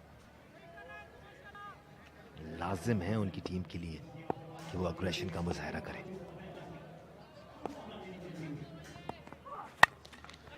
एक बहुत ही अच्छी लाइन पर गेंद की है और ख़ास तौर पे जो ऑन साइड पे वो हिट कर रहे थे उसको ब्लॉक किया है यहाँ पर फजल ने। बहुत ही अच्छी बॉलिंग, सही चैनल पर। एक तो पेस ऊपर से जड़ में नसीम राजपूत, बहुत मुश्किल हो जाता है इसको निकालना, खास तौर पे जड़ से। फजल नाइटमेयर बने हुए हैं इस वक्त इन दोनों बल्लेबाजों के लिए। 3 अच्छी गेंदें कर गए वो, यहाँ सिर्फ 6 रन कंसीड किए जिसमें 2 वाइड के रन्स भी हैं।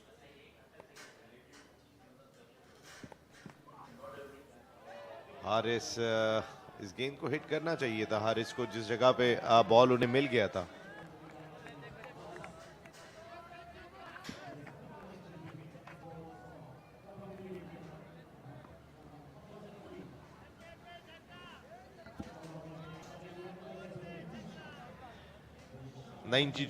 मजीद रन दरकार हैं इस ओवर की 2 गेंदें और उसके बाद 4 ओवर का खेल बाकी होगा कराची नाइट्स के पास। उसी में ये टारगेट चेस करना है अगर इस UBL Amin Karachi tape ball premier league में पहली फतह हासिल करनी है।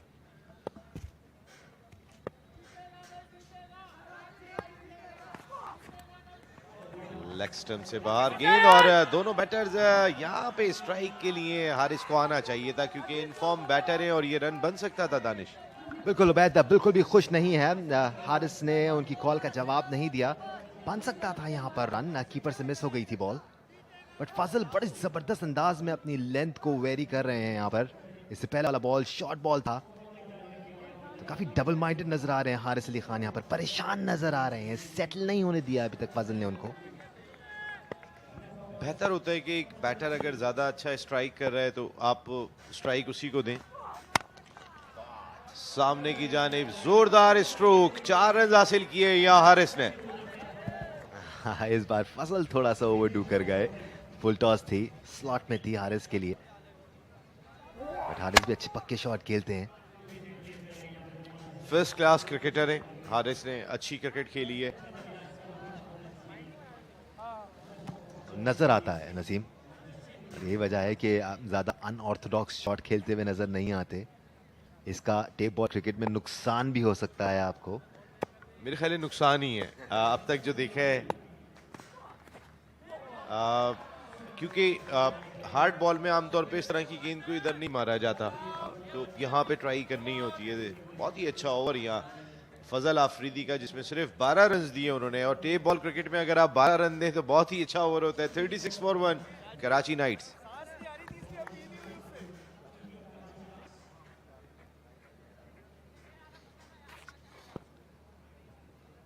एक जिन्नाती हदफ है अब कराची नाइट्स के सामने। आप देखें 84 से जायद चैनल्स ब्रॉडकास्ट कर रहे हैं इस टूर्नामेंट को।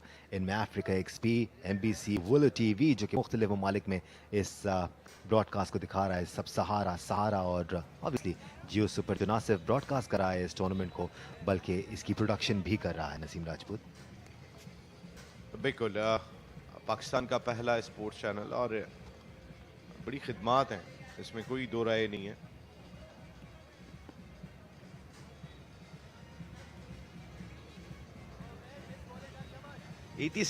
मजीद रन दरकार है 4 ओवर में। बाय द वे, आप जिन लोगों को नहीं पता, नसीम राजपूत को ना सिर्फ आप प्रेजेंटेशन में बल्कि कॉम बॉक्स में भी देख रहे हैं, ये इस टूर्नामेंट के रूह रवां हैं और बड़ी मोहब्बत से इन्होंने मैनेजमेंट का हिस्सा बनकर इस टूर्नामेंट को पॉसिबल बनाया है। ऑब्वियसली जोहे नसीर जैसे कैरेक्टर्स के किरदार को हम नज़रअंदाज नहीं कर सकते। ये वो कैरेक्टर्स हैं जो इस इवेंट को आप तक पहुंचा रहे हैं। और ये डॉक्टर डॉन कदीर KTPL, ये आप देख सकते हैं इस वक्त डॉक्टर डॉन।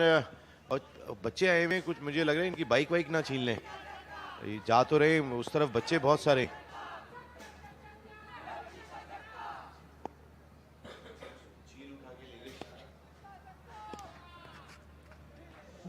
और बहुत ही ऐसा लगा कि गेंद उबैद के हाथ से गिरा है और उबैद का ही सामना उबैद नहीं कर पाए इस दफा। अब से कुछ देर कबल ही उस्मान जान ड्यू का जिक्र कर रहे थे, ये ड्यू फैक्टर भी हो सकता है। उबैद ज्यादा टाइट ग्रिप करना चाह रहे थे बॉल को। दानिश जी, ये डॉक्टर डॉन कदीर KTPL ये 22 इयर्स के हैं, गुजरावाला से आए और जितने टेप बॉल के प्लेयर्स हैं, जितने मैं उस दिन देख रहा था कि हर शख्स इनके साथ सेल्फी बनवा रहा था, अपना वीडियो पैगाम रिकॉर्ड कर रहा था, ये इतने पॉपुलर हैं। और अब ये UBL Amin Karachi tape ball premier league का हिस्सा है और ये देखें, चश्मा देखें आप, थोड़ा इनके चेहरे पे छोटा लग रहा है मुझे। Oh my god, doctor don at DHA Sports Club Moin Khan cricket academy.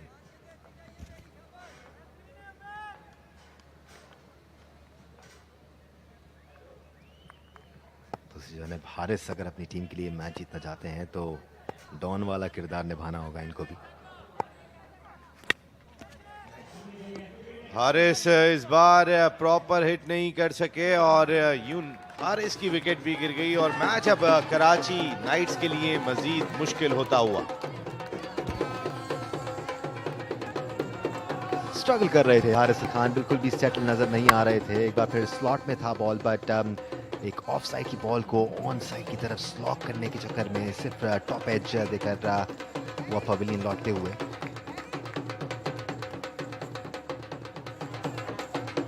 Haris Ali 5 गेंदों पर 5 रन बनाकर आउट।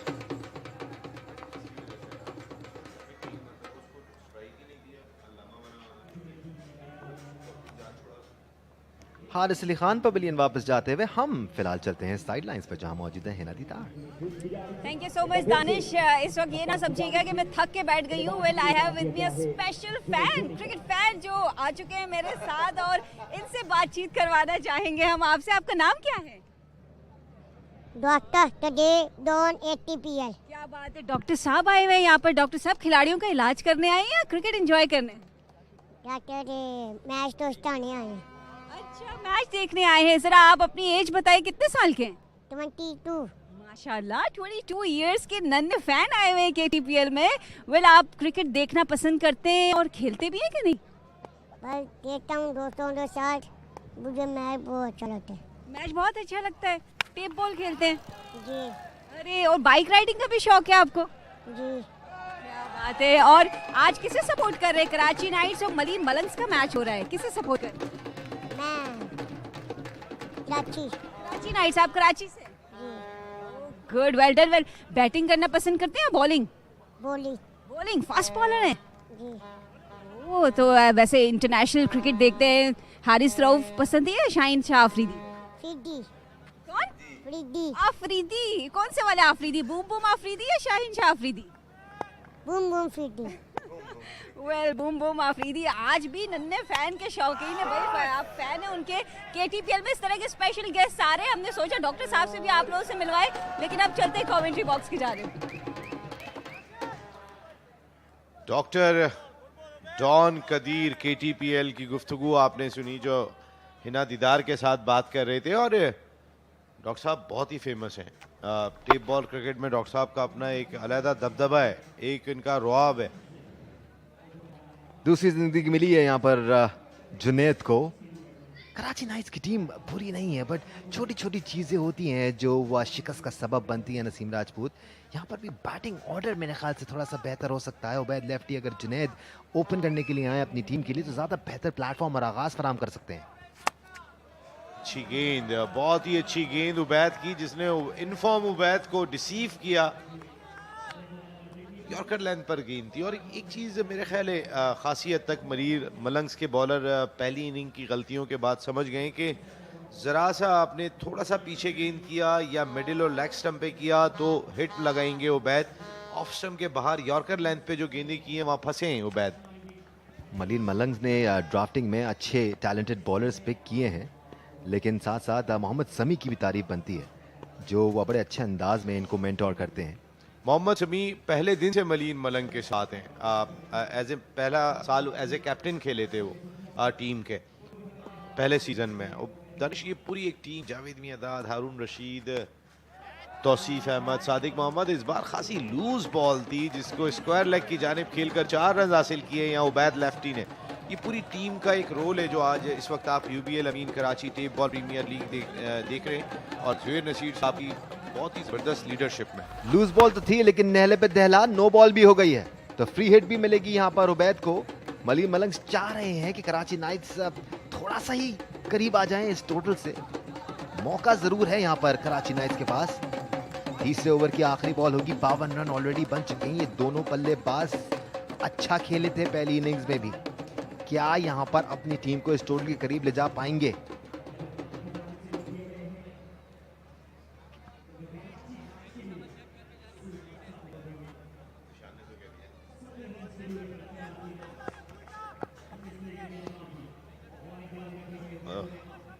मिडिल इनिंग की आखिरी बॉल और फ्री हिट ऑफ स्टंप के बाहर जहां गेंद आई उबैद को मुश्किल आई। नहीं भाई, जब आपकी नहीं चल रही होती तो फ्री हिट हो या फुल टॉस उसमें भी नहीं चलती। 3 ओवर के बाद 52 पे 2 कराची नाइट्स। और इसके साथ साथ कॉम बॉक्स में भी तब्दीली आएगी। आपको ज्वाइन करेंगे हरदिल अजीज राना अशफाक और क्या बात है आपकी जीशान खालिद हमें ज्वाइन करेंगे। Thanks a lot, Danish Aziz and Naseem Rajput. And Danish Aziz is also a Danish Anis is a Hardil Aziz. That's exactly what I wanted to say. Junaid is on 7. Ubaid has 20. Ubaid, who batted brilliantly well in the first innings. Once again, his team will be hoping from him. And good evening again, Zishan. Good evening, Rana Sahab. Yes, indeed, the match is still evenly poised between these two sides. Yes, Ubaid has been slightly struggling. I think the bowlers of Maliin Malangs have found a light line and length against someone like Ubaid Lefty, who usually looks to swing everything on the leg side. I'm really curious to know who is going to be given those bikes. Rana Sahab. Do you like riding? I do. But the traffic of the city doesn't allow me to. Yes.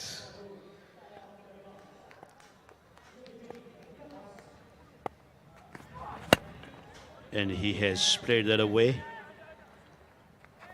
Fielder did pretty well, but he lost his balance a bit at the end.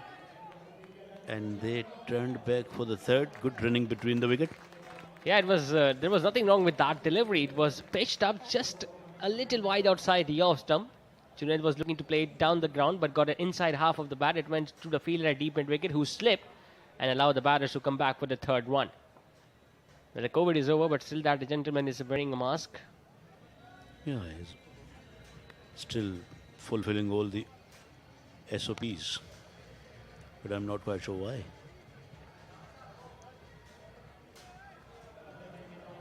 Can you understand?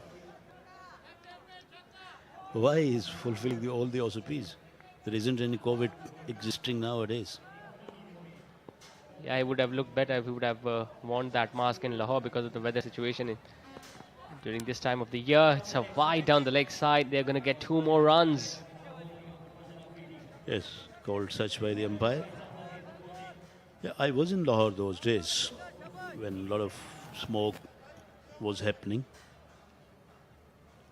Ambulance is also around, which is really good to see. And a lot of spectators have come as well. I'm told by Asif Bukhari, who's commentating downstairs in ground, that few spectators have come all the way from Gilgit-Baltistan to watch this KTPL. That is an achievement of some sort for Karachi Tape Ball Premier League. People have come from all corners of the country to witness these tape ball cricketing stars in action in this Karachi Tape Ball Premier League Season 3. Absolutely, and this is gone to show that how important this event is, because all the stars of tape ball playing here, and they're doing well as well. And tournament is happening with great discipline and great spirit of the game. Fazal is operating at the end, at the moment rather. But runs are being dried up a little bit.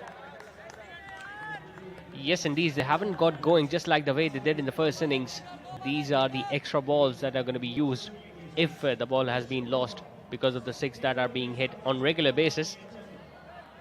We were told that there are a specific type of ball that were specifically designed for this KTPL Season 3. And that is why we have seen ball travelling to all corners of the ground. And they hardly deteriorate, runners up. Yeah, they don't deteriorate at all. Whenever they hit the bat, they travel a lot. They travel miles, I would say. Fazal has given away 18 runs, bowling his second over. Junaid got to play out of his skins. So should Ubaid, if they are to win this match. Yeah, 64 runs still needed. They just have 15 deliveries remaining. And he has smashed that one. That is gone over mid-wicket. Magnificent 6. And they need to keep on playing like that. Yeah, he's been trying to nail those Yorkers, Fazal Afridi, in this over. Just missed out by a few inches and Junaid was waiting for it. He's a big hitter of the ball. He's a tall batter, so he's got that long reach. And once again, getting the elevation and the distance behind that stroke. They need more of those now. Hassan Raza is already out there. He's the mentor of Clifton Popular. He swings this away, but there is a protection at the deep backward square leg boundary. Fielder took a bit of time to throw it, and the batsman took advantage of that, and they turned back for the second. Couple of runs. Yeah, sometimes the fielders out there at the deep try cheeky things. They deliberately misfield so that the batter, while looking at that, will be looking to come back for the second run, and in that process they try to run the batter out. We have seen that happening in international cricket. I still believe Kieran Pollard has done this on many occasions in international cricket. Yeah, at times players do use this bit negative tricks as well to subdue your opposition, to subdue certain players.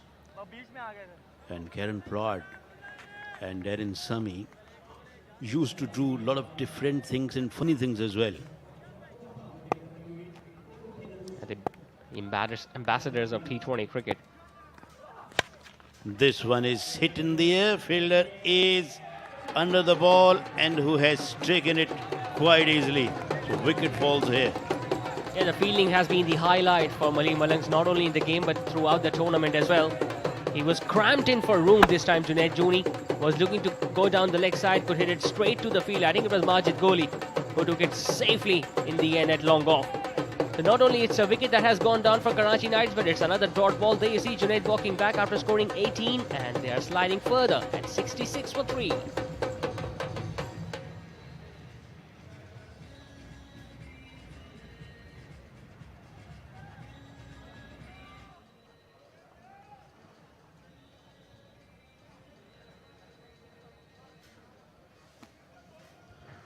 Yes, Zishan, they are in some sort of a mire now. They are in all sorts of trouble. Yes, indeed. I mean, they have not been able to replicate the batting performance of the first innings. They did really well to reach as close as possible to 120, the first innings score of Maleem Malangs, but I still believe they gave away so many extra runs in the second innings. DK and Mimran, they have been simply outstanding with the bat so far in this tournament, and they continued that in the second innings as well. Not many sides have managed to score more than 100 in both the innings of one particular game, runners up. Yes, their batting is one of the reasons of their victories, which they are achieving in this tournament. Imtiaz Imti, the new batter, in at number 5. It's getting more and more difficult now for Karachi Knights to win this game because they still need 56. They still just have 2 overs remaining. Ali Chota has been brought onto the bowling attack, and they've got a lot of runs to play with. So he will come with the big heart, because if even he get hit for a few sixes, I think they are still very much in this match. There's going to be a competition between Ubaid Lefty and Ali Chota, because Ubaid Lefty scored 28 runs in the last over of the previous innings. And Ali Chota, well, it's a surprising thing to see that Ali Chota has not bowled the second over or the fourth over. It's the first time that he has been asked to bowl the 5th over of the innings, and he was struggling slightly. He was limping when he was bowling the last over of the previous innings. Here he streams in. And Ubaid has driven, but it has been dropped. He has driven that one straight up to the covers. Where fielder was there, he did get his hand into that one. Yeah, as soon as the bowler pitches the ball outside the off stump, it becomes difficult for Ubaid Lefty to hit runs. He just squeezed it. Majid Kohli was running towards his right, trying to pluck it out of thin air with his right hand, but couldn't complete the catch. That would have been an outstanding catch had that been taken. But still, I think that was a good effort from the fielder, because it was a very difficult one. And yes, batsman was in all kinds of trouble. He did not able to play that one confidently. Imtiaz has smoked that. That's a magnificent shot. It's gone for 6. Well, it's not the first time we have seen the new batter getting off the mark with a 6 of the very first ball. Imtiaz continuing with that tradition. It was pitched up slightly wider outside the off stump, but look at the bat swing.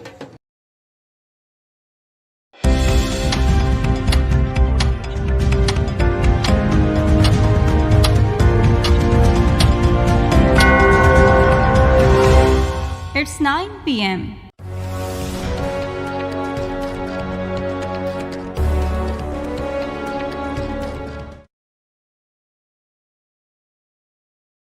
Played away, but there is a man down there at the long on boundary. Singles won't help them at all, because they are needing big sixes here. Yeah, just 9 legitimate deliveries now remaining, and they need to connect almost everything now. And for that, it's important that Ubaid Lefty gets as much strike as possible, and he needs to improvise a little bit as well. He needs to try and play it over extra cover, because that is the region which is usually stays unprotected, and you can, if not get a maximum, then you can at least get a boundary.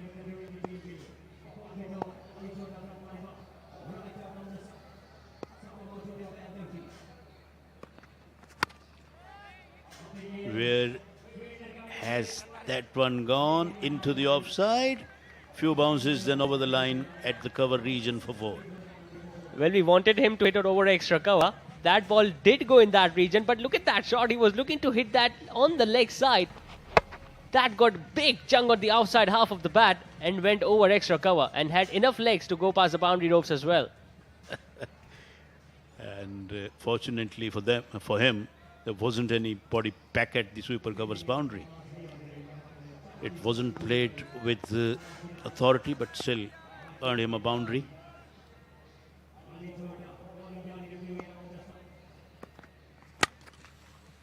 And that's a good shot.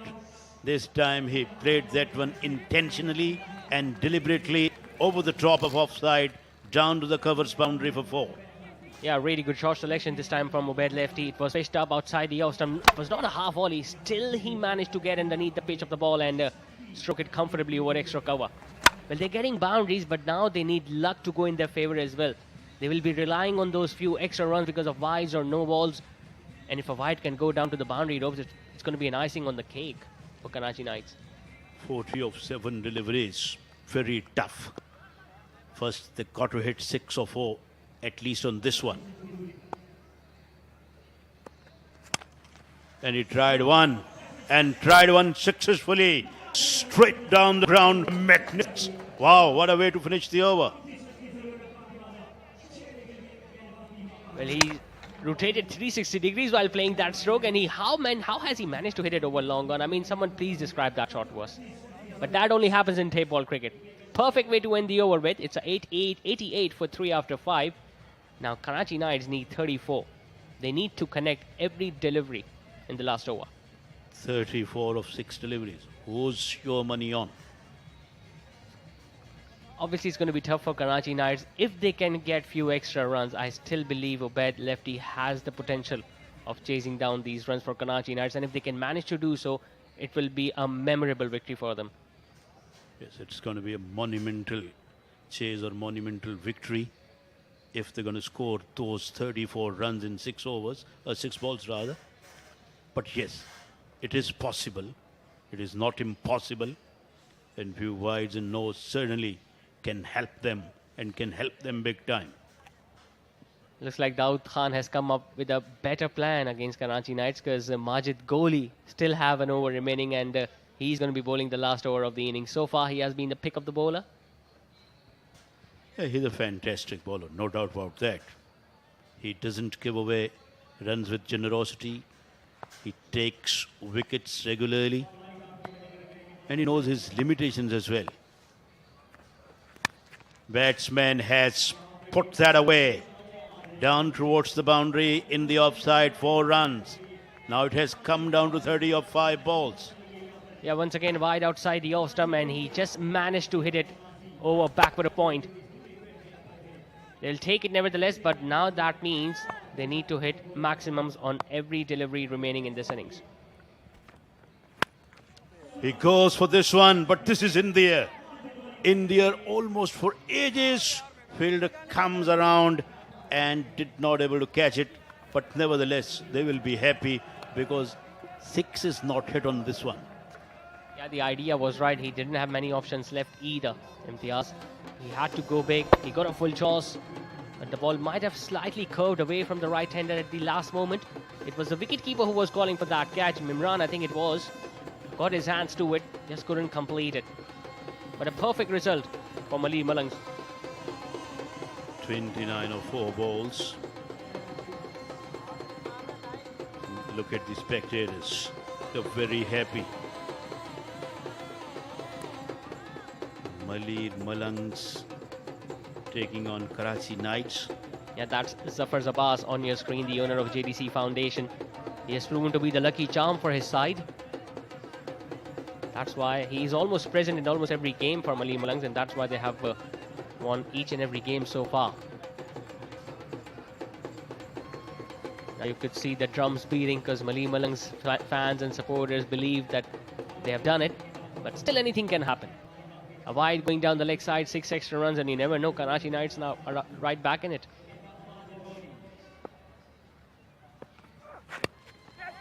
In the air, fielder is paddling or running side on, and what a terrific catch. Oh mine, he got that one-handed beautifully. He was running side on and brought off an absolute stunner. That is an unbelievable catch, because firstly he was looking to hit that on the leg side, so the fielders had to run backwards, and he took it with just one hand running backwards over his shoulder. Well, Majid Goli, you cannot keep him out of the game. And spare a thought for Ubaid. I mean, how well has he batted in both innings? But I think he's going to fall short. 36 of 15 for the wet lefty tonight. It's 93 for 4.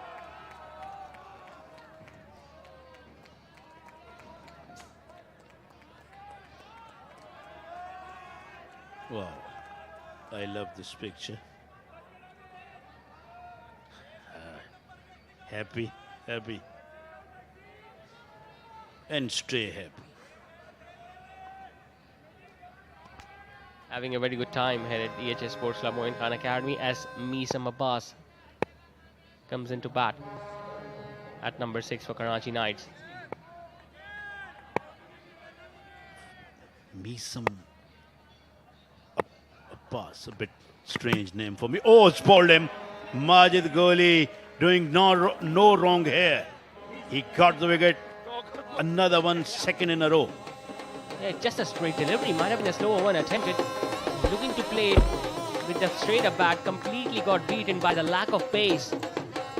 Was way too early into that stroke, and even Majid Goli could not believe that. 2 wickets in 2 balls. Misam Abbas goes for a duck. It's 93 for 5.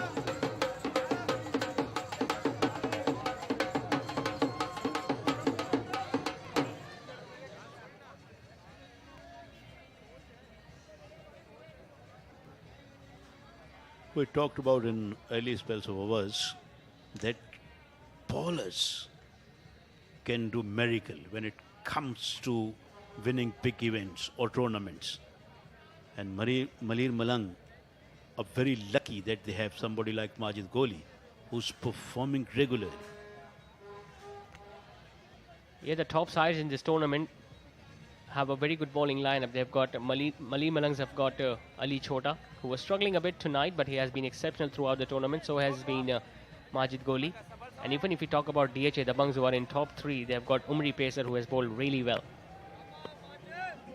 Gulshan Gohar on the other side is also in the top 3 because of their batting effort, because they've got someone like Bahadur Lefty and Taimur Mirza. Hasan Chitta hasn't shown up as of yet, but he can expect some fireworks for him. Ali Shea, the new batter, at number 7 meanwhile. Majid Goli is on a hat-trick. Can he take the first hat-trick of KTPL season 3?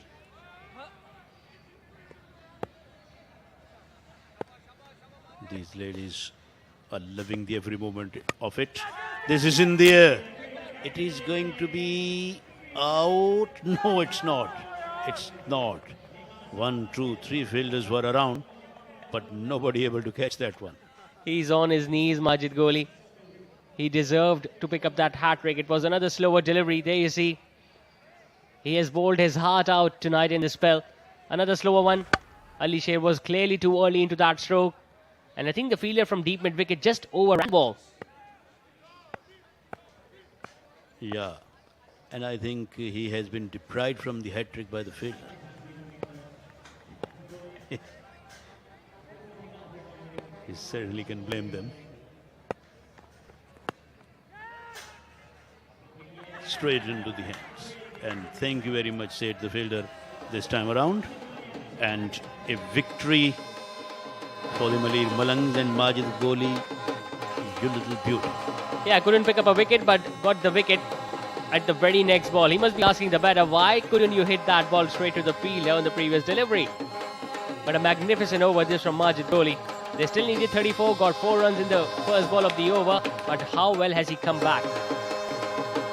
Has just given away 3 more runs, picked up 3 wickets, and that's how Malir Malangs are continue their dominance in this UBL Amin Karachi Tape Ball Premier League Season 3. Their 5th victory on the trot, and they are playing like champions.